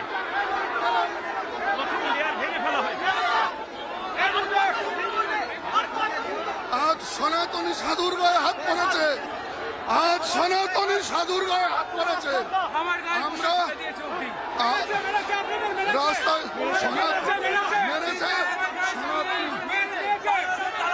হিন্দুদের এভাবে আটকে রাখা যায় না। হিন্দুদের এভাবে আটকে রাখা যায় না। হিন্দুদের উপরে অত্যাচার, আপনাদের গায়ে হাত তুলেছে, আমাদের পুলিশ ধাক্কাধাক্কি করেছে, আমরা ব্যারিকেড ভেঙে এগোতে। দেখো আরেকদিকে আমি দেখাবো, আরেকবার দেখাবো। আমি নবীকে বলবো এই মুহূর্তে লাঠি চার্জ করছে পুলিশ, মহিলাদের উপর লাঠি চার্জ করছে এই মুহূর্তে পুলিশ। এবং এই মুহূর্তে টিয়ার গ্যাস ছোড়ার জন্য উদ্যত হয়েছে পুলিশ। এই মুহূর্তে টিয়ার গ্যাস ছোড়ার জন্য উদ্যত হয়েছে পুলিশ। এই মুহূর্তে অবস্থা দেখুন। এই মুহূর্তে চারিদিকে লাঠিচার্জ হচ্ছে এবং এই চারপাশে যেভাবে হিন্দুদেরকে মারা হচ্ছে, এই মুহূর্তে পড়ে গেল। এই মুহূর্তে রক্তারক্তি অবস্থা হয়ে গেছে, রক্তে ভেজে যাচ্ছে হিন্দুদেরকে।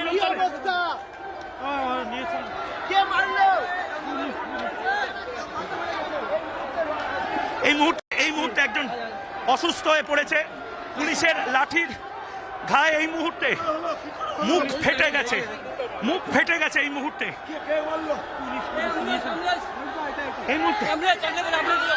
আমাদের কাছে গেরুয়া আমি শুধু এইটুকু বলবো, এই মুহূর্তে যে অবস্থা, বেধড়ক লাঠিচার্জ করলো মমতা বন্দ্যোপাধ্যায়ের পুলিশ এবং এই মুহূর্তে প্রচুর এভাবে লাঠির আঘাতে রক্তারক্তি হয়েছে। আমার সারা গা রক্তে ভেসে যাচ্ছে। From Jammu to Hyderabad, Bhopal, New Delhi, Kolkata, across the length and breadth of the country, Hindus are rising against the targeting killings, the targeted killings, merciless, brutal killings of Hindus in Bangladesh. And viewers, the case in point latest is Dipu Chandra Das. But this is not the first time that Hindus have been targeted under Yunus, the interim government led by Muhammad Yunus. We've seen what's happened with ISKCON monk.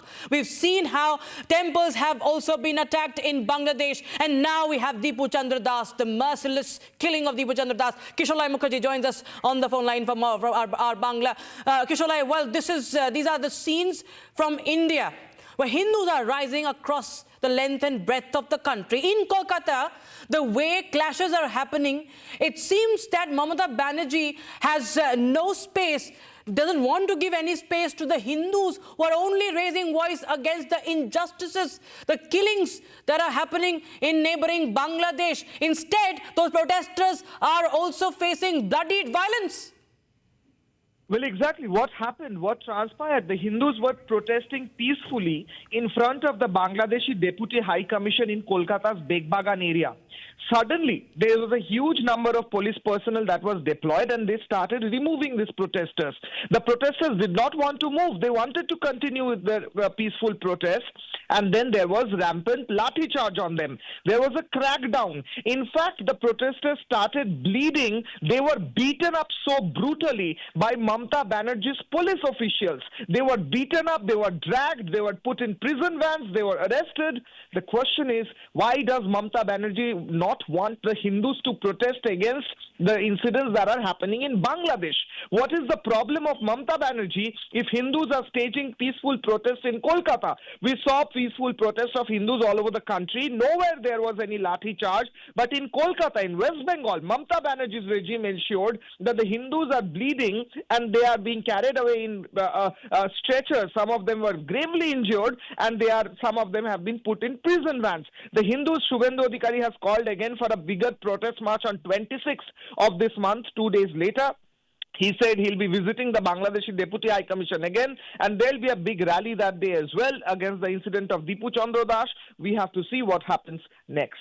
Right. Many thanks, Kisholai, for joining us with those details coming in on that story. In fact, we will also move on to the Murshidabad communal violence case. This is also from West Bengal. Sentencing is due today in that communal violence case, and a Jangirpur court will decide the punishment for 13 men convicted in the lynching of a father and son during their riots linked to protests over the Waqf law earlier this year.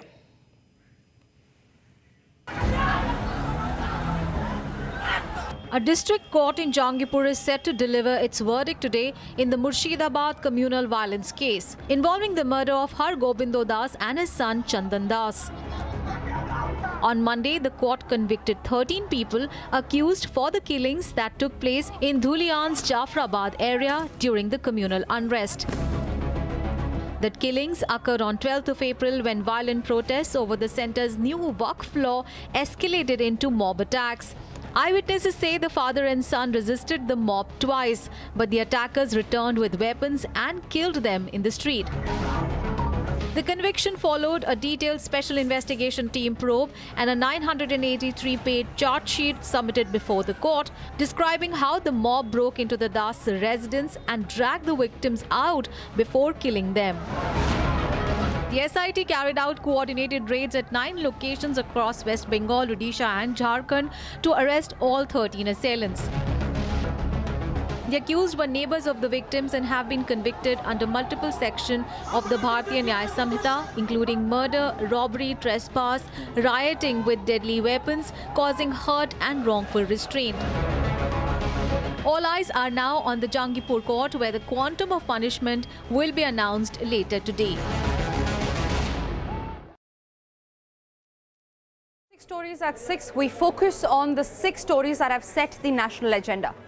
The Aravalli campaign has resonated, and Republic cameras have now reached the illegal mining sites in Haryana and Rajasthan, and we'll get you what our cameras have captured. The other top story is from Unnao, where an ex-BJP MLA has been given bail in a rape case. This is a very controversial order that has been given by the High Court, and we'll get you all the details on that, along with 4 more stories that have set the national agenda for today. Tonight at 6 p.m. with me, Tanisha Avasthi.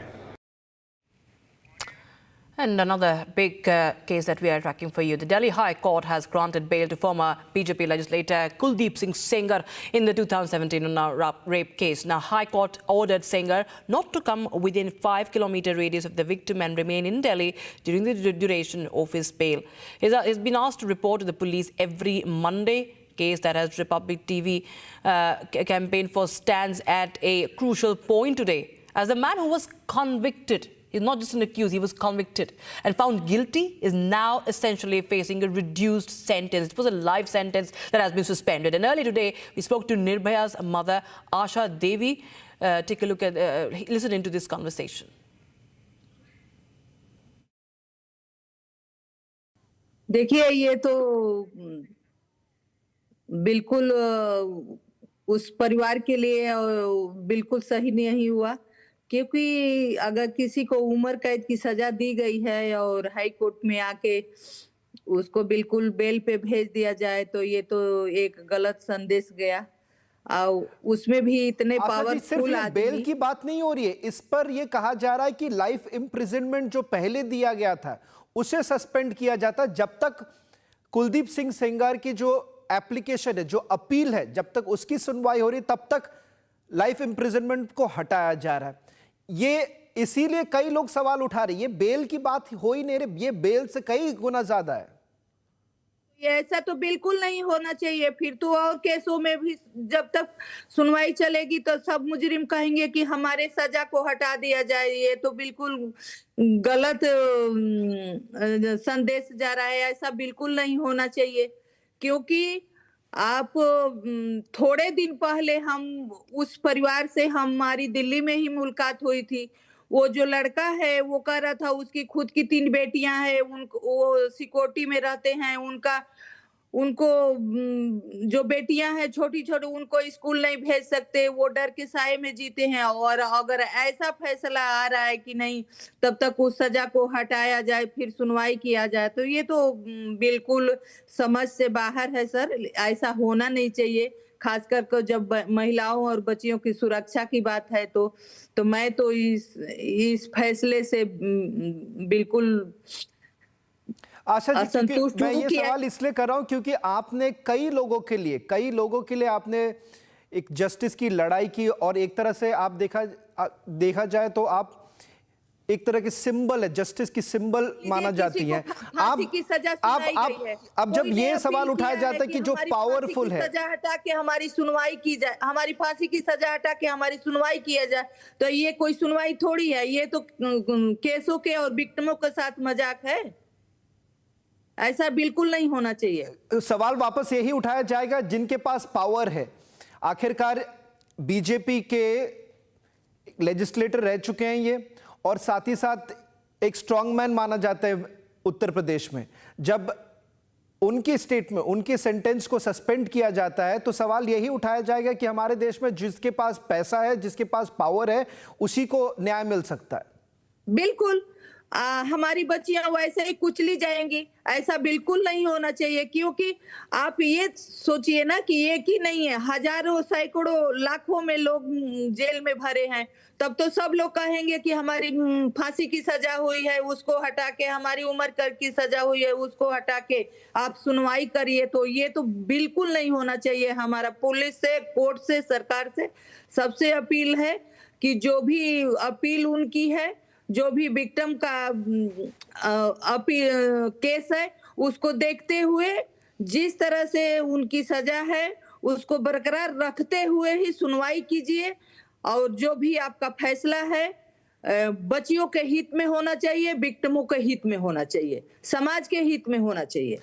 Asha ji, आपने कई बार समाज के लिए कई सारे ऐसे issues हैं जिसके लेकर आपने मुहिम छेड़ा है। आज आप ऐसे उन्नाव की रेप विक्टिम के बारे में क्या कहना चाहेंगे? क्योंकि उनके पास कोई उपाय नहीं है, क्योंकि उनके पास ना ही ये पैसा है कि वो वापस कोर्ट में जाए, अर्जी लगाए, और उन लोगों के लिए कोई सुनवाई नहीं होने वाली है। उनके लिए कौन खड़ा रहने वाला है? कुलदीप सेंगार के लिए कई सारे लॉयर्स हैं, कई लोग हैं उनके लिए, पर उन्नाव के रेप विक्टिम, उनके लिए कौन खड़ा रहेगा? देखिए, हम ऐसा नहीं सोच सकते कि हम उनके लिए कोई नहीं है। उनके लिए कोर्ट है, सरकार है, वहां की पुलिस है। उस परिवार को सहायता मिलनी चाहिए, सिक्योरिटी मिलनी चाहिए, और जो भी ये उस बच्ची के साथ घटना हुई है उसको इंसाफ मिलना चाहिए। जो भी ये सुनने में आ रहा है कि नहीं ये फैसला को अलग रख के सुनवाई चलेगी, तो ऐसा बिल्कुल नहीं होना चाहिए, क्योंकि एक नया नियम बन जाएगा। जो भी मुजरिम है कहेंगे कि हमको जो सजा मिली है उससे हमको हटा के हम अपील करते हैं हमारी सुनवाई हो। तो एक तो हमारे देश में बच्चियां वैसे ही असुरक्षित हैं। ऐसे फैसले हमारे समाज के लिए, हमारे बच्चों के लिए बिल्कुल सही नहीं है। तो ऐसा नहीं होना चाहिए। हमारे कोर्ट से, हमारी सरकार से, चाहे यूपी सरकार है चाहे हमारी केंद्र सरकार है, हम सबसे अपील करते हैं कि उस बच्ची को इंसाफ मिले, निष्पक्ष जांच हो। जो भी ये सुनने को आ रहा है कि रूल की उनका फैसले को अलग रख के इसकी सुनवाई होगी या वो दिल्ली में रहेंगे, उसके पास नहीं जाएंगे, तो ऐसा कुछ ये बवंडर नहीं होना चाहिए। साफ सुथरा, चाहे उनकी अपील हो चाहे उनकी अपील हो, जिस तरह की सजा मिली है वो सजा को बरकरार रखते हुए इस पे सुनवाई होनी चाहिए। मैं तो यही चाहूंगी। आशा जी, एक आखिरी सवाल करना चाहूंगा, क्योंकि ऐसे वक्त में कई लोग अपने आप को बेबस समझते हैं और उन्नाव के रेप विक्टिम उनके परिवार वालों के पास भी, जैसे कि मैंने आपको कहा है कि उनके पास इतना साधन नहीं है कि वो अपने लड़ाई को आगे बढ़ाए। इसीलिए सवाल यही उठता है कि ये वक्त आता है कि सबको एक मुहिम चलाना चाहिए कि आखिरकार अपने आवाज़ को सुनाना चाहिए, ताकि कोर्ट को ये सुनाई दे कि देश में लोग क्या सोचते हैं, कि क्या जिनके पास पैसा है, जिनके पास पावर है, क्या वही उनको ही न्याय मिलेगा? उनका क्या, जिनके पास ना पैसा है ना पावर है? नहीं, ऐसा नहीं होना चाहिए। बिल्कुल हम लोग जैसे लोग इस चीज के लिए आवाज उठाएंगे। सरकार से, कोर्ट से हमारी रिक्वेस्ट है कि ऐसा नहीं होना चाहिए। अगर ऐसा होने लगे तो देश में 50% से ज्यादा अमीर लोग हैं, 50% ऐसे लोग हैं जिनके पास खाने के नहीं है, केस के लड़ने के लिए नहीं है। तो वैसे लोगों के लिए भी सरकार को और कोर्ट को इस बारे में सोचना चाहिए, और उस परिवार को हम सब लोगों का सपोर्ट मिलेगा। हम लोग उसके लिए आवाज उठाएं और उस बच्ची को, उस परिवार को इंसाफ मिलेगा। बहुत बहुत धन्यवाद आशा जी हमारे साथ जुड़ने के लिए, और यही चाहेंगे कि हर कोई इसको लेकर सवाल उठाए, क्योंकि आखिरकार हमारी आवाज़ कोर्ट तक पहुंचनी चाहिए कि कई लोग के पास कोई साधन नहीं है इस पूरे मुहिम को छेड़ने के लिए। इसीलिए आशा जी, आप और आप जैसे कई लोग अगर अपनी आवाज़ उठाएं तो ही ये कोर्ट तक पहुँच सकती है। बहुत बहुत धन्यवाद Asha ji. Horrific scenes from a train that was carrying our athletes. They were going for national championships, 18 of them, and mostly underage, forced to sleep near lavatories because they were without tickets.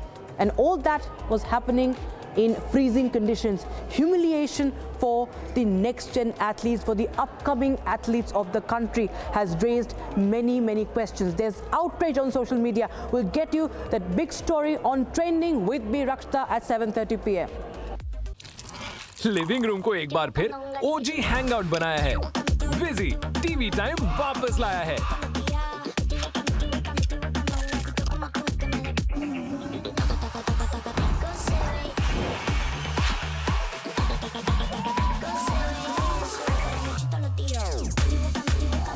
Meet the TV that has it all. Vizi TV. TV time is back.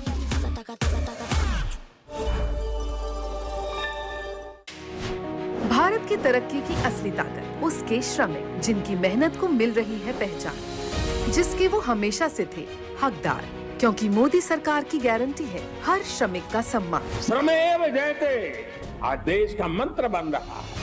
सभी कामगारों को समय से न्यूनतम वेतन और युवाओं को नियुक्ति पत्र यानी नौकरी का भरोसा। महिलाओं को समान अवसर और समान वेतन, क्योंकि काम का मोल काबिलियत से होता है। फिक्स टर्म एम्प्लॉइज को सिर्फ 1 साल पर ग्रेच्युटी यानी मेहनत का हक बिना इंतजार। 40 वर्ष से अधिक की आयु के श्रमिकों को सालाना मुफ्त हेल्थ चेकअप और 40 करोड़ श्रमिकों को सामाजिक सुरक्षा की गारंटी। अब हर परिवार आश्वस्त।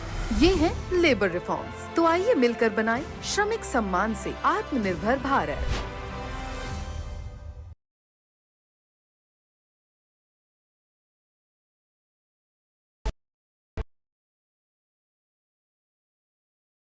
Protests have erupted across the country for saving the Aravallis. Republic investigation today takes you to yet another illegal mining site. While the government provided an unconvincing defence of the Supreme Court order, Aravallis continued to be blasted and mined in Haryana's Charki Dadri.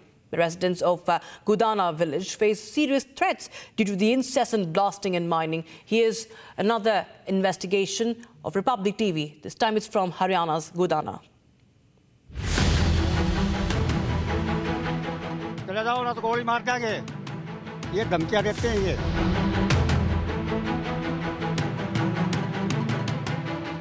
Blasting कण जाते हैं तो उसे cancer हो रहा है.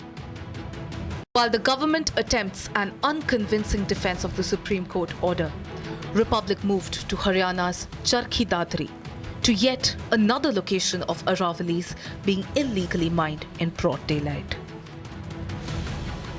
We are here in Charki Dadri district in the Gudana village. Now this is an illegal mining site that I am standing on. Behind me are clear live visuals of mining activities going on broad daylight. All this mining activity is illegal and has been stopped. However, the villagers have been trying to protect their agricultural land and they have been trying to protect their grazing fields. To the left of me is a 200 feet deep mine. Villagers here have informed us that all the mining activity happens at night. They are using blastings, they are using dynamite, and no safety equipment is being used. In an explicit violation of the SC guidelines, Aravallis continue to be blasted and mined at night. From wells running dry to diseases spreading due to dust, villagers face the actual brunt. मेरी यह है कि हमारे गांव में cancer पीड़ित 7-8 हो गए हैं. उसमें ब्लास्टिंग के कण जाते हैं पानी में. दोड़ा माइनिंग है उसमें पानी लग रहा है उससे पानी में ब्लास्टिंग कण जाते हैं तो उसे कैंसर हो रहा है और कईयां का सांस की बीमारी होगी. कोई नहीं 60 साल से ऊपर आदमी है ना वो सभी खाट पकड़ रहे हैं. Caught on Republic camera were mounds and mounds of dust as North India struggles to breathe. This despite the court order. A trail of mined dust that never ends. अभी ब्लास्टिंग होता कि धरती में ना कंपन होता पाइपलाइन पूरी damage हो जाती है. यहाँ पे रात में भी ये ब्लास्टिंग करते हैं? हाँ जी. यहाँ पे रात में भी ये खनन करते हैं? 24 घंटा चलता खनन तो. Unable to defend their natural heritage, villagers confess of having been threatened by illegal miners. हमने पैमाश करीब लाखों रुपये लगाए. यहाँ पर गांव ने धरना दिया. बड़ी भारी भयंकर मी और आंधी तूफान में हमारा एक आदमी मर भी गया था यहाँ. और बार बार बिजली को हमने दे दी, लोकायुक्त में हमने लगा ली, डीसी का हमने लगा ली, खनन विभाग का हमने लगा ली, खनन मंत्री का हमने लगा ली, लेकिन हमारी कोई सुनाई को नहीं हो. तो काला काला का बड़ा 5-7 आउंस हाथ में बंदूक ले रहा है. चले जाओ ना तो गोली मार देंगे ये धमकियां देते हैं ये. The villagers have filed multiple applications to local authorities, but they allegedly kept mum. मैंने डीसी के कम से कम 10 दरखास्त दे रखी हैं. हर महीने दरखास्त देता हूँ, ग्रीवेंस की भी देता हूँ. डीसी ने कोई कार्रवाई नहीं की. वो पता नहीं वो एप्लीकेशन कहाँ जमा होती है.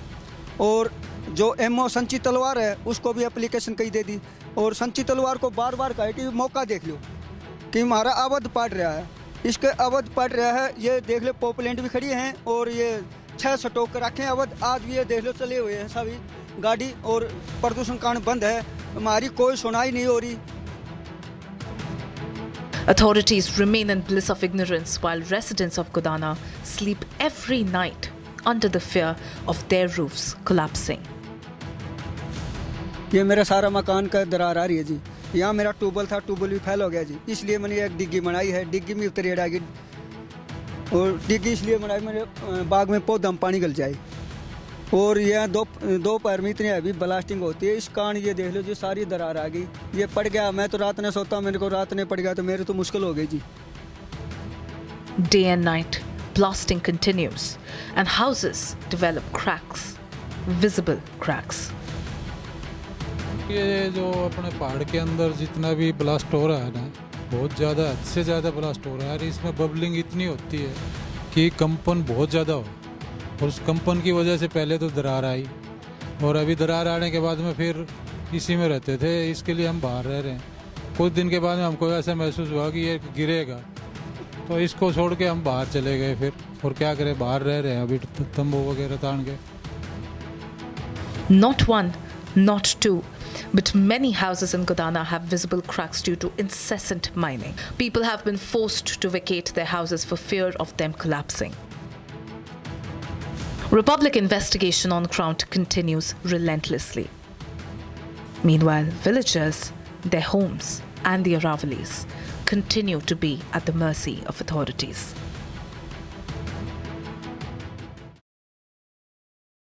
On This Is Exclusive, 7 p.m. this evening, we're getting you reports from Gujarat, Haryana and Rajasthan on the Aravalli mining. They tell you that everything is as per book, but we show you how Supreme Court guidelines are being violated. It's on camera tonight at 7 p.m. MDH की हल्दी मिर्ची धनिया करे कमाल, ये रंग दे, ये खुशबू दे, ये तीखा, ये कम पड़े, क्या निराला MDH मसाला। Please stop! झुमका तेरा झुमका, तेरा झुमका। Not there. मेरा काउंटर टॉप टूट जाएगा। तेरा झुमका।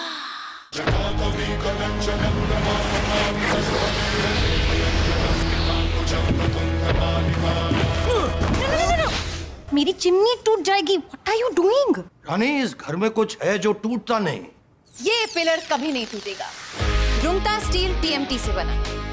रुंगटा नहीं तो घर स्ट्रॉन्ग नहीं। रुंगटा स्टील TMT बार एकदम सॉलिड।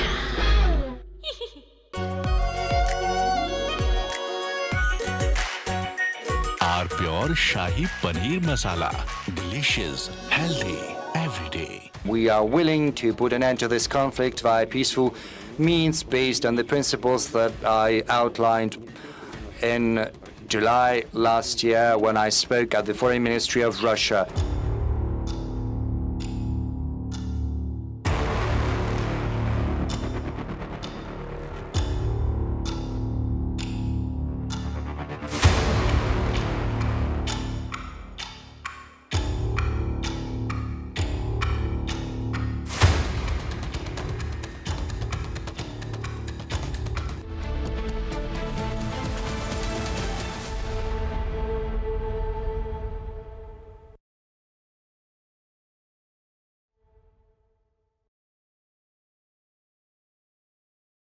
सीक्रेट रेसिपी MDH का जीरा sip jaljeera masala. Sip sip जीरा सिप जीरा सिप MDH का जल जीरा जीरा सिप जीरा सिप MDH का जल जीरा जीरा सिप। केसरिया से मन जोगी हुआ रे, दिल झूमे देखो मतवारा हुआ रे। केसरिया से मन जोगी हुआ। हर पल मनाओ केसरी त्योहार। विमल, बोलो जुबान केसरी। आर प्योर सूजी पास्ता उबालो मिलाओ और खाओ, 8 मिनट में तैयार। क्या टेस्ट है सबका राजा आर प्योर मसाला।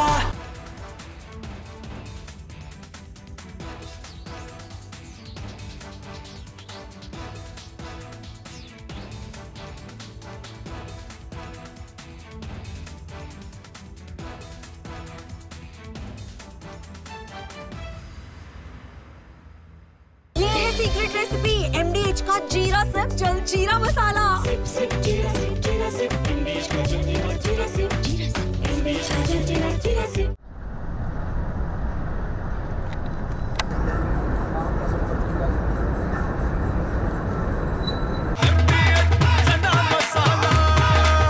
अब छोलिया हो या लोबिया, सफेद चने या काले चने, सब कुछ मजेदार बने। केसरिया से मन जोगी हुआ रे, दिल झूमे देखो मतवारा हुआ रे। केसरिया से मन जोगी हुआ। हर पल मनाओ केसरी त्योहार। विमल, बोलो जुबान केसरी। थोड़े में ज्यादा स्वाद ये ही तो है इसकी खास बात। वाओ मामा, क्या स्वाद है। अरे मेरे राजा। We are willing to put an end to this conflict.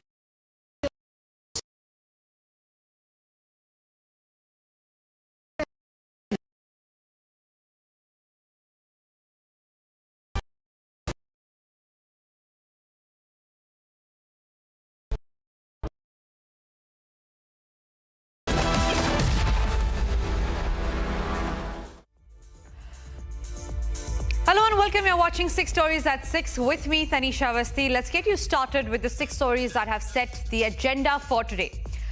Ladies and gentlemen, it was 8 years ago when a teenage girl from Unnao dared to speak against the unthinkable. Just 8 years ago, she was demanding justice. Her father was beaten to death. She was gang raped, her voice was silenced, and her father was beaten to death in custody for demanding justice. Today, the Delhi High Court has suspended the life sentence of Kuldeep Singh Sengar, the man convicted of destroying her childhood, her family. With a personal bond, weekly reporting, and a promise to stay away, that too 5 kilometers. He walks closer to freedom while she remains trapped in the shadows of trauma. The restrictions feel like hollow words when the very system that was meant to protect her has now hands her perpetrator for a lifeline, pending appeal. For the survivor, for her lost father, for every other woman who's watching this, who has ever feared that power will always triumph over pain, this order is not justice delayed. It is justice denied. The scars of Unnao have been ripped open, and the nation is left asking, how many more times must a victim bleed before the powerful finally pay? 8 years after a crime that exposed power, fear, and silence, the Unnao rape case is back in focus. The Delhi High Court today suspended the sentence of former BJP MLA Kuldeep Singh Sengar, convicted for the rape of a minor. Kuldeep Sengar rape sentence suspended pending appeal by the Delhi High Court has come across as a controversial order. The former BJP MLA has challenged the December 2019 trial court verdict in the rape case. Delhi High Court has suspended the life sentence of Kuldeep Singh Sengar in the Unnao rape case. It was awarded to him. He was convicted and sentenced to life imprisonment by the trial court in the Unnao rape case. This is a division bench comprising of Justice Subramanian Prasad and Justice Harish, Vedanath and Shankar. They pronounced this order. They said, we are suspending the sentence. A personal bond of 15 lakh rupees with 3 surety shall be given. He is not allowed to come within 5 kilometers radius of the residence of the victim. He is directed to stay in Delhi during the pendency of his appeal. Ensure that he is available for completing the remaining part of the sentence in case he is found guilty. He is directed not to threaten the victim survivor or the mother. Deposit his passport and has to be before the police station once a week every Monday at 10 a.m. But the court has imposed strict conditions.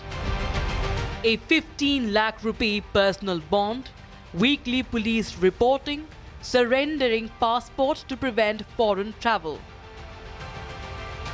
The High Court also directed Sengar not to come within a 5-kilometer radius of the victim's house and not threaten her or her mother.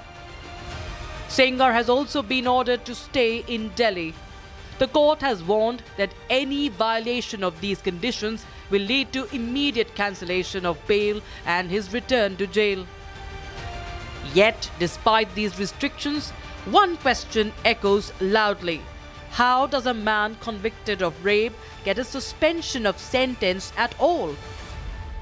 The case dates back to June 2017, when a 17-year-old girl was gang raped in Unnao of Uttar Pradesh. The accused was Kuldeep Singh Sengar, who was then a powerful sitting MLA. After the survivor spoke out, her father was arrested on false charges and later died in judicial custody. Sengar was eventually convicted in that case as well, establishing a chilling abuse of power. In December 2019, a Delhi court convicted Sengar of rape and sentenced him to life imprisonment. Sengar remains in custody for now, as bail has not been granted in the custodial death case. But the suspension of his life sentence has raised many questions.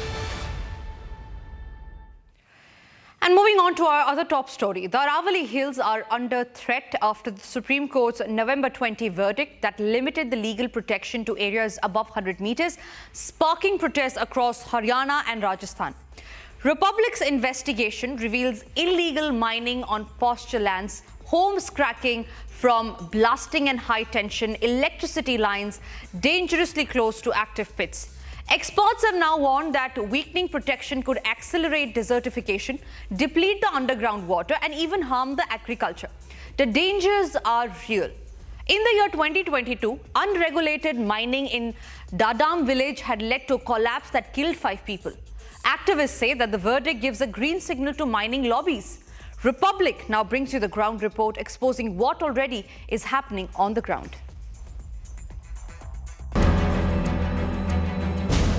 There is uproar across North India after the Supreme Court's 20th November verdict, controversially redefining the Aravalli Hills, limiting legal protection only to areas above 100 meters in elevation, a move that activists say could legitimize mining across large parts of the fragile mountain range. Anger has spilled onto the streets in Haryana, where environmental groups are staging protests, warning that the verdict gives a green signal to mining lobbies. अभी आपने एक उदाहरण दिया था कि यहाँ से आप यहाँ से देख रहे थे, ये पहाड़ आप बता रहे हैं खनक पहाड़ है, यहाँ पे काफ़ी बड़े स्तर पर है वो हो रही है अपनी माइनिंग होती है, और आप उस गांव में है ना जाके देखिए सारा गांव बीमारियों से पीड़ित है, सांस की बीमारियाँ कुछ भी है, लेकिन ये पहाड़ है जिसने इस पूरे तोशाम शहर को प्रोटेक्ट किया हुआ है, 35,000 की आबादी को प्रोटेक्ट कर रहा है ये पहाड़। तो जो अरावली की डेफिनेशन अब माननीय सुप्रीम कोर्ट द्वारा दी गई 100 मीटर से नीचे की पहाड़ियों को फोड़ा जाए, यदि इस तरह के पहाड़ हटा दिए गए तो फिर तो सारा एरिया ही प्रदूषित होगा, सब जनमानस का जीना दुभर हो जाएगा। Experts say that the Aravallis act as a natural barrier against desertification, stopping the Thar Desert from advancing towards Delhi NCR. Diluting protection could have irreversible consequences for climate, groundwater, and agriculture. Even as protests grow, Republic continues its investigation into what is already happening on the ground. Our teams travel to Rajasthan and Haryana, uncovering multiple violations at active mining sites. These are the visuals from Sawalpura village in Sikar in Rajasthan, where mining operations are being carried out in the Aravalli belt amid allegations of blatant violations of safety and environmental norms. So this is the mining site where even right now mining is continuing, and they have this water tank, and there are two water pumps which continuously pumps out the water, which is not allowed to be pumped out in a dry state where already the water level is very low. We are also going to show you a little bit around. So you've seen that there are several things which is illegal about this entire illegal mining, and this predates the new accepted definition of Aravalli, and we are showing you live on Republic's camera how this mining, which you can see on the camera right now, this is illegal in not just one or two ways but in multiple ways. Republic's visuals expose a high-tension electricity line running directly above an active mining site. Safety norms require a minimum 32-meter distance, a rule that appears to be violated here, posing a serious risk to lives. In Haryana's Kanak village in Tosham, villagers allege blasting from nearby mines has caused cracks in homes. Residents complain of breathing problems, children falling sick, a direct fallout of unregulated mining. Towards my right, you can see the hills, which is just around a kilometer away.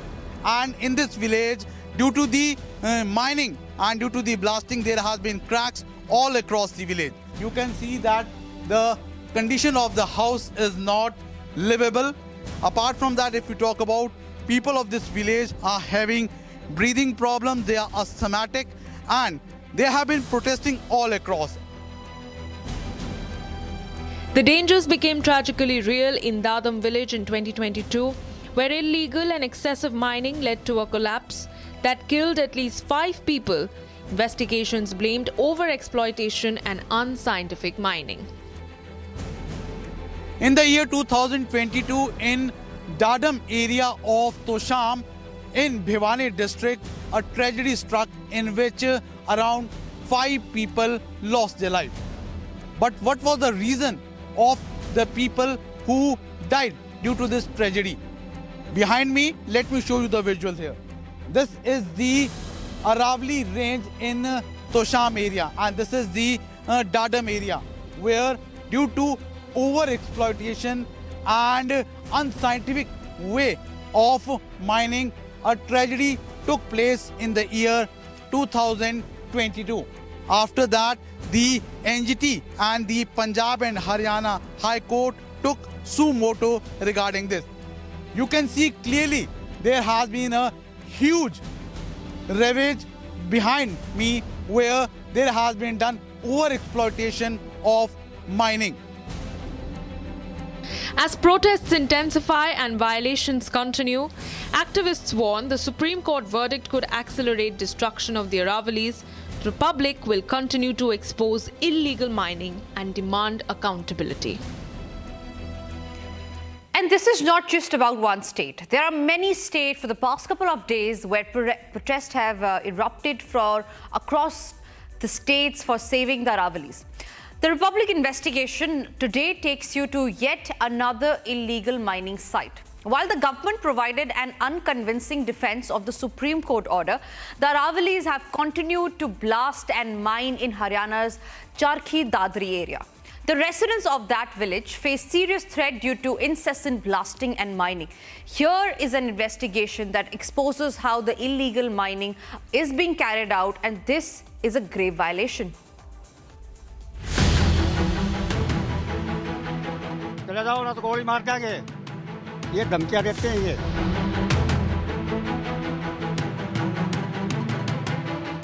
Blasting कण जाते तो उसे cancer हो रहा है. While the government attempts an unconvincing defense of the Supreme Court order, Republic moved to Haryana's Charkhi Dadri, to yet another location of Aravallis being illegally mined in broad daylight. We are here in Charkhi Dadri district in the Gudana village. Now this is an illegal mining site that I am standing on. Behind me are clear live visuals of mining activities going on broad daylight. All this mining activity is illegal and has been stopped. However, the villagers have been trying to protect their agricultural land and they have been trying to protect their grazing fields. To the left of me is a 200 feet deep mine. Villagers here have informed us that all the mining activity happens at night. They are using blastings, they are using dynamite, and no safety equipment is being used. In an explicit violation of the SC guidelines, Aravallis continue to be blasted and mined at night. From wells running dry to diseases spreading due to dust, villagers face the actual brunt. मेरी यह है कि हमारे गांव में cancer पीड़ित 7-8 हो गए हैं. उसमें ब्लास्टिंग के कण जाते हैं पानी में. दोड़ा माइनिंग है, उसमें पानी लग रहा है, उससे पानी में ब्लास्टिंग कण जाते हैं तो उसे कैंसर हो रहा है और कईयों का सांस की बीमारी होगी. कोई नहीं, 60 साल से ऊपर आदमी है ना, वो सभी खाट पकड़ रहे हैं. Caught on Republic camera were mounds and mounds of dust as North India struggles to breathe. This despite the court order. A trail of mined dust that never ends. अभी ब्लास्टिंग होता कि धरती में कंपन होता पाइपलाइन पूरी damage हो जाती है. यहाँ पे रात में भी ये ब्लास्टिंग करते हैं? हाँ जी. यहाँ पे रात में भी ये खनन करते हैं? 24 घंटा चलता खनन तो. Unable to defend their natural heritage, villagers confess of having been threatened by illegal miners. हमने पैर मास करी, लाखों रुपये लगाए, यहाँ पर गांव ने धरना दिया. बड़ी भारी भयंकर मी और आंधी तूफान में हमारा एक आदमी मर भी गया था यहाँ.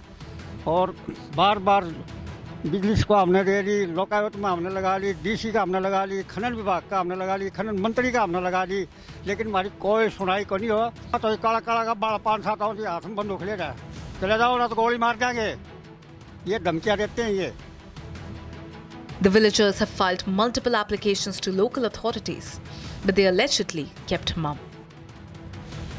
मैंने डीसी के कम से कम 10 दरखास्त दे रखी हैं, हर महीने दरखास्त देता हूँ, ग्रीवेंस की भी देता हूँ, डीसी ने कोई कार्रवाई नहीं की। वो पता नहीं वो एप्लीकेशन कहाँ जमा होती है।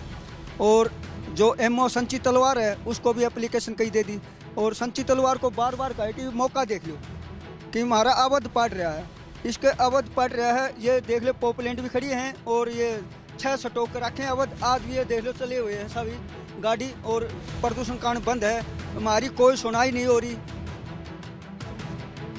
Authorities remain in bliss of ignorance while residents of Godana sleep every night under the fear of their roofs collapsing. ये मेरा सारा मकान का दरार आ रही है जी, यहाँ मेरा ट्यूबवेल था, ट्यूबवेल भी फेल हो गया जी, इसलिए मैंने एक डिग्गी बनाई है, डिग्गी में उतरेड़ आ गई, और डिग्गी इसलिए बनाई मेरे बाग में पौधा में पानी गल जाए, और यह दोपहर में इतनी हैवी ब्लास्टिंग होती है, इस कारण ये देख लो जी सारी दरार आ गई, ये पड़ गया, मैं तो रात में सोता, मेरे को रात में पड़ गया तो मेरे तो मुश्किल हो गई जी। Day and night, blasting continues and houses develop cracks, visible cracks. ये जो अपने पहाड़ के अंदर जितना भी ब्लास्ट हो रहा है ना, बहुत ज़्यादा, हद से ज़्यादा ब्लास्ट हो रहा है, इसमें बबलिंग इतनी होती है कि कंपन बहुत ज़्यादा हो, और उस कंपन की वजह से पहले तो दरार आई, और अभी दरार आने के बाद में फिर इसी में रहते थे, इसके लिए हम बाहर रह रहे हैं।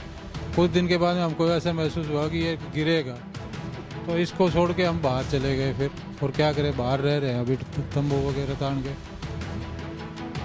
Not one, not two, but many houses in Godana have visible cracks due to incessant mining. People have been forced to vacate their houses for fear of them collapsing. Republic investigation on ground continues relentlessly. Meanwhile, villagers, their homes and the Aravallis continue to be at the mercy of authorities. And across India, a wave of anguish and unyielding resolve has swept through the streets and cities under the banner of #Hindu mobilization as thousands unite in fury over the barbaric lynching of Dipu Chandra, a young Hindu worker falsely accused. He was brutally beaten and his body was hanged and set ablaze in Bangladesh. From Delhi's barricade-breaking marches outside the Bangladesh High Commission to Kolkata's bloodied protest met with police lathicharge, effigies of Muhammad Yunus burned while voices thunder under justice demanding an end to the relentless prosecution of minorities in a nation that is spiraling into extremism. Here's what's happened in Bangladesh and the fallout of which was seen in many states across the country today. Be it of the national capital,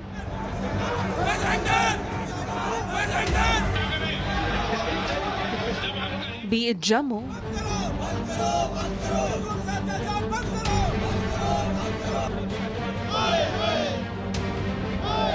be it Bhopal,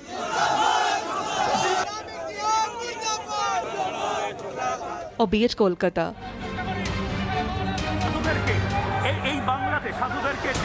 Hindu groups have taken to the streets and the anger is unmistakable. The protesters are not mincing their words.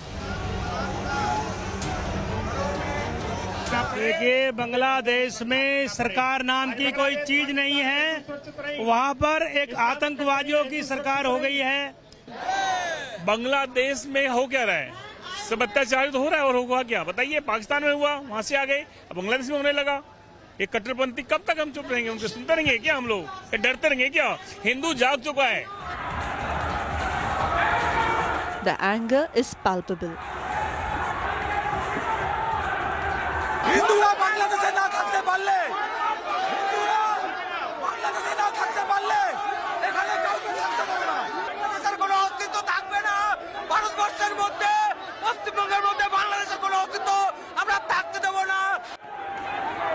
এবং এই মুহূর্তে tear gas ছোড়ার জন্য লাঠিচার্জ করছে police. Even as the authorities pushed back, the protesters' clarion call echoed far and wide. This is in the backdrop of a 25-year-old Hindu man, Dipu Chandra, being lynched in Bangladesh. His only mistake was falling victim to the mob justice. Cruelty such as the youth's body was hung from a tree and set on fire.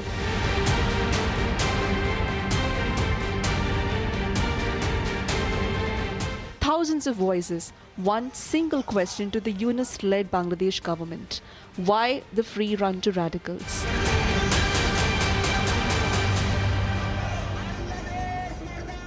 Moving on to Sambhal now. In Uttar Pradesh, a shocking case has emerged in Sambhal where a 32-year-old trader Rahul Kumar was allegedly murdered by his own wife Ruby and her lover Gaurav Kumar. The crime scene was so horrific that Rahul's head was severed, his hands and legs were cut off and body parts were dumped at various locations. What makes this case very similar to the Blue Drum murder in Meerut when Muskan and her lover also had killed their husband, stuffed his remains in the cement filled with a drum.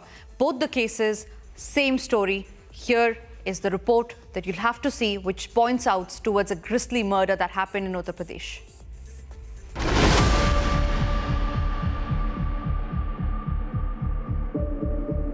Striking similarities with Meerut's Blue Drum murder. A man was murdered after he found his wife in a compromising position with her lover. Police in Sambhal have cracked a case in Chandosi where a 32-year-old shoe trader was allegedly murdered by his wife and her lover. The victim, Rahul Kumar's head was severed from the body. His hands and legs were cut off and body parts were dumped at various locations. Rahul paid the price of catching his wife with her alleged lover Gaurav Kumar, a neighbor inside his own home. The spine-chilling murder draws similarities with the Blue Drum murder where Muskan and her lover Sahil stabbed an ex-merchant navy officer Saurabh Rajput to death in Meerut on March 4, 2025. While it was on March 2025 that the Blue Drum murder case sent shockwaves across the nation, in Meerut it was Saurabh who met his fatal end at the hands of his partner. Cut to 3 months later, Rahul met a similar fate. 2 different cities, 2 different murder cases, yet the same spine-chilling similarities. The accused, Ruby, had filed a missing person report for her husband Rahul. What initially seemed an ordinary case turned out to be a thoroughly planned gruesome murder that sent shockwaves in the entire location. जनपद संभल के थाना चंदौसी क्षेत्र में आज से करीबन 1 महीना पहले 18-11 तारीख को 18 नवंबर को रूबी नाम की एक महिला ने गुमशुदगी दर्ज कराई थी और उस महिला के द्वारा बताया गया कि उसके पति है वो कहीं गायब हो गए हैं। उसके कुछ दिन बाद में यहाँ नाले में एक डेड बॉडी मिली जिसमें उसके पाँव नहीं थे, हाथ नहीं थे, सिर नहीं था। इस तरह की अटकटी जो डेड बॉडी है उसको पुलिस ने शव को कब्जे में लिया, उसका पोस्टमार्टम कराया, उसका डीएनए भी प्रिजर्व कराया उसका और फॉरेंसिकली उस बॉडी को पूरा एग्जामिन किया गया था। उस बॉडी पे राहुल नाम लिखा था और गहनता से जांच करने पे पता चला कि राहुल की पत्नी जो रूबी है उसी ने ही राहुल की हत्या की थी। इस प्रकार इन दोनों व्यक्तियों को जिनके नाम गौरव और रूबी, इन दोनों को गिरफ्तार करके आज जेल भेजा जा रहा है। इनके पास से जिस ग्राइंडर का यूज़ करके इन्होंने कटर से काटा था वो भी बरामद हुआ है और जिन हथौड़ों और इन चीज़ों से उन्होंने उसके सिर पे वार किए थे वो भी पुलिस को बरामद हुए हैं। On the night of November 18, 2025, enraged Rahul started beating his wife and her lover. He threatened to humiliate her in the entire neighborhood and told her he would throw her out of the house naked. That's when Ruby told Gaurav to hit Rahul. Gaurav then struck Rahul on the head with an iron rod and an iron pestle used for shoe repair, killing him instantly. What sends shivers to the spine is the fact that Rahul's body was dismembered with a grinder. This adds up as yet another case of betrayal that led to murder. But the question remains, could this have been avoided?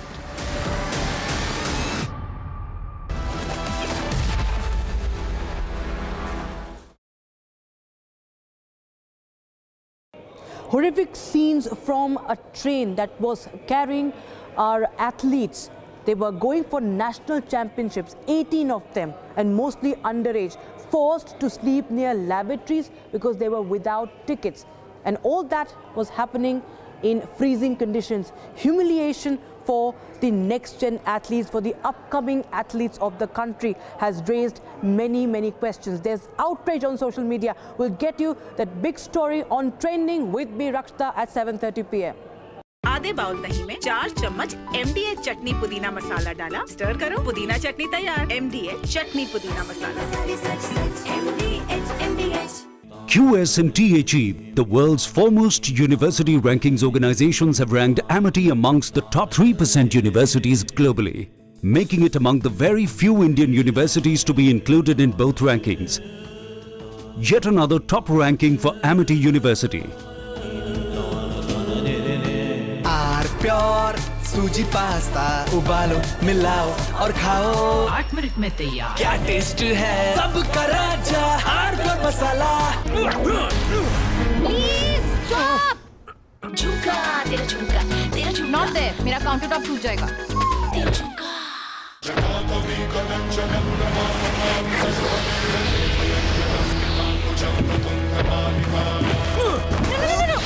मेरी chimney टूट जाएगी। What are you doing? रानी, इस घर में कुछ है जो टूटता नहीं। ये पिलर कभी नहीं टूटेगा। रुंगटा स्टील TMT से बना। रुंगटा नहीं तो घर स्ट्रॉन्ग नहीं। रुंगटा स्टील TMT बार एकदम सॉलिड। ये है सीक्रेट रेसिपी MDH का जीरा सिप जलजीरा मसाला। सिप सिप जीरा सिप जीरा सिप MDH का जलजीरा जीरा सिप जीरा सिप MDH का जलजीरा जीरा सिप। केसरिया से मन जोगी हुआ रे, दिल झूमे देखो मतवारा हुआ रे। केसरिया से मन जोगी हुआ। हर पल मनाओ केसरी त्योहार। विमल, बोलो जुबान केसरी। थोड़े में ज्यादा स्वाद, यही तो है इसकी खास बात। वाओ मामा, क्या स्वाद है? अरे मेरे राजा सबका राजा आर्नब मसाला।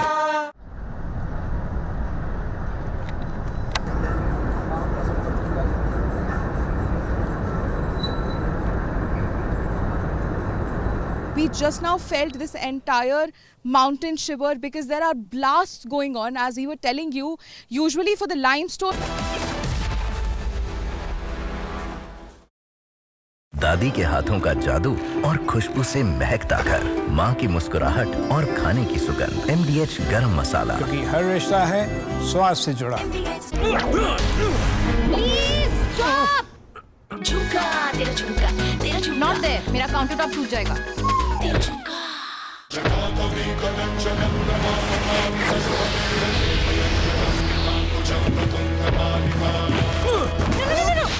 मेरी चिमनी टूट जाएगी। What are you doing? रानी, इस घर में कुछ है जो टूटता नहीं।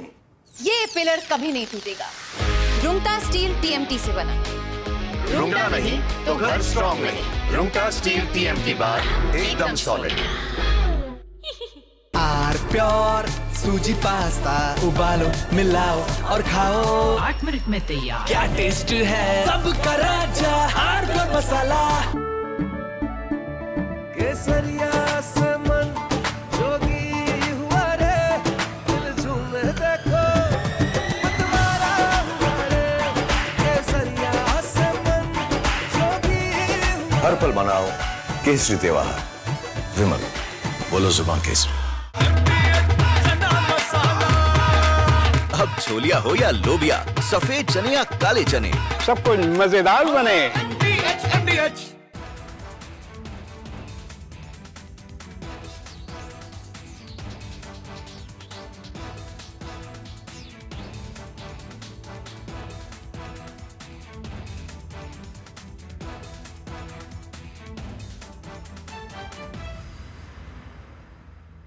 थोड़े में ज्यादा स्वाद, यही तो है इसकी खास बात। वाओ मामा, क्या स्वाद है? अरे मेरे राजा सबका राजा आर्नब मसाला। We are willing to put an end to this conflict via peaceful means based on the principles that I outlined in July last year.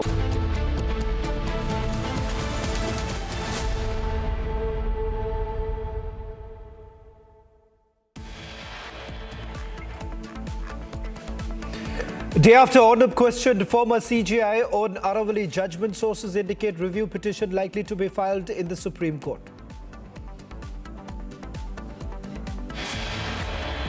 Hindu mobilization across India. Thousands come out in protest against attacks in Bangladesh on the Hindu community under Yunus regime. Hindu protesters Lathicharged in Kolkata claim they are being targeted for speaking out against Bangladesh under Mamata's rule.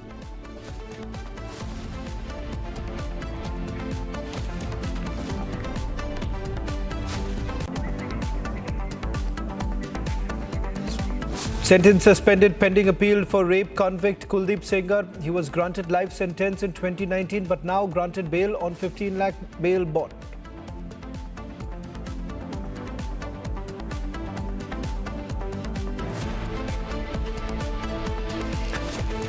It's a rare and exclusive conversation with the former Chief Justice of India, Justice Gawai.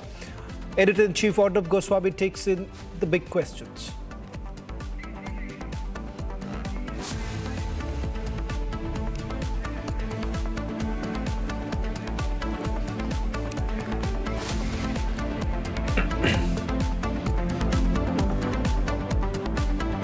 From New Delhi to Bhopal to Kolkata and Jammu, the anger is spilling on the streets against the atrocities on Hindus in Bangladesh. Major protests broke out outside the Bangladesh High Commission as thousands of Hindus gathered to protest against the mob lynching of Dipu Chandra by radicals in Bangladesh for alleged blasphemous comments.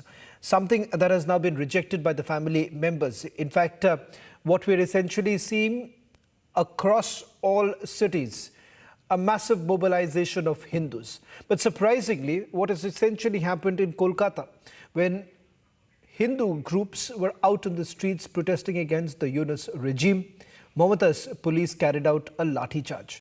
Allegations that have been leveled by the Hindu groups in Kolkata is that under Mamata's rule, they are not being even allowed to protest against the Yunus regime. Take a look at what happened in Kolkata earlier today. এই হচ্ছে পরিস্থিতি এই মুহূর্তে IPS অফিসাররা রয়েছেন এই মুহূর্তে প্রচুর মানুষজন রয়েছে আমি আরেকটু দেখানোর চেষ্টা করব প্রথম লেয়ার ভেঙে ফেলা হয়েছে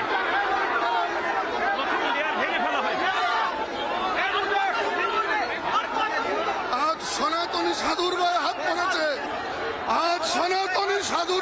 পড়েছে আমরা রাস্তায় মেরেছে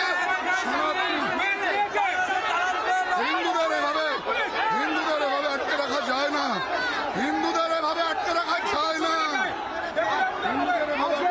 হিন্দুদের উপরে অত্যাচার আমাদের পুলিশ ধাক্কাধাক্কি করেছে আমরা ব্যারিকেড ভেঙে এগোতে দেখো আরেকদিকে আমি দেখো আরেকবার দেখাবো আমি নবীকে বলবো এই মুহূর্তে লাঠিচার্জ করছে পুলিশ মহিলাদের উপর লাঠিচার্জ করছে এই মুহূর্তে পুলিশ এবং এই মুহূর্তে টিয়ার গ্যাস ছোড়ার জন্য উদ্যত হয়েছে পুলিশ এই মুহূর্তে টিয়ার গ্যাস ছোড়ার জন্য উদ্যত হয়েছে পুলিশ এই মুহূর্তে অবস্থা দেখুন এই মুহূর্তে চারিদিকে লাঠিচার্জ হচ্ছে এবং এই চারপাশে যেভাবে হিন্দুদেরকে মারা হচ্ছে এই মুহূর্তে পড়ে গেল এই মুহূর্তে রক্তারক্তি অবস্থা হয়ে গেছে রক্তে ভেজে যাচ্ছে হিন্দুদেরকে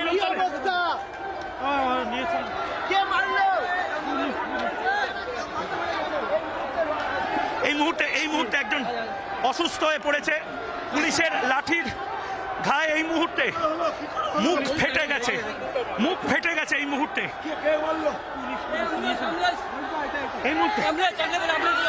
আমাদের কাছে গেরুয়া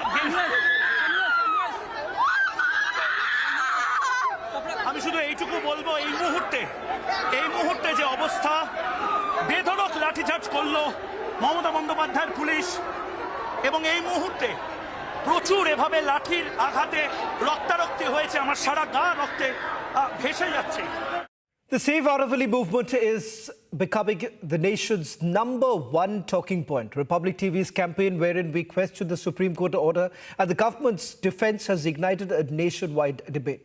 We compelled the Environment Minister to respond yesterday, where he said that the government's new uniform definition for the range strengthens environmental safeguards rather than opening them up to the mafia. Not just that, a 2,334-page affidavit mentioning that the government batted for mining of critical, strategic and atomic minerals at the Aravalli Hills ranges, which has now been accessed by Republic TV. We have meanwhile been investigating on ground, putting into perspective how this illegal mining at the Aravallis is eating into the natural ecosystem. Now, this report coming in from Haryana indicates what's the reality on the ground.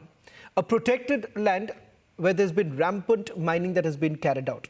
A caveat here is that while partially mining has been allowed, what we are given to understand that this protected land in Haryana, where the mining is being carried out, our reporters got this on camera when blasting was actually taking place, and no specified time when the blasting is taking place, and the villagers alleging that attempts are now being made by the mining mafia to encroach areas which are not even permitted for mining. Take a look at this report. चले जाओ ना तो गोली मार देंगे, ये धमकियां देते हैं ये।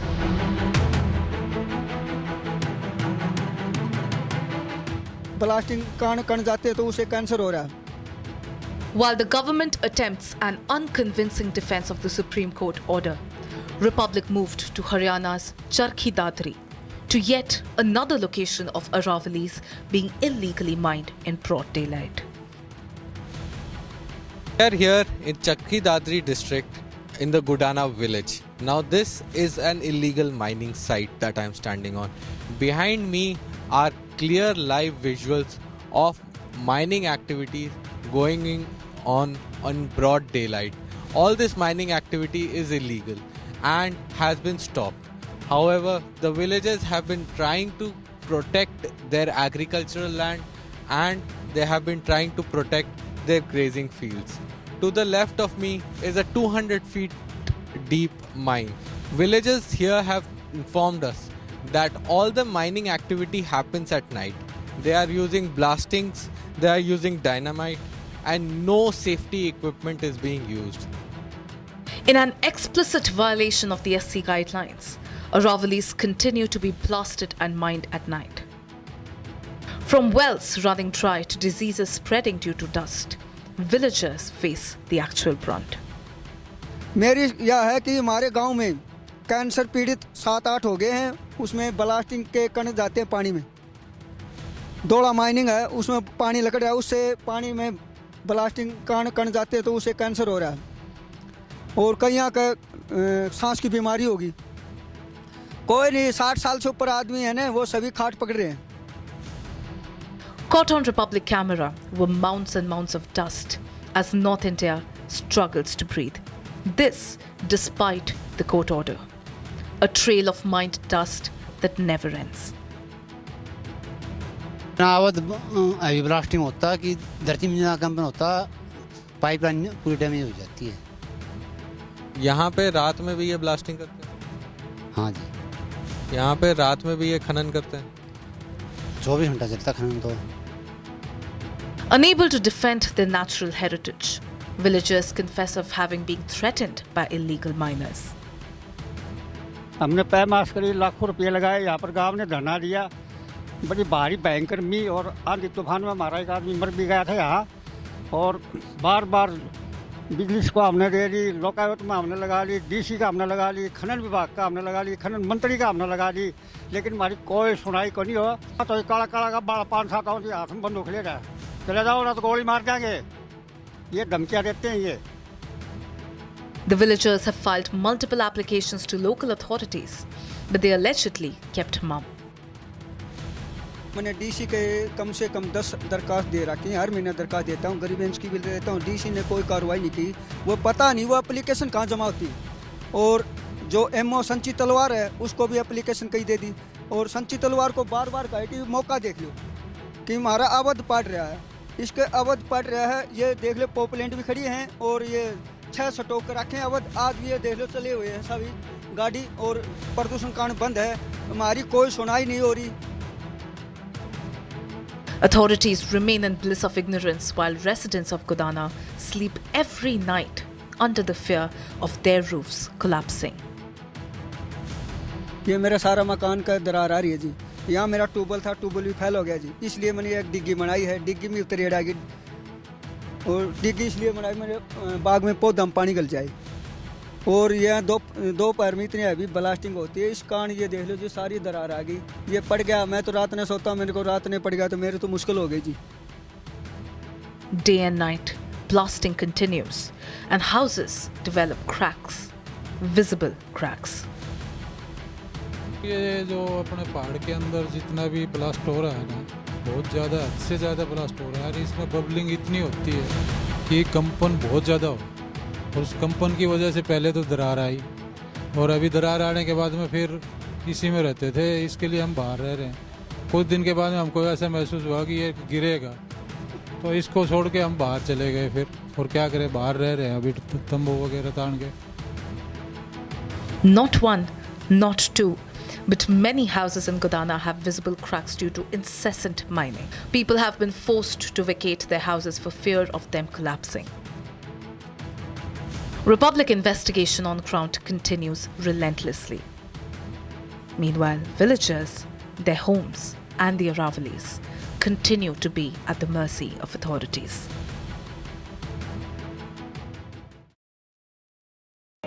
Horrific scenes from a train that was carrying our athletes. They were going for national championships, 18 of them, and mostly underage, forced to sleep near lavatories because they were without tickets. And all that was happening in freezing conditions. Humiliation for the next-gen athletes, for the upcoming athletes of the country, has raised many, many questions. There's outrage on social media. We'll get you that big story on Trending with me, Rakshita, at 7:30 p.m.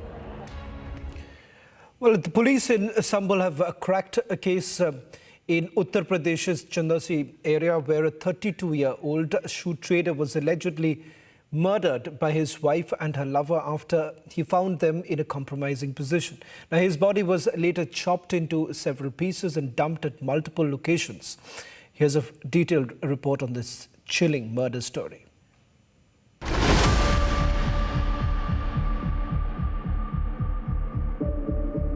Striking similarities with Meerut's Blue Drum murder. A man was murdered after he found his wife in a compromising position with her lover. Police in Sambal have cracked a case in Chandausi where a 32-year-old shoe trader was allegedly murdered by his wife and her lover. The victim, Rahul Kumar's head was severed from the body. His hands and legs were cut off and body parts were dumped at various locations. Rahul paid the price of catching his wife with her alleged lover Gaurav Kumar, a neighbor inside his own home. The spine-chilling murder draws similarities with the Blue Drum murder where Muskan and her lover Sahil stabbed an ex-merchant navy officer Saurabh Rajput to death in Meerut on March 4, 2025. While it was on March 2025 that the Blue Drum murder case sent shockwaves across the nation, in Meerut it was Saurabh who met his fatal end at the hands of his partner. Cut to 3 months later, Rahul met a similar fate. 2 different cities, 2 different murder cases, yet the same spine-chilling similarities. The accused, Ruby, had filed a missing person report for her husband Rahul. What initially seemed an ordinary case turned out to be a thoroughly planned gruesome murder that sent shockwaves in the entire location. जनपद संबल के थाना चंदौसी क्षेत्र में आज से करीबन 1 महीना पहले 18-11 तारीख को 18 नवंबर को रूबी नाम की एक महिला ने गुमशुदगी दर्ज कराई थी और उस महिला के द्वारा बताया गया कि उसके पति है वो कहीं गायब हो गए हैं। उसके कुछ दिन बाद में यहाँ नाले में एक डेड बॉडी मिली जिसमें उसके पाँव नहीं थे, हाथ नहीं थे, सिर नहीं था। इस तरह की अधकटी जो डेड बॉडी है उसको पुलिस ने सबको कब्जे में लिया, उसका पोस्टमार्टम कराया, उसका डीएनए भी प्रिजर्व कराया उसका, और फॉरेंसिकली उस बॉडी को पूरा एग्जामिन किया गया था। उस बॉडी पे राहुल नाम लिखा था और गहनता से जांच करने पे पता चला कि राहुल की पत्नी जो रूबी है उसी ने ही राहुल की हत्या की थी। इस प्रकार इन दोनों व्यक्तियों को, जिनके नाम गौरव और रूबी, इन दोनों को गिरफ्तार करके आज जेल भेजा जा रहा है। इनके पास से जिस ग्राइंडर का यूज़ करके इन्होंने कटर से काटा था वो भी बरामद हुआ है और जिन हथौड़ों और इन चीज़ों से उन्होंने उसके सिर पे वार किए थे वो भी पुलिस को बरामद हुए हैं। On the night of November 18, 2025, enraged Rahul started beating his wife and her lover. He threatened to humiliate her in the entire neighborhood and told her he would throw her out of the house naked. That's when Ruby told Gaurav to hit Rahul.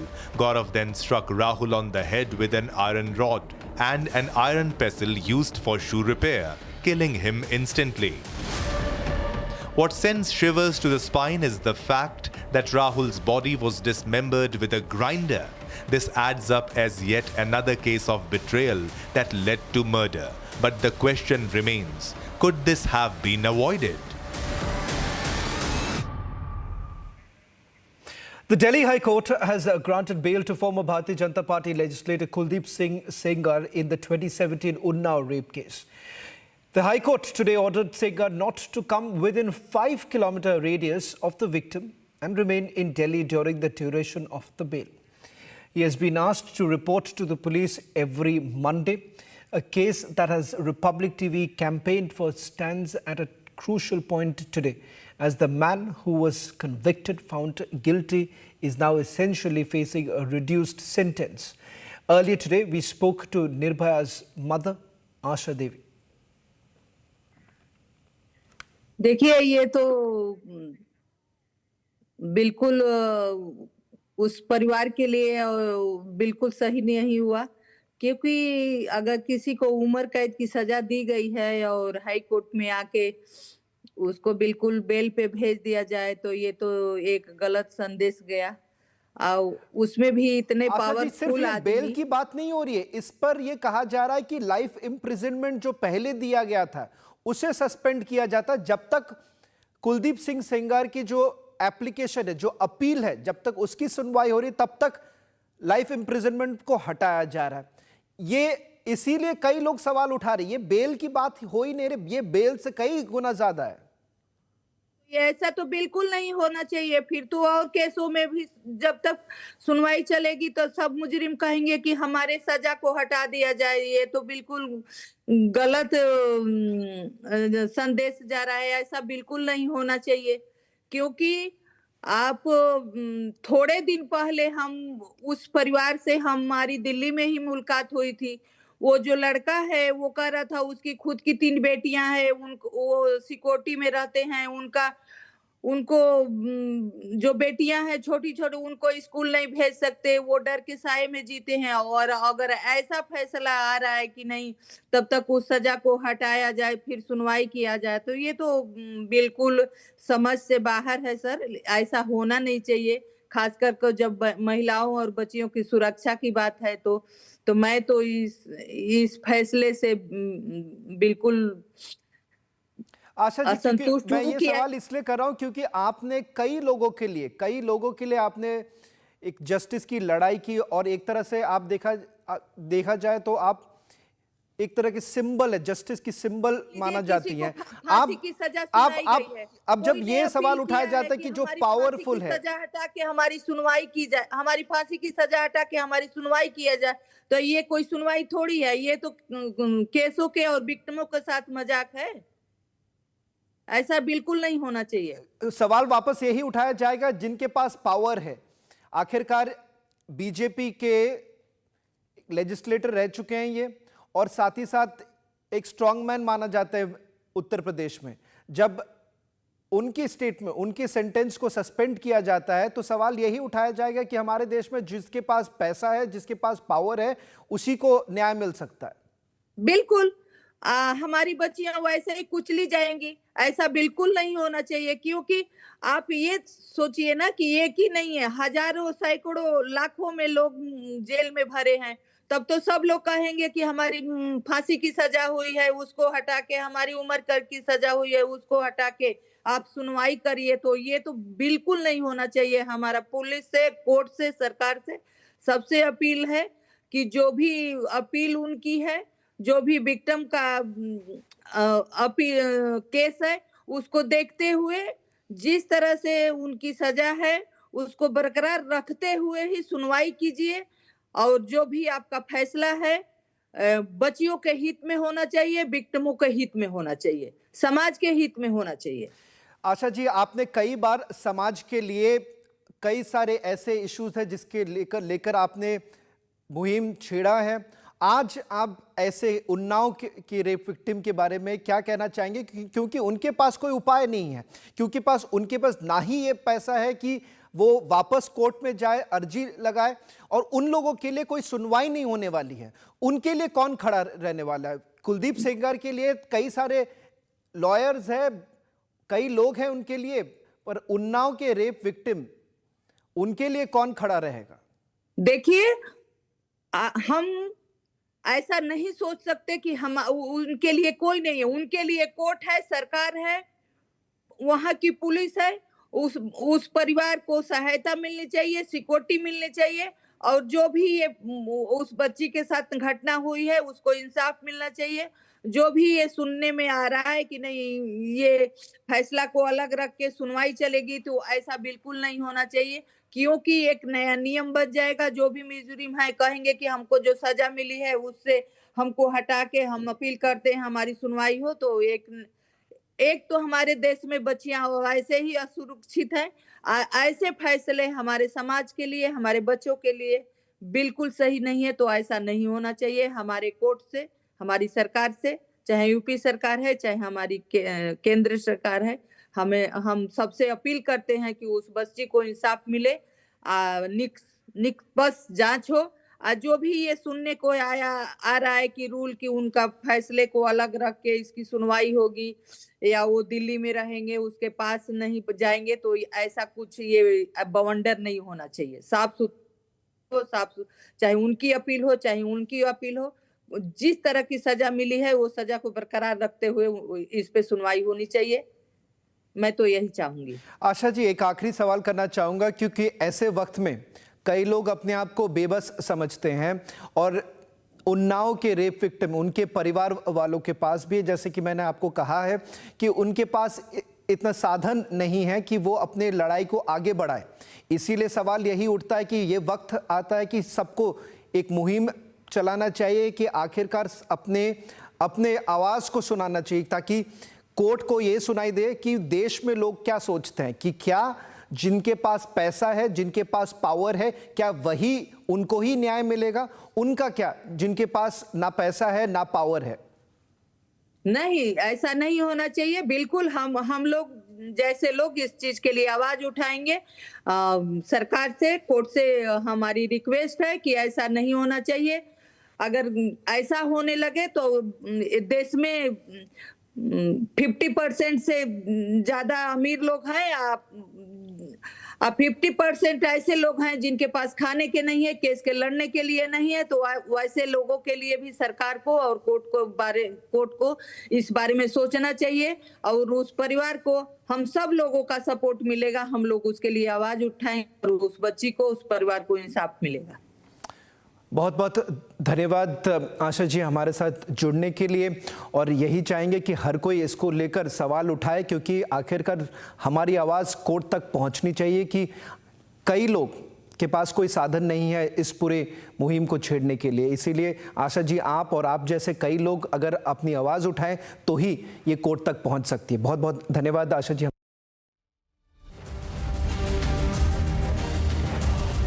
We're getting you reports from Gujarat, Haryana and Rajasthan on the Aravalli mining.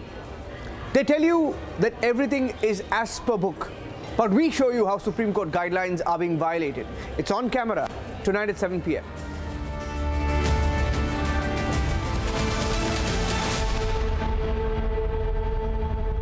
Pure सूजी pasta उबालो, मिलाओ और खाओ, 8 minute में तैयार। क्या taste है, सबका राजा आर मसाला।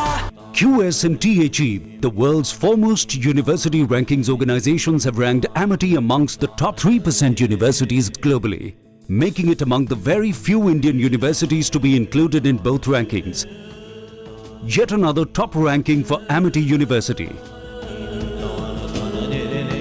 दादी के हाथों का जादू और खुशबू से महकता घर, माँ की मुस्कुराहट और खाने की सुगंध। MDH गरम मसाला, क्योंकि हर रिश्ता है स्वाद से जुड़ा। केसरिया से मन जोगी हुआ रे, दिल झूमे देखो मतवारा हुआ रे। केसरिया से मन जोगी हुआ। हर पल मनाओ केसरी त्योहार। विमल, बोलो जुबान केसरी।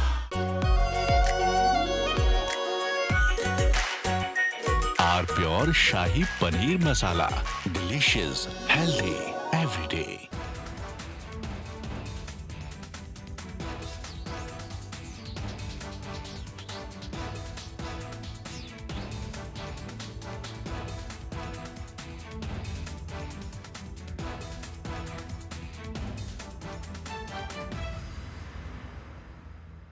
MDH की हल्दी मिर्ची धनिया करे कमाल, ये रंग दे, ये खुशबू दे, ये तीखा, ये कम पड़े, क्या निराला MDH मसाला।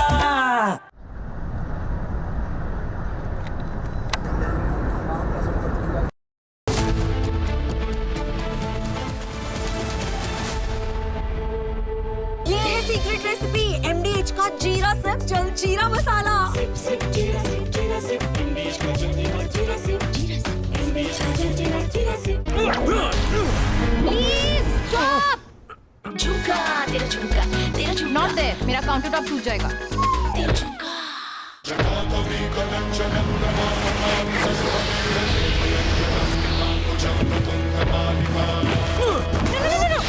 मेरी चिमनी टूट जाएगी। What are you doing? रानी, इस घर में कुछ है जो टूटता नहीं। ये पिलर कभी नहीं टूटेगा। रुंगटा स्टील TMT से बना। रुंगटा नहीं तो घर स्ट्रॉन्ग नहीं। रुंगटा स्टील TMT बार एकदम सॉलिड। थोड़े में ज्यादा स्वाद, ये तो है इसकी खास बात। वाओ मामा, क्या स्वाद है। अरे मेरे राजा, राजा और प्योर मसाला। केसरिया से मन जोगी हुआ रे, दिल झूमे देखो मतवारा हुआ रे। केसरिया से मन जोगी हुआ। हर पल मनाओ केसरी त्योहार। विमल, बोलो जुबान केसरी। MDH की देगी मिर्च, देगी मिर्च का तड़का, अंग अंग फड़का। MDH की देगी मिर्च। We are willing to put an end to this conflict via peaceful means based on the principles that I outlined in July last year when I spoke at the Foreign Ministry of Russia.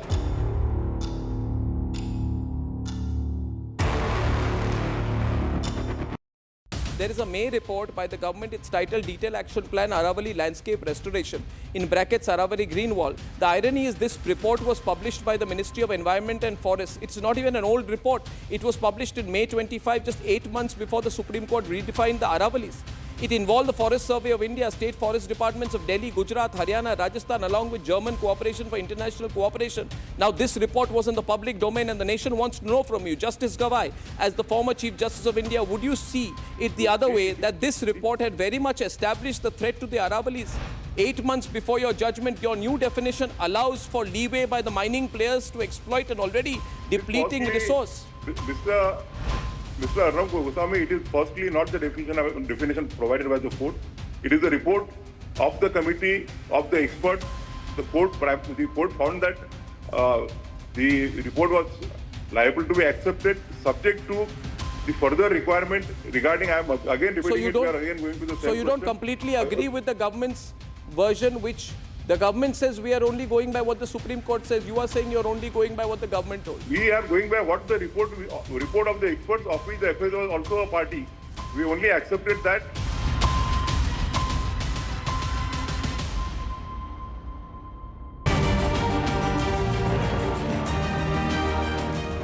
Public TV has been reporting for the last few weeks, and we have the truth on camera. Rampant illegal mining, flouting Supreme Court guidelines, and it's all on tape. That and more coming up. We have a victory of the campaign. The Aravalli campaign is gaining momentum, ladies and gentlemen. In fact, the fight is only just beginning. Here are the headlines.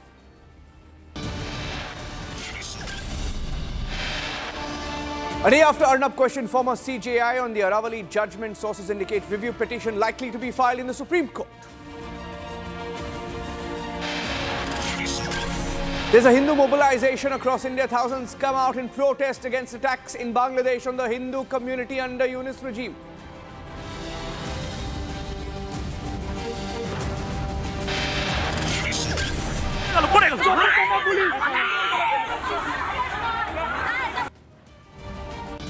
Hindu protesters Lathicharged in Kolkata under Mamata Banerjee claim they are being targeted for speaking out against Bangladesh.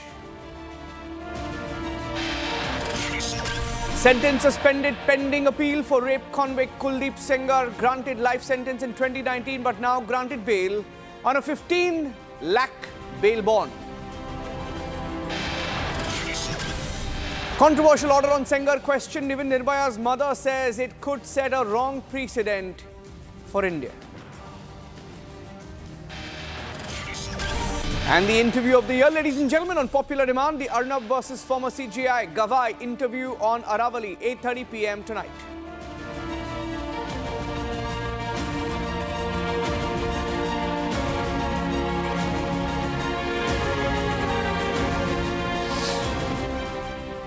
A controversial order on the Aravalli range, ladies and gentlemen, that defined the range. The government wanted the definition of Aravalli changed. Supreme Court okayed it. And there's been a lot of anger for the last few weeks that Republic TV has been talking about the Aravalli range definition, and we've been campaigning for it. There is an impact. The story is gaining momentum. It's moving ahead. Sources saying that a review petition is likely to be filed in the Supreme Court. And that review petition will likely seek a change in the definition. Will seek a change in the definition order. And this is something that most people who are fighting for the Aravalli have been asking for, that there was a grave mistake and that the court should have gone by the advice of the amicus curiae. Now, the amicus curiae had also asked for the definition not to be changed. So that battle, the legal battle continues. It's a big victory for the Republic campaign. Review petition likely in the Supreme Court on Aravalli in the next few days. Sources saying that the review petition could be filed. A legal battle could be beginning soon. Rhythm Anand Bharadwaj tracking every detail on that. I'm going across straight to her. Rhythm, if you can tell us more. What does a review petition mean and what happens next and what can we look forward to, Rhythm? It's very rarely that a Supreme Court judgment is appealed against. It can only be appealed against, Niranjan, in a review judgment. And that's what's happening in this case. We're seeing that there will be a review, possibly we are being told by our sources, in the Aravalli judgment that had been given on the 20th of November. This judgment has been there. There's been a Republic campaign. There's been sustained protest across India on the Aravalli, which has been there for centuries. And now, with this entire judgment, we are seeing that people are asking for the Aravallis to not be touched, for mining to not be given this importance. After Justice Gavai came in this rare interview that went viral with our editor-in-chief, we're now being told that the big news is that there could be a review. Thank you for that, Rhythm.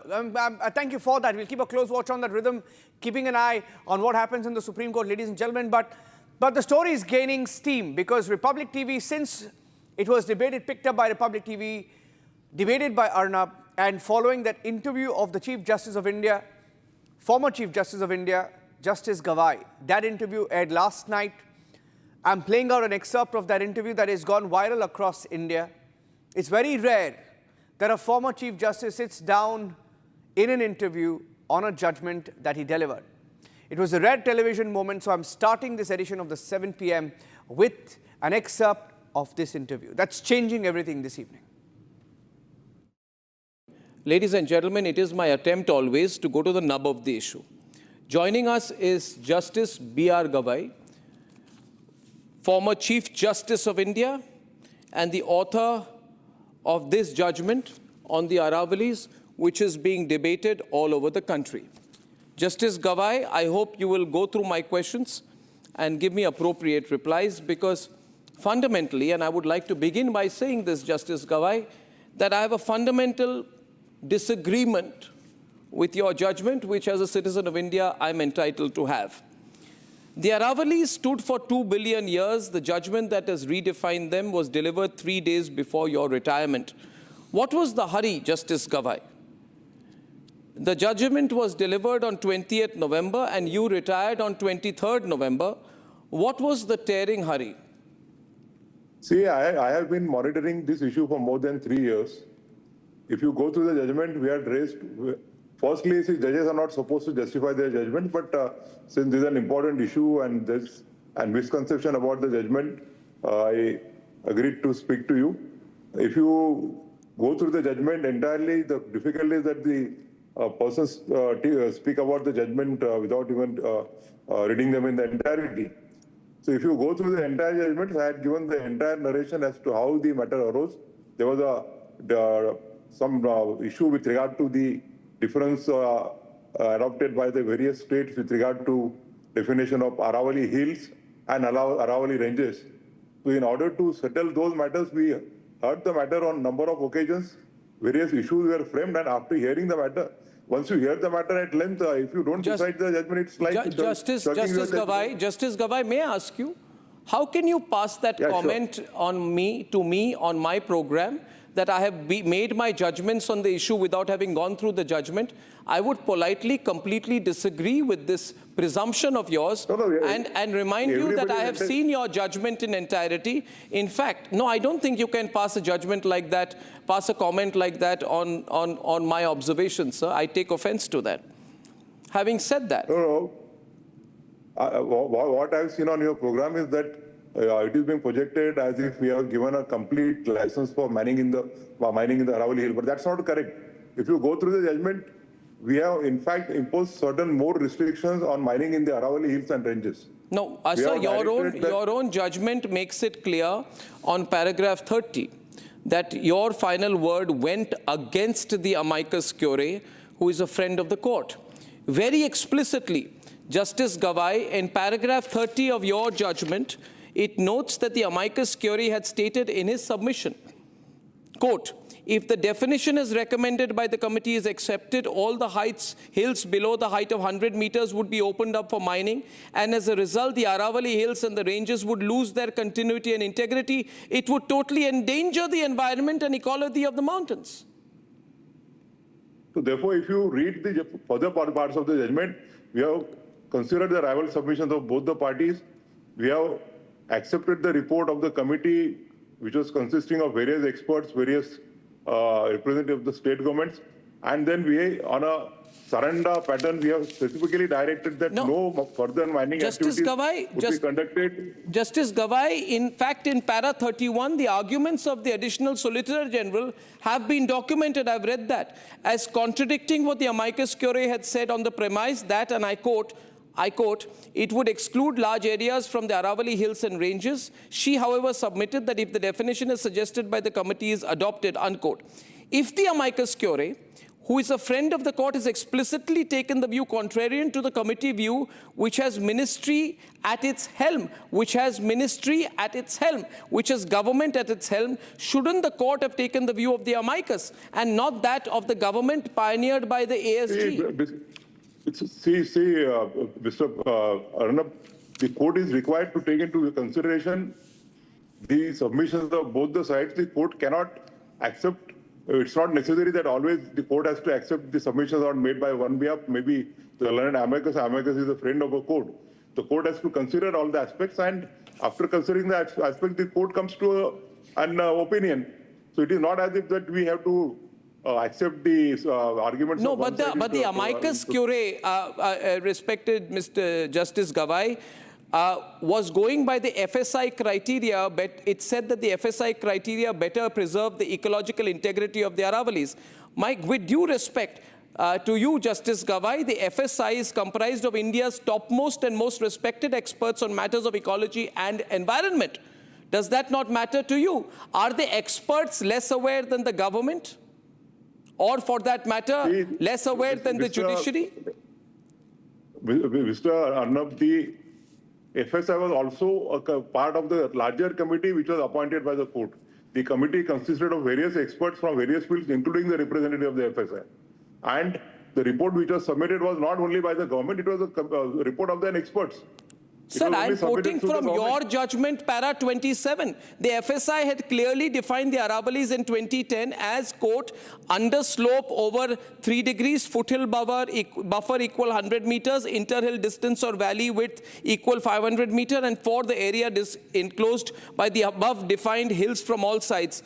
What was the need to revisit this definition in the first place?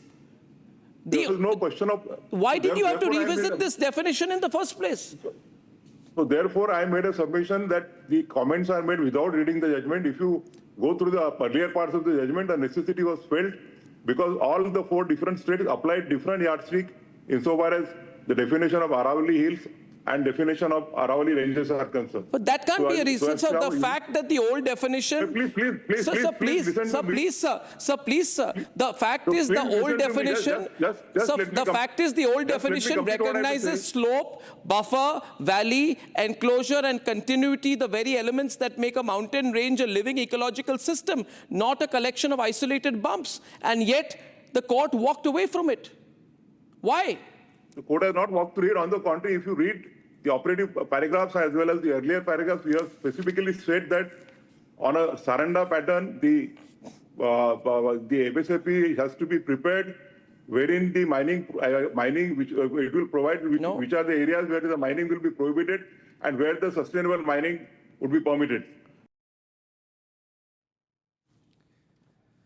And ladies and gentlemen, a big thank you to all our viewers who've been responding to the Aravalli campaign. In fact, we opened up the pledges. We have a page dedicated where you can take the pledge on Aravalli and tell us your support. And from the moment we started counting those pledges, over 3.5 lakh people, our viewers, our supporters, and those who are following the Aravalli story have been tracking the story. And at latest count, this is the number, 3,52,000 pledges and counting. So thank you, and we will continue to put that barcode out so you can take that pledge on the Save Aravalli campaign. And ladies and gentlemen, as we talk about that, our investigation continues because we are not stopping.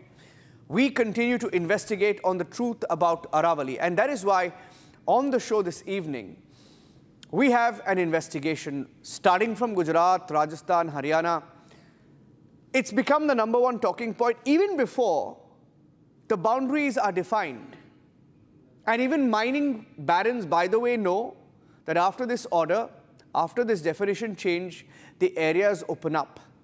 We've been reporting, investigating on the ground, and you will be shocked at the kind of violations that are taking place. We have 3 reporters, Republic reporters, who are getting you reports from different locations. Take a look.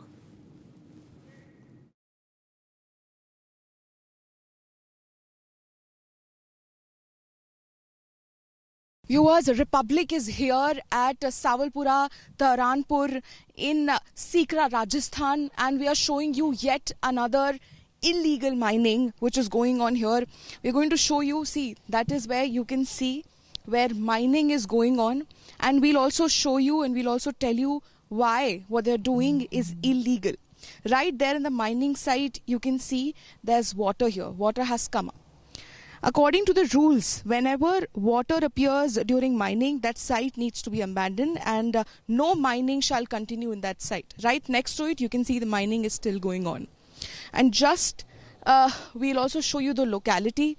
The minimum distance which is required between an active mining site and residences, it is also not fulfilled. You can see there's a home right there on my right side. There's also several homes just within a few meters of that house. You can see this is the mining site which is active. We'll also show you several other reasons. Now, as per the rules, there is this state highway which is going on. So, a minimum distance of 300 meters, and in certain critical areas 150 meters is required between the state highway or road and any mining site. But we'll show you, this is the state highway road which goes from Ajitpura to Asanpur. Ajitpura to Asanpur State Highway Road on that end. That is where you can see the car. The car is on that State Highway Road, and it's not even 50 meters away. There's not one mine, there are two mines here. Not even 50 meters away from this. As you can see, that is the road where you can spot that white car. From here, we'll show you just on the other end, merely 50 meters, not even 50 meters away. That is the mine site where we just showed you mining was actively going on. And also, this is a dry state where we are standing here. This is a dry state, and there are two water pumps here which continuously pump out the water which comes up in this area. Let us show you that as well. So this is the mining site where even right now mining is continuing, and they have this water tank, and there are two water pumps which continuously pumps out the water, which is not allowed to be pumped out in a dry state where already the water level is very low. We are also going to show you a little bit around. So you've seen that there are several things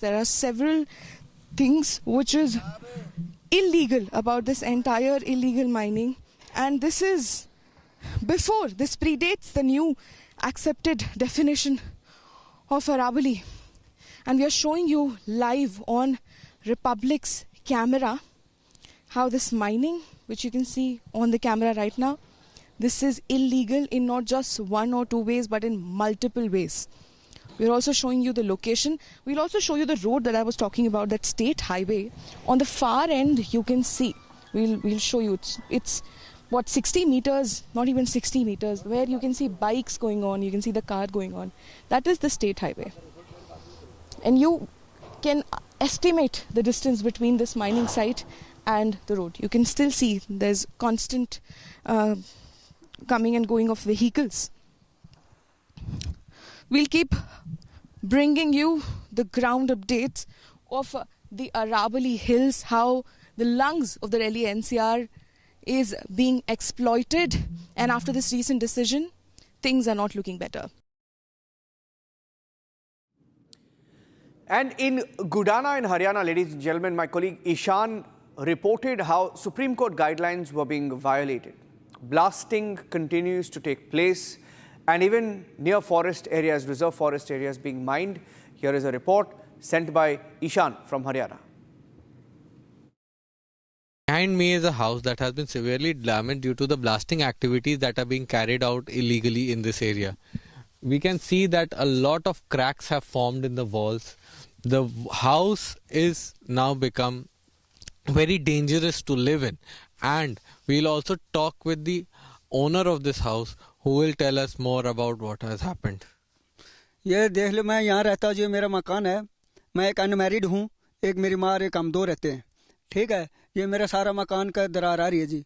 यहाँ मेरा tubewell था, tubewell भी fail हो गया जी, इसलिए मैंने एक डिग्गी बनाई है, डिग्गी में उतरी रहेगी, और डिग्गी इसलिए बनाई मेरे बाग में पौधा में पानी गल जाए।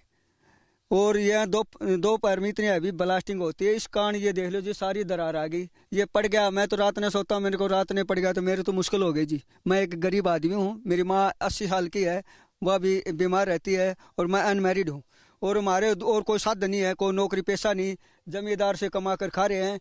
और मैंने बार बार डीसी का भी दरखास्त दे रखी मैंने, भाई दरार आ रही है और कई कुआं फैला गया, तो कोई इसमें अमल नहीं करे जी। तो इससे हम यह रिक्वेस्ट करते हैं प्रधानमंत्री से और मुख्यमंत्री से, हमारी आवाज़ जाए और इसका मौका देखा जाए।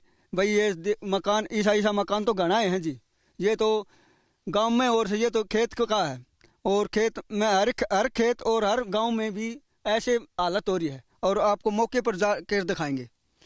तो हमें जाए है, डीसी से भी मैंने बार बार रिक्वेस्ट करा क्या जी, हमारी सुनाई करो, डीसी सुनाई नहीं करे जी।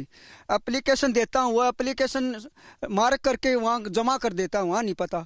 फिर मैं 10 दिन 15 दिन पाछे पूछता हूँ जी वह कहाँ गई, तो एक वो सची है जी गसोले का, वो उनका क्या कर लेगा, दरखास्त तो मेरे पास आएगी तो हम करके लेगा। तो मेरी सुनाई नहीं हो रही जी, हमें खतरा है, कभी भी मकान पड़ सकता है, और इससे खतरा हो गया तो मकान पड़ गया तो उसको जिम्मेदार सरकार होगी या पहाड़ का वायर कंपनी के होंगे। यहाँ पे क्या गुंडागर्दी और हो रही है उसके बारे में हमें थोड़ा बताया कि किस हिसाब से ये रखते हैं जी बॉडीगार्ड। हाँ, वहाँ से खतरा मेरे को। मैं गल धरना दरिया जी, तो ये पैमाश करवाई धरना दरिया जी, मेरे पिलमा दिए थे उनने, और मेरे जूठे फायर जो जुथाने में कटवा दी थी।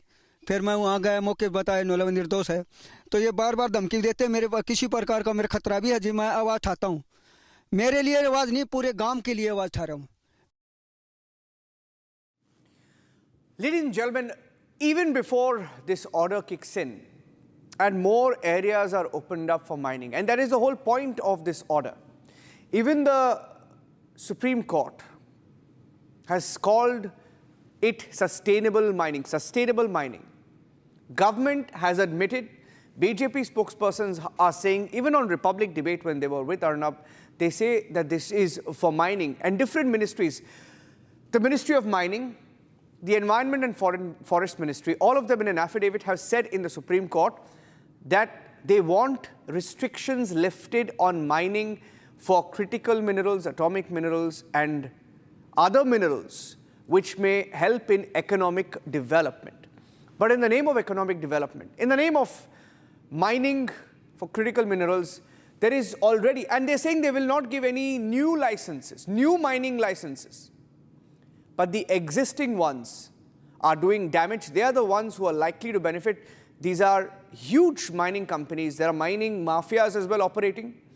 Here's a report that my colleague Lalit filed. 4 से 5 जिले ऐसे हैं जहां पर ये अरावली पर्वत श्रृंखला आती है। आप लोग भी इस कैंपेन का हिस्सा हैं। बाउल बता रहे हैं कि देश का पेट हम भरते हैं, तो मैं आपको बताना चाहूँगा हरियाणा में जो खेती होती है, किसानी होती है, इरिगेशन के लिए मोर देन 65% हम ग्राउंड वाटर का यूज़ करते हैं, क्योंकि कुछ एक ज़िले ऐसे हैं, तकरीबन 14 ज़िले हैं जिनको रेड जोन में हरियाणा सरकार या फिर सेंट्रल गवर्नमेंट ने उसको घोषित किया है रेड जोन में भूजल स्तर को लेके। जो हमारी कनाल इरिगेशन है वो पर्याप्त नहीं है, इसके लिए हम भूजल का पानी शक्कर के बोरवेल के द्वारा या वेल्स के द्वारा निकालते हैं और खेती करते हैं। लेकिन जो अरावली पर्वत श्रृंखला है, अरावली पर्वत श्रृंखला भूजल रिचार्ज करने के लिए प्राकृतिक इकोलॉजिकल सिस्टम के रूप में काम करती है। आप देख रहे हैं अर्बन जंगल की वजह से भूजल रिचार्ज की जो दर है वो काफ़ी कम हो गई है। अब अरावली जैसे यहाँ तो शाम में हम बात करते हैं या फिर हमारे नज़दीक में महेंद्रगढ़ में, वहाँ पर हम चेक डैम्स बनाते हैं। इस पहाड़ के साथ साथ जो बारिश का पानी आता है वो चेक डैम्स के द्वारा आर्टिफिशियल रिचार्ज स्ट्रक्चर में हम एक्यूफर को रिचार्ज करते हैं। लेकिन जब अरावली ही नहीं बचेगी तो हम कैसे हमारे भूजल को रिचार्ज करेंगे। दूसरी बात, जो बारिश है, ये अरावली पर्वत श्रृंखला इकलौती ऐसी पर्वत श्रृंखला है जो पश्चिम से उत्तर की तरफ है। अगर आप हिमालयन रेंज देखेंगे वो पूर्व से उत्तर की तरफ जाती है। ये सेमी एरिड इलाका है हमारा, वेस्टर्न डिस्टर्बेंस की वजह से यहाँ पर बारिश होती है। अगर अरावली को ही हम खत्म कर देंगे तो हम कैसे वेस्टर्न डिस्टर्बेंस के बारिश करवा पाएंगे। And here on Republic, ladies and gentlemen, our investigation continues, and that trending interview on Aravalli, perhaps the interview of the year, because very rarely you have a former CJI, Justice B.R. Gawai, just demitted office, and he spoke to Arnab on the Aravalli judgment. It's very rare in television when that happens, on popular demand, coming up at 8:30 p.m. Thanks for watching.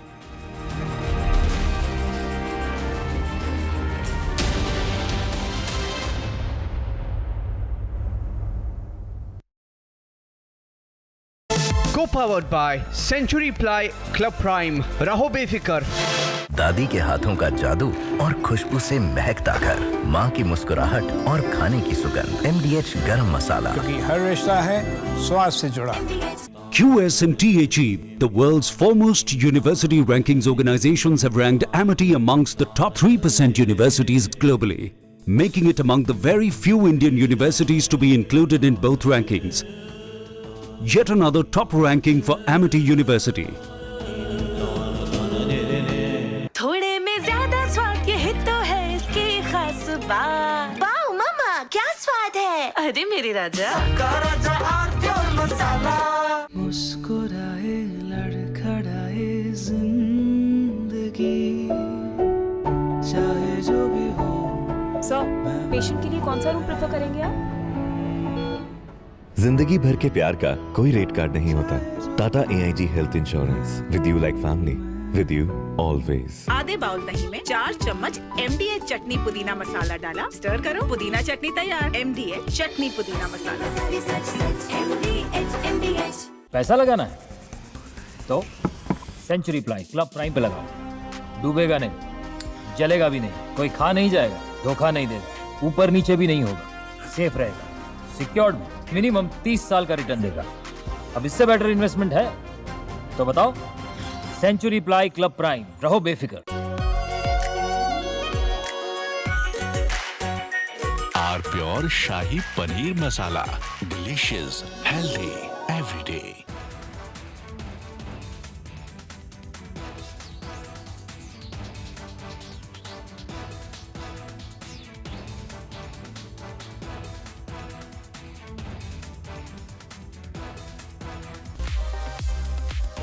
Horrific scenes from a train that was carrying our athletes.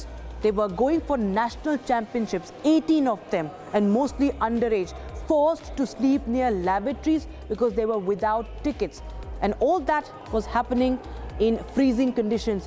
Humiliation for the next-gen athletes, for the upcoming athletes of the country has raised many, many questions. There's outrage on social media. We'll get you that big story on Trending with me, Rakshita, at 7:30 p.m. Co-powered by Century Ply Club Prime. Raho befikar. आधे bowl दही में 4 चम्मच MDH चटनी पुदीना मसाला डाला, stir करो, पुदीना चटनी तैयार। MDH चटनी पुदीना मसाला। पैसा लगाना है तो सेंचुरी प्लाई क्लब प्राइम पे लगाओ। डूबेगा नहीं, जलेगा भी नहीं, कोई खा नहीं जाएगा, धोखा नहीं देगा, ऊपर नीचे भी नहीं होगा, सेफ रहेगा, सिक्योर्ड में मिनिमम 30 साल का रिटर्न देगा। अब इससे बेटर इन्वेस्टमेंट है तो बताओ। सेंचुरी प्लाई क्लब प्राइम, रहो बेफिक्र। थोड़े में ज्यादा स्वाद, यही तो है इसकी खास बात। वाओ मामा, क्या स्वाद है। अरे मेरे राजा, मुस्कुराए लड़खड़ाए जिंदगी, चाहे जो भी हो। सर, पेशेंट के लिए कौन सा रूम प्रेफर करेंगे आप? जिंदगी भर के प्यार का कोई रेट कार्ड नहीं होता। Tata AIG health insurance, with you like family, with you always. अब छोलिया हो या लोबिया, सफेद चने या काले चने, सब कुछ मजेदार बने।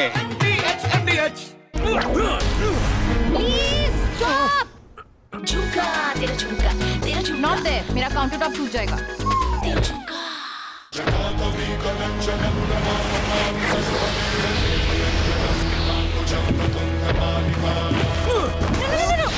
मेरी चिमनी टूट जाएगी। What are you doing? रानी, इस घर में कुछ है जो टूटता नहीं। ये पिलर कभी नहीं टूटेगा। रुंगटा स्टील TMT से बना। रुंगटा नहीं तो घर स्ट्रॉन्ग नहीं। रुंगटा स्टील TMT बार एकदम सॉलिड। आर प्योर सूजी पास्ता, उबालो मिलाओ और खाओ, 8 मिनट में तैयार। क्या टेस्ट है, सबका राजा आर pure masala. We are willing to put an end to this conflict via peaceful means based on the principles that I outlined in July last year when I spoke at the Foreign Ministry of Russia.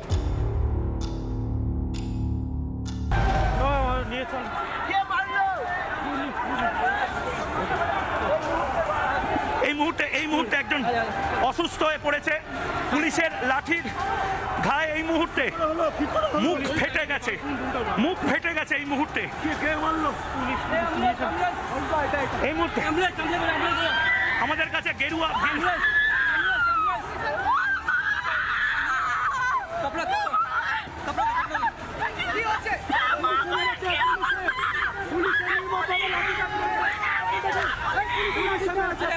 এই মুহূর্তে যে অবস্থা, বেধড়ক লাঠিচার্জ করলো মমতা বন্দ্যোপাধ্যায়ের police.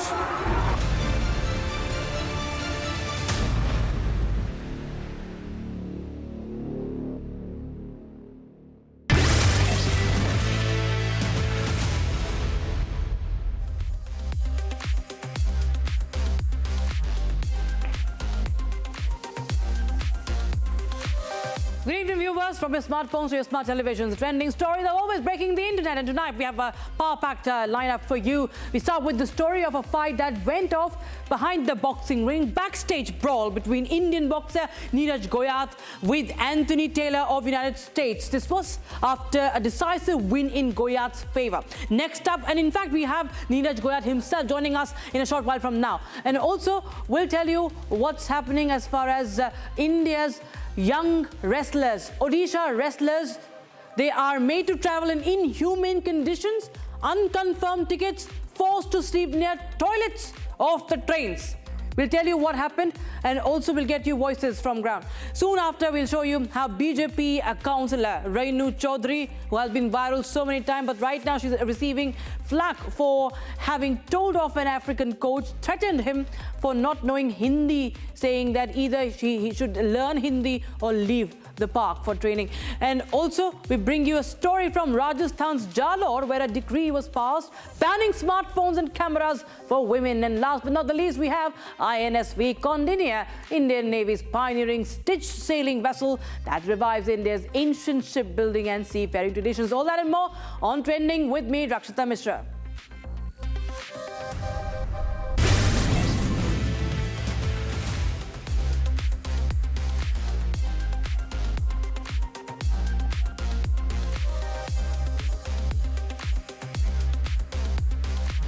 Now, tempers flared backstage at the Misfits boxing event in Dubai as USA's Anthony Taylor hit India's Neeraj Goyat with a water bottle. The video, which has gone viral on social media. If you see that, we're going to run that for you.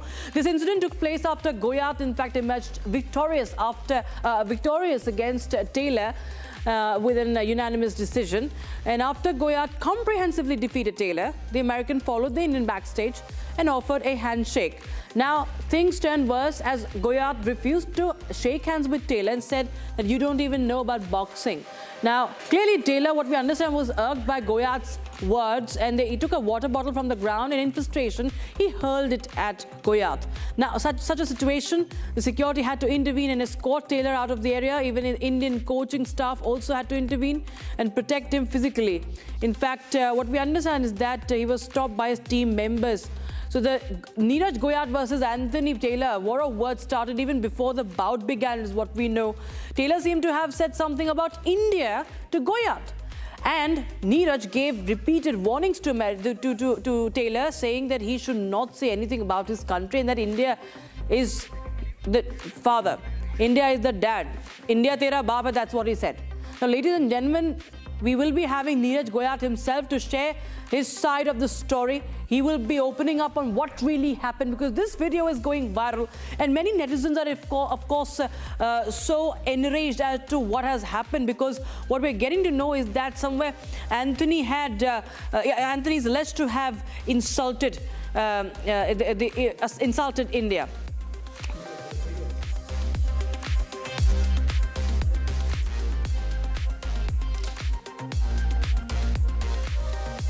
And in fact, while we continue to wait, we will be connecting with Neeraj soon. We have another story that is trending, viewers, on social media. Now, this is a video that is heart-wrenching. If you see, you feel embarrassed, you feel humiliated. At least 18 athletes from Odisha participating in the 69th National School Wrestling Championship that was held in Uttar Pradesh were forced to travel in inhumane conditions in near the train toilets due to negligence of the state school and mass education department. And you may ask, how did this happen? Well, this as students were made to travel with unconfirmed tickets, making them susceptible to traveling in general compartments, no seats for them. And they were forced, they had no option, but they sat near train toilets in biting, freezing cold. Visuals on your screens for the same. And what makes the situation worse is that the return tickets of the students were not confirmed as well. That rendered them in a situation of having to travel back in the same deplorable conditions. And these visuals have gone viral now, and it raises serious questions about the safety and dignity and well-being of the young athletes representing Odisha at the national level.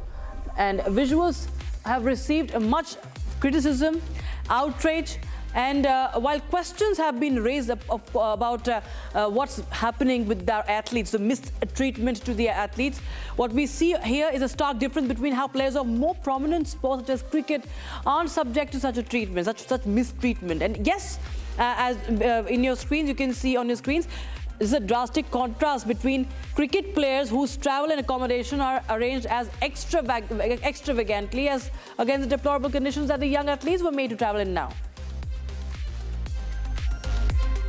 In fact, we have many reactions coming in. Netizens are enraged. They are in fact taking on the authorities. They are questioning the authorities on the pitiable conditions of such young athletes. They've slammed the management for their shoddy travel accommodations for the young wrestlers, especially as they are traveling for representing Odisha at a national level, from calling on the state's chief minister's attention on the matter to slamming the sports department's concern for such deplorable situations. The stream of reactions online have raged against such inhumane treatment.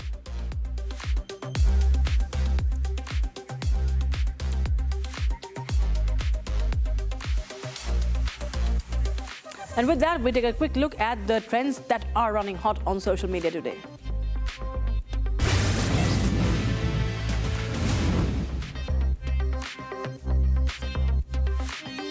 A much talked about and long anticipated release of the Epstein file was received with flack on the 19th of December, as the release, contrary to what was promised, was a partial one. Now, former US President Bill Clinton, who was on the receiving end of online questions and anger, having featured prominently in the released files, he has put out a statement saying that all those he demands that there should be a full release. He goes on to claim that he or any of those featured need no such protection, as questions flew around if he or any prominent personality featured had worked to contain the release of the files.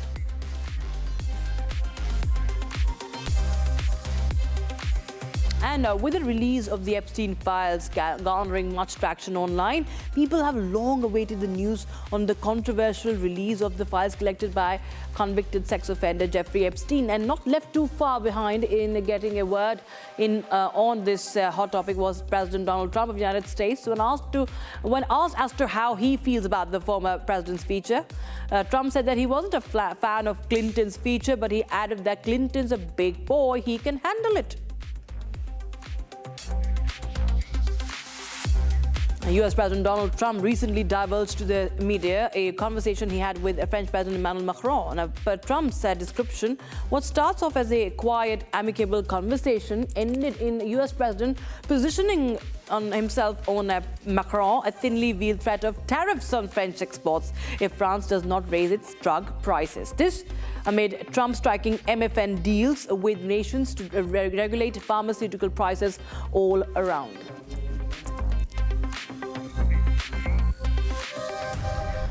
Now, actor Timothy has been often captivating the media over his many stylized appearances and constantly buzzing media frenzies regarding his personal and work life as well. Today is no different, as the star is now viral and trending all over as the first person to appear on top of the Sphere in Las Vegas in a new video to promote his new movie, Marty Supreme. The world of online streaming platforms are facing its new entrant. This is as a blockbuster officially making a comeback as a streaming service, positioning itself as the new or the next alternative to Netflix. In fact, netizens have been sending in a flurry of reactions, from being excited over the change in the online streaming market to welcoming the positive aspects.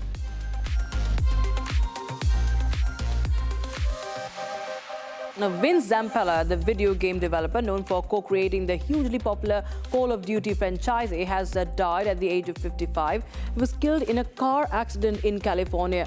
The news was confirmed by Electronic Arts, the parent company of Respawn Entertainment. Studio Zampella helped establish this. In fact, he is said to have lost control of his Ferrari as it exited a tunnel, crashed into a barrier and caught fire. Zampella was driving and died at the spot. The passenger was thrown from the car by the impact and he later died in hospital. Now, the biggest ever Lord of the Rings Lego set has been leaked, priced at reported $650. Made up of 8,278 pieces, the city of Minas Tirith will be the 6th largest Lego set ever in terms of pieces. Media reports have let us in on visuals that have arisen online showing Vice President J.D. Vance training with U.S. Navy SEALs in California. In 90-minute workout, Vice President later said that it left him feeling like he'd been hit by a freight train. He expressed his gratitude as well to all the warriors, he says, who keep America safe and keeps the highest standards.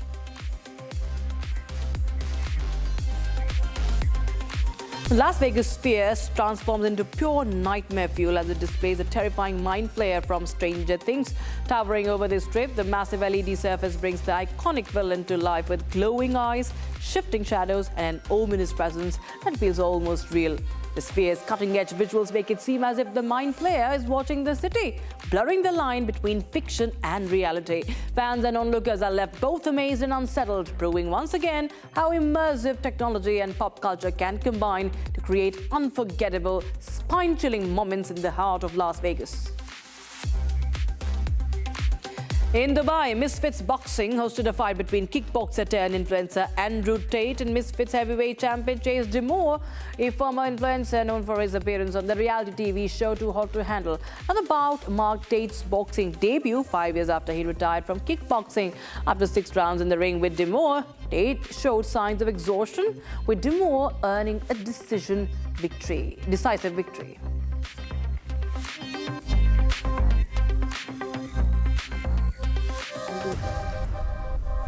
All right, So once again, we bring you back the story from Misfits Boxing, the brawl that happened backstage between Neeraj Goyat and Anthony Taylor, as Anthony Taylor said to have hurled a water bottle, throwing a water bottle at Neeraj Goyat. And in fact, joining us now is Neeraj Goyat himself. Mr. Goyat, thank you so much for joining us on Republic TV, sir. Now, what do you have to say? This is a video that is going viral now. There is this altercation that has happened, and we see that in frustration, the American boxer throws a bottle at you. Madam आपने जो बोला सब ऊपर से गया, but I understand है ना, ज्यादा अंग्रेजी आप बताइए नीरज जी, आप जी क्या हुआ? नहीं समझ आ गया मुझे, समझ आ गया मुझे। वो कुछ नहीं, वो गेट के जब वो गेट से अंदर मेरा वाड़ा वाले डोप टेस्ट कर रहे थे, तो वाड़ा के डोप टेस्ट के टाइम पे तो वो गेट से अंदर आ रहा था, गेट से अंदर आते आते उसने वहां से बोला, you bastard Indians, you robbed my fight, फलाना ढिमकाना, आगे मेरे पास आके शेक हैंड करता है, बोलता है congratulations. So I said what the fuck you are saying, है ना, you don't know about boxing. तो उसके बाद उसने बोतल फेंक दी, मैंने बोतल मिस कर दी, और उसके बाद का सारा कुछ है जो भी आपको पता है। अच्छा, इन्होंने कुछ भारत के बारे में बोला था क्या? हाँ, वही वहां से बोलता रहता ना, you Indians are bastard, you robbed my fight, ऐसे करके, यू रोब्ड द फाइट। तो इतनी अंग्रेजी तो अपने को समझ में आती है, रोब्ड बोल रहा है, बास्टर्ड बोल रहे थे, इतनी तो समझ आती है। तो ये हाथ मिलाने लगा, मैंने बोला, मैंने हाथ नहीं मिलाया, मैंने बोला you don't know about boxing and why you are talking this kind of shit। तो ऐसा बस थोड़ी सी बात, इतने बोतल खोल ली और मेरे ऊपर पानी ऐसे इसने फेंका, मैंने वो बोतल मिस कर दी, और उसके बाद वो सब कुछ हो गया। अच्छा, आपने भी ऐसा कुछ कहा था कि इंडिया तेरा बाप है? वो तो पुरानी बात होगी जी, इंडिया तो बाप है ही है जी।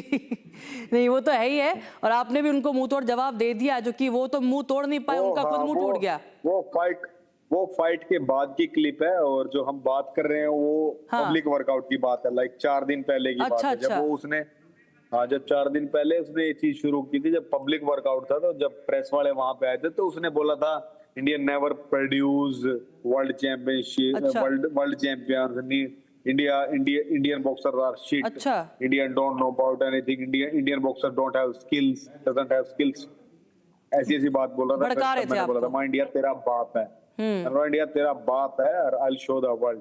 जी, वो तो आपने दिखाई दिया है कि वो मतलब भड़काने की पूरी कोशिश की थी उसने। हाँ जी, वो चल रहा, वो 2-3 ऐसे चलता रहा। मतलब प्रोफेशनल बॉक्सिंग में अलग अलग दिन के इवेंट होते हैं, बट ये जो अभी टीवी पे जो चल रही है, फाइट के बाद की कहानी है जी। और आपके कुछ जो साथ में थे, जो साथी थे इंडियन टीम के, वो समझ में आ रहा है कि वो बीच में आ गए थे जब ये उसने बोतल फेंकी, और आपको भी लिहाजा गुस्सा तो आया ही लाजमी था।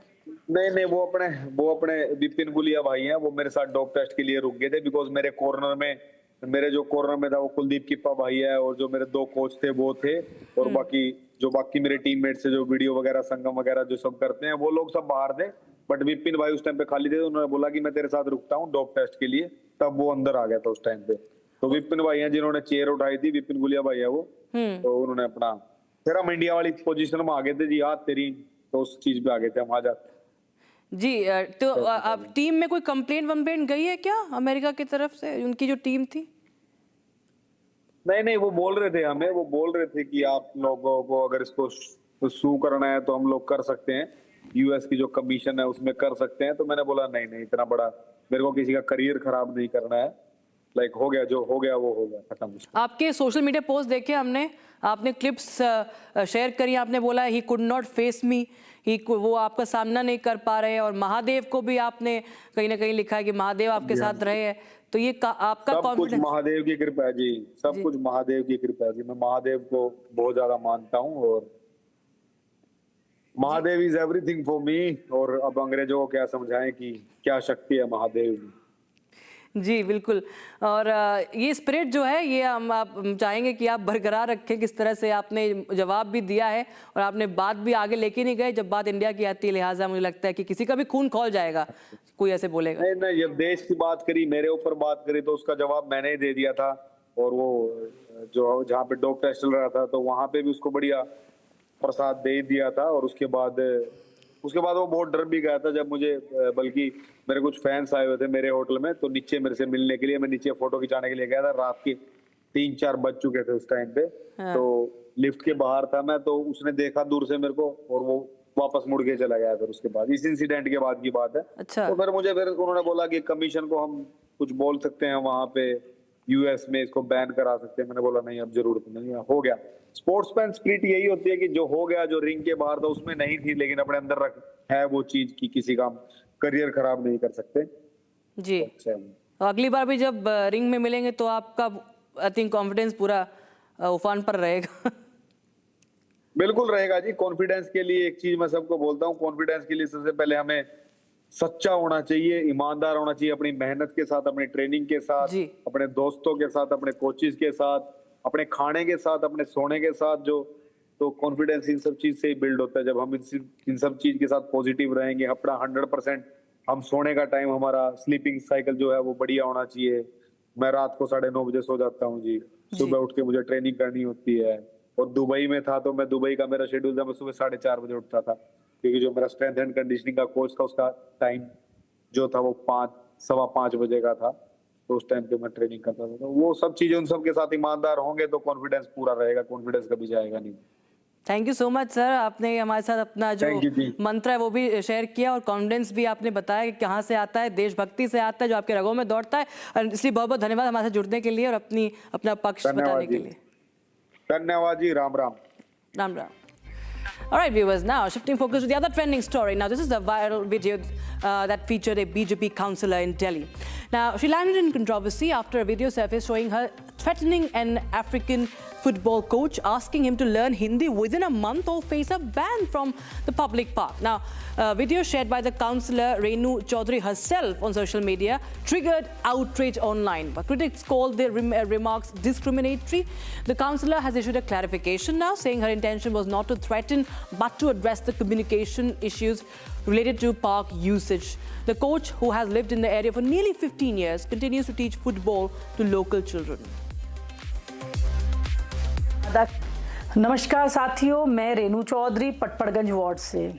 कल से मेरी जो वीडियो काफ़ी वायरल चल रही है, उसमें मेरा इरादा किसी को भी ठेस पहुंचाने का नहीं था। एमसीडी पार्क बच्चों के खेलने के लिए है और उनकी कोचिंग्स वगैरह के लिए। भाषा से, शैली से किसी को भी दिक्कत महसूस हुई, ठेस पहुंची, उसके लिए खेद व्यक्त करती हूं और आशा करती हूं बच्चे ऐसे ही पार्क में हमेशा खेलेंगे। बहुत बहुत धन्यवाद।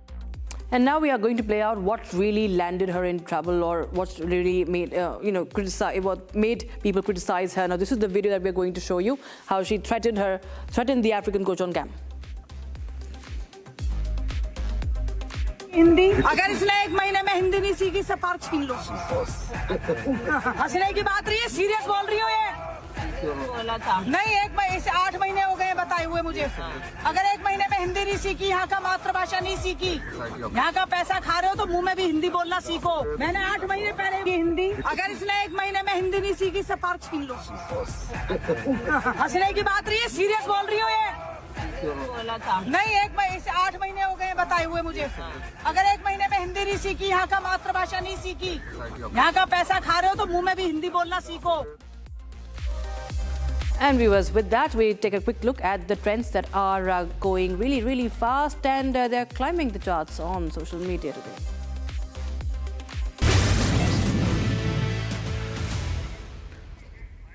Now, working abroad is a dream for many, but the real milestone is seeing parents bask in the success. Now, a video of Mayur proudly showing his parents the life he built overseas has struck an emotional chord online. Quiet, confident smiles and ease with which his parents interacted said it all.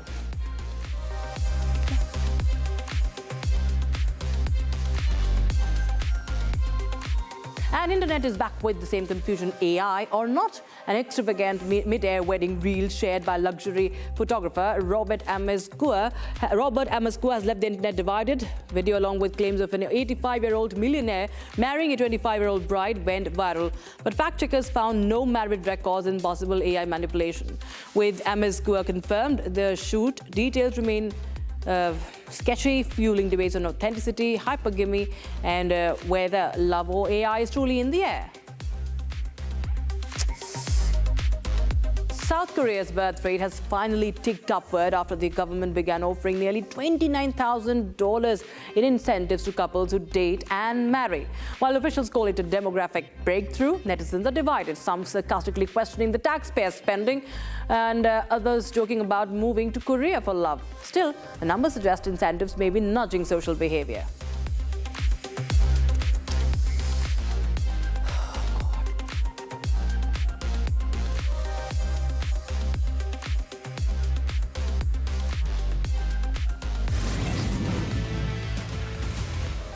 All right, viewers, now we are going to bring you the exciting piece of news.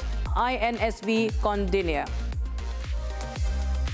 Indian Navy's pioneering stitch sailing vessel that revives India's ancient shipbuilding and seafaring traditions, is all set to undertake her maiden overseas voyage on the 29th of December 2025.